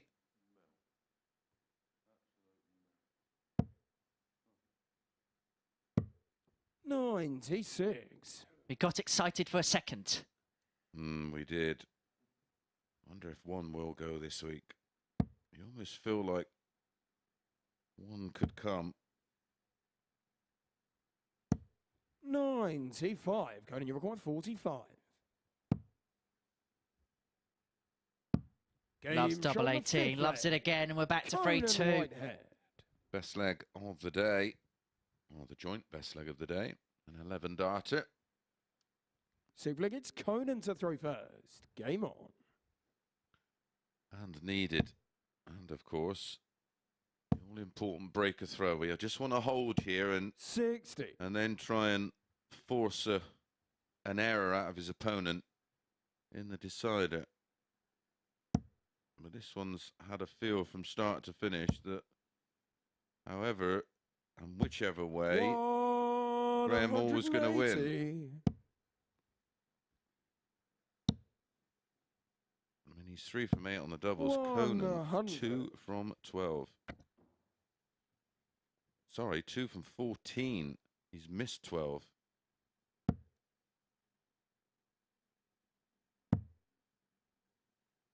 Yeah. 96. Conan's had 12 scores of a ton or more. Just the 8 for Graham Hall.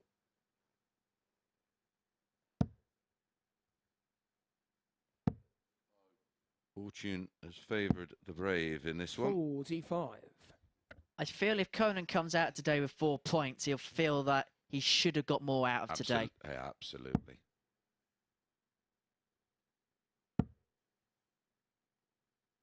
Well, his opening game of the day against Usher, I mean, he lost 4-2 and Usher had a 77 average. You'll feel like he shouldn't be losing matches like that. You'll feel that he's a way better player. 76. Graham, you require 135. 6 for the match for Graham Hall. To end the day on 8 points and to be the outright league leader. 96 remaining, spelled out by Owen Binks. Well, you can't spell out numbers, but you know what I mean. Well, he did have the option there, of course, to maybe go for the ball, but not on the 135, but on dart 2. 45. Graham, you require He's got all the time in the world 76. now, hasn't he? Another disappointing visit from Conan, just the 45, and it's cost him a finish. So 6 darts, should go ball. 25, well, 20 for tops. The 25 would have left 36.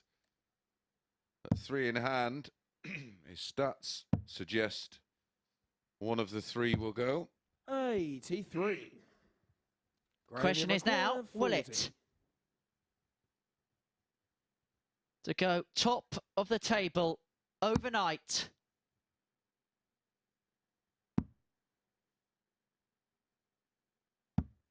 Graham Hall will end the opening day of Champions Week top of the Group A table after winning 4 of his first 5 matches in the group. He beats Conan Whitehead by 4 legs to 2 with an 87.44 average, 2 maximums apiece in that match, 4 from 11 on the doubles. Conan Whitehead, in contrast, 2 from 14. And so Graham Hall will top the table overnight no matter what happens in our final game. But to round off the opening day's action, Chaz Barstow is in action. He's looking to join a quartet on 4 points if he can get the better of Lee Evans.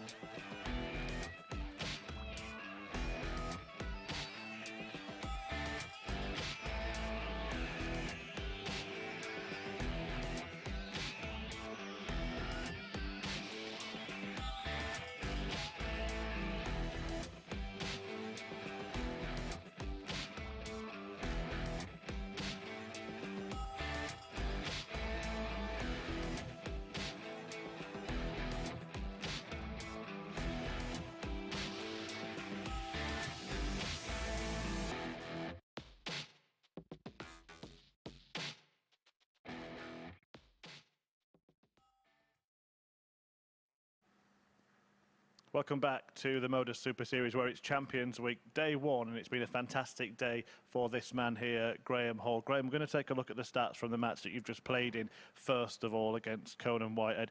I think probably that fourth leg where Conan missed 7 darts at double and you got over the line after 6 was a crucial one in that, would you agree? Yeah, I'd definitely say so. It was just that one leg, really, that let us down in that one. But, yeah, apart from that, wasn't too bad. Steady. But some good stuff over the course of the day from you overall. You must be pretty happy with how you've played. Yeah, over I'm definitely the 5 happy matches. with how the results have gone for me today. There was one bad game I had against Graham Usher. Just couldn't get going at all, but we all have those games, so I'll let that one slide. Well, you'll be happy with this. Let's have a look at the league table now, and you'll see your name sitting there at the top, and you can't be caught even in this last match as Lee Evans plays Chaz Barstow. So after day one, all going pretty well. You were the bookies' favourite as well before that. Does that add pressure or not bothered? No, I try not to look at what the bookies are doing. I didn't know I was favourite until someone said this morning they looked on a Twitter feed or something. But I'm not interested in things like that. I don't want to know at all. I'll remember that, not to tell you next time. Just one thing that the boys in commentary were talking about. They mentioned the fact that you don't put your foot flush up to the end of the hockey. Is there a story behind that, a reason for that? Yeah, what I used to do was I used to snatch a lot of darts. So I used to try and float them in, so I wasn't getting the full extension of my arm. So now I just step back a little bit, and the full extension, it seems to work for me. So that's about it, really. Interesting. Seems to have done the trick for him today. So there we are, Graham Hall, top of the table. 4 wins from 5 matches. We'll let him go and prepare for another 2 days to try and stay there and get that place at finals night. Coming next is Chaz Barstow against Lee Evans, the last match of the session. It's a chance for Barstow to get it all bunched up on 4, or Lee Evans to put himself just on this man's shoulder. Let's see which way it goes for the last time with Chris and Henry.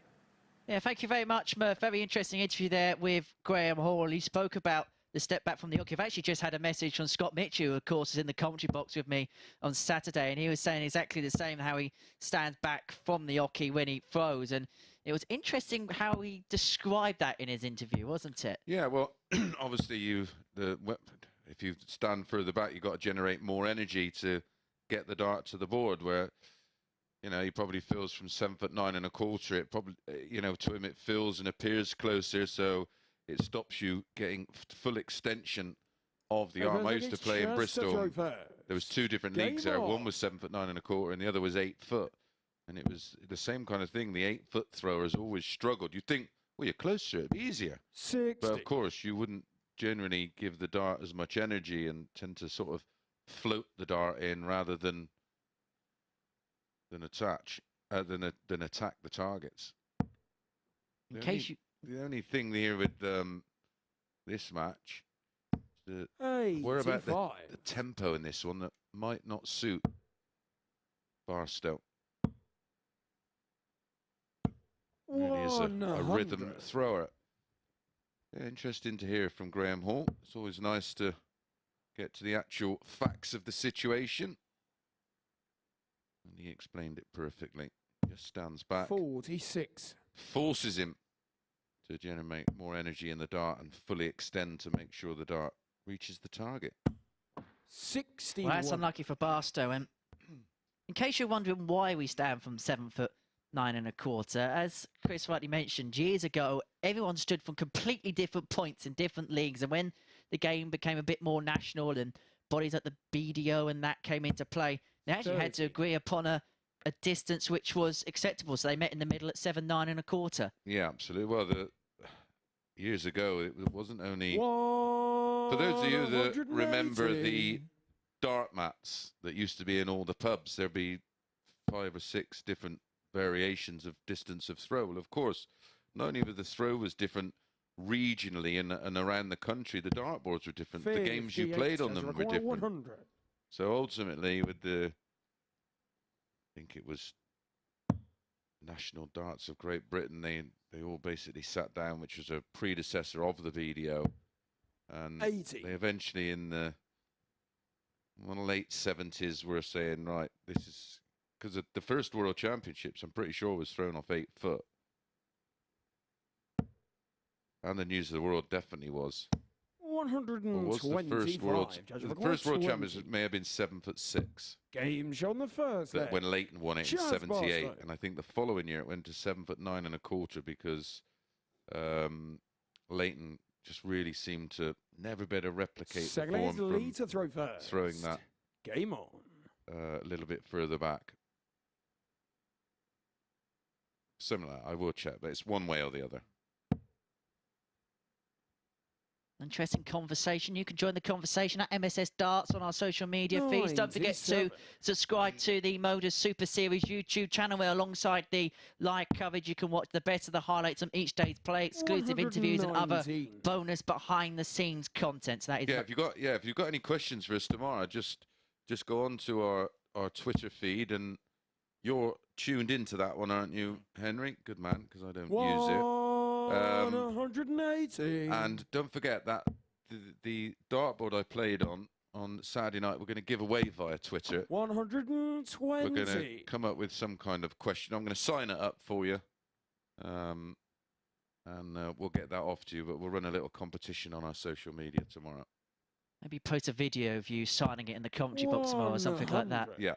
Yeah, we'll do that. But I have got the board. Single one. The treble 20 is not wore out that much. I was going to say, the single one's been absolutely peppered, hasn't it? 92. Barstow is the 8-11 favourite for this one. 80. Oh dear. Lee require 32. Well, this is for a 13 dart leg here for Lee Evans to get us back to level at one apiece. Game shot on the second And that's leg. exactly Lee what he Evans. does. Crucial game again, just in terms of where we're going to have the table position tomorrow. Third Graham is Hall would Chaz to love throw to see Chaz first. Barstow win this match, just to keep as many people Game as on. far back as possible. Absolutely. He almost, for Barstow, he just needs to 140. find some kind of impetus. Needs to just kick on and put in a real big performance and just get his game going for tomorrow. Because at the moment, you can get swallowed up quite quickly. 85. And you need to put a statement out there to the rest of the players and sort of say, look, I'm playing all right here. You've got away with it today. I'm coming out 100. firing tomorrow. Especially this week of all weeks. Yeah. Oh, for sure. Actually look at Lee Evans' shirt. If you actually look at the bottom bit, there's 3 lines there, and it looks very much reminiscent 58. of a logo of a very famous energy drinks brand.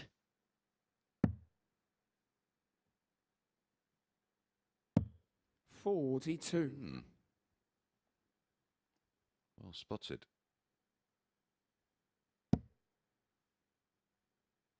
I'm sure our friend and colleague Phil Bars can confirm. Yeah. He likes one of those.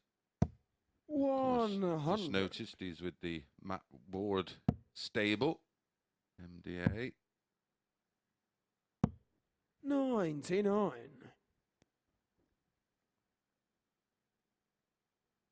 Does have one of those annoying nicknames that are not nicknames. Like Chizzy.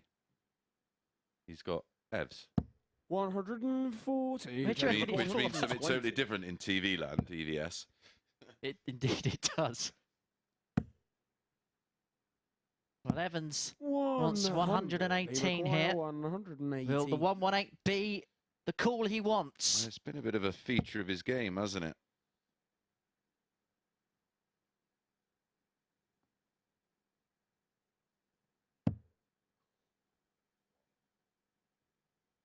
He decided to go for the button there, didn't he, instead of staying up there. Obviously, he didn't like the lie of the first start. No, And it now the was- Pompey Wasp is in the way. Oitmush. It was a blocker. 44. Judge required 20. Double 5. Huge passage of play. Game shot on the And a third huge leg. dart for Chaz Barstow. Chaz Barstow. Yeah, that was massive. Going 2-1 down there and being broke. That could have potentially put him in all sorts of trouble. Full leg into lead to throw first. He's Game really in it. a great spot here to really improve his position in the table. Like you say, join that group on 4 points and still going to be a couple of wins away from Graham Hall,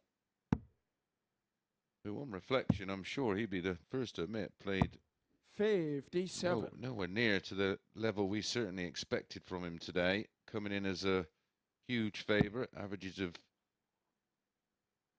88. That one real good performance with the 99.70, wasn't it? I think he's probably averaging maybe just over 90 for the day. Certainly has, well, he only had that one stinker all day, match number 9 against Usher, where he averaged 78. So his average is probably mid to late 80s for the day. Not bad. A shrug of disapproval there from Lee Evans.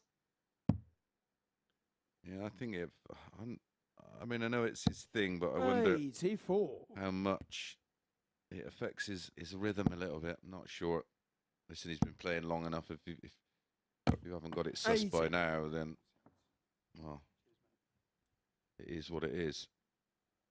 But also as well, to the other players, that could be a signal that he's not settled, he's not comfortable, and players pick up on that. Of course they do. It's a tell, isn't it? 60. I'm telling you now, if he's got grip issues in that environment, Saturday night, if it's full again in here, he'll be in all sorts of trouble. They'll be slipping, sliding all over the place.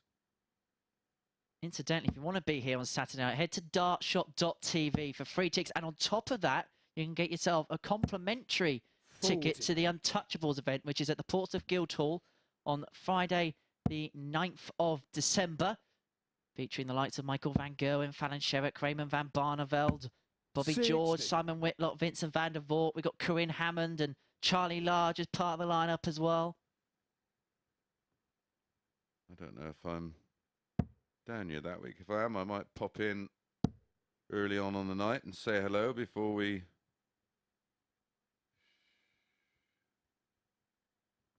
start our action that night here. A great opportunity if you want to travel down to Portsmouth, have a night at the exhibition, and then why not come to the finals night the following night here at the Live Lounge. 96. It was great to see it fall on Saturday night, wasn't it? Rammed, wasn't it? Like, it took me, usually we go upstairs on the balcony, we just have a little look at the crowd on the Saturday night, and usually we can get back down there to the commentary box quite about a couple of minutes. It took me 10 minutes to get from the balcony to the commentary box, just because there were so many people there and so many people that wanted to stop and talk. Judge required 58. Yeah, it was great.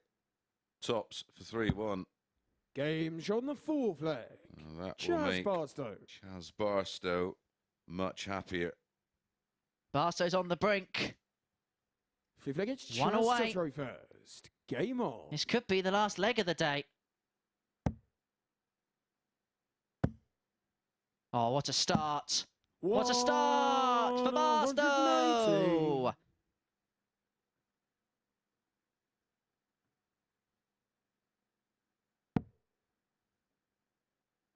What can Evans do in response?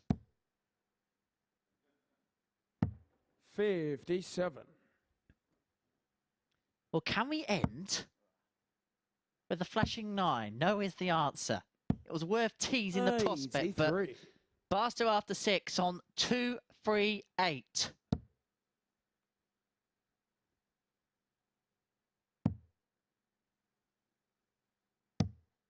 $56.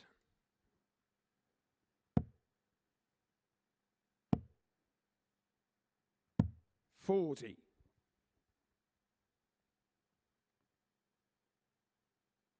Probably needs a lot here, Lee Evans. He may get the lot. And now he really is getting frustrated up there. Giving himself a slap on the back of the head. That's how unhappy he is with himself. 92. Because he knows Barstow's almost there. He knows Barstow will go level on points with him. And he knows that he will lose sight of Graham Hall at the top of the table. 60. Judges require 106. For the match. 86 left, so across for 18s.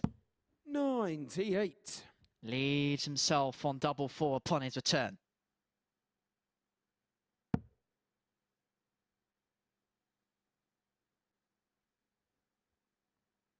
Once again, that little step back from Lee Evans.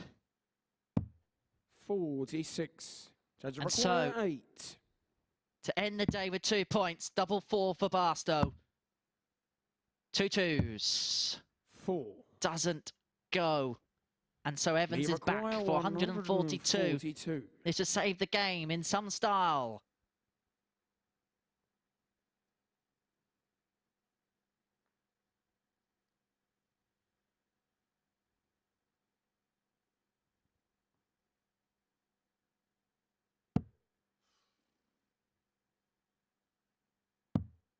Took his time, but it didn't help. And so Barstow returns for double 2. 44. He's 4 points away from putting himself on 4 points.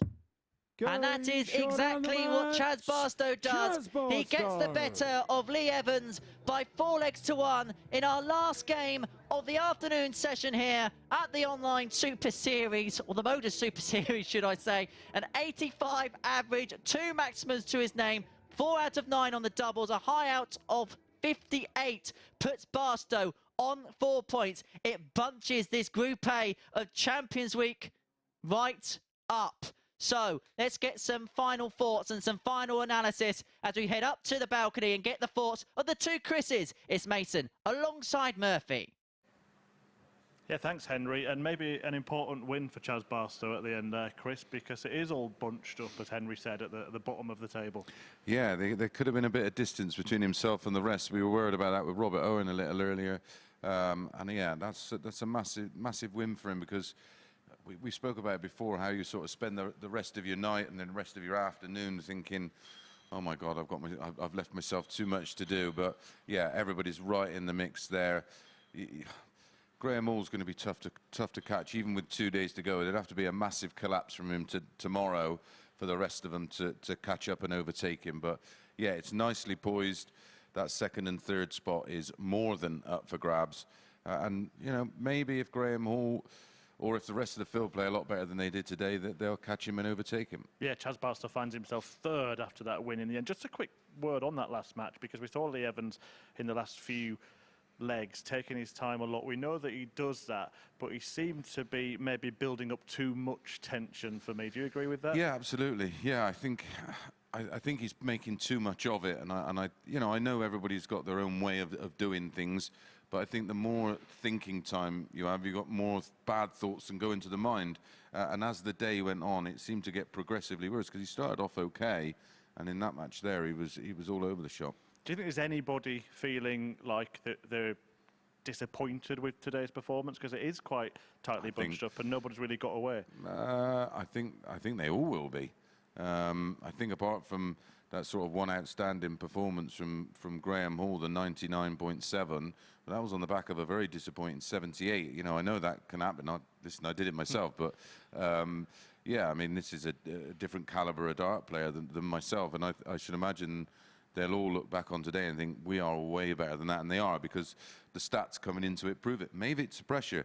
Maybe they're thinking about that £20,000 and being the first winner. Who knows? Yeah, absolutely. It is all about getting to finals night on Saturday. Don't forget, you could be here as well, as Henry said in commentary. Go to dartshop.tv if you want to book your tickets, and there will be complimentary tickets available for an exhibition here in Portsmouth with some of the best dart stars in the world as well. Chris Mason will be back tomorrow. You're not playing just yet, later in the week for that. But today it's been all about Graham Hall, top of the table, winning 4 of his 5 matches. The action resumes at 9:30 a.m. live on Sporty Stuff TV and, of course, the MODUS Super Series YouTube channel. The question remains, can anybody clear Hall and stop Graham getting to finals night? We'll find out over the next couple of days. See you tomorrow.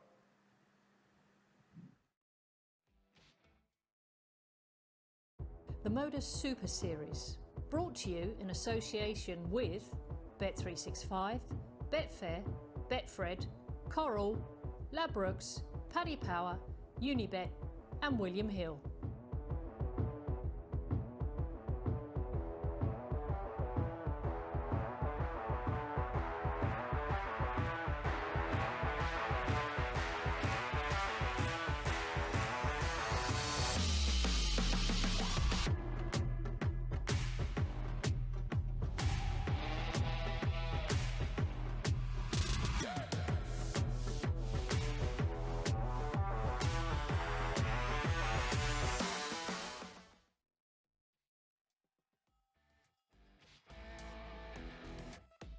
The MODUS Super Series, brought to you in association with Bet365, Betfair, Betfred, Coral, Ladbrokes, Paddy Power, Unibet and William Hill.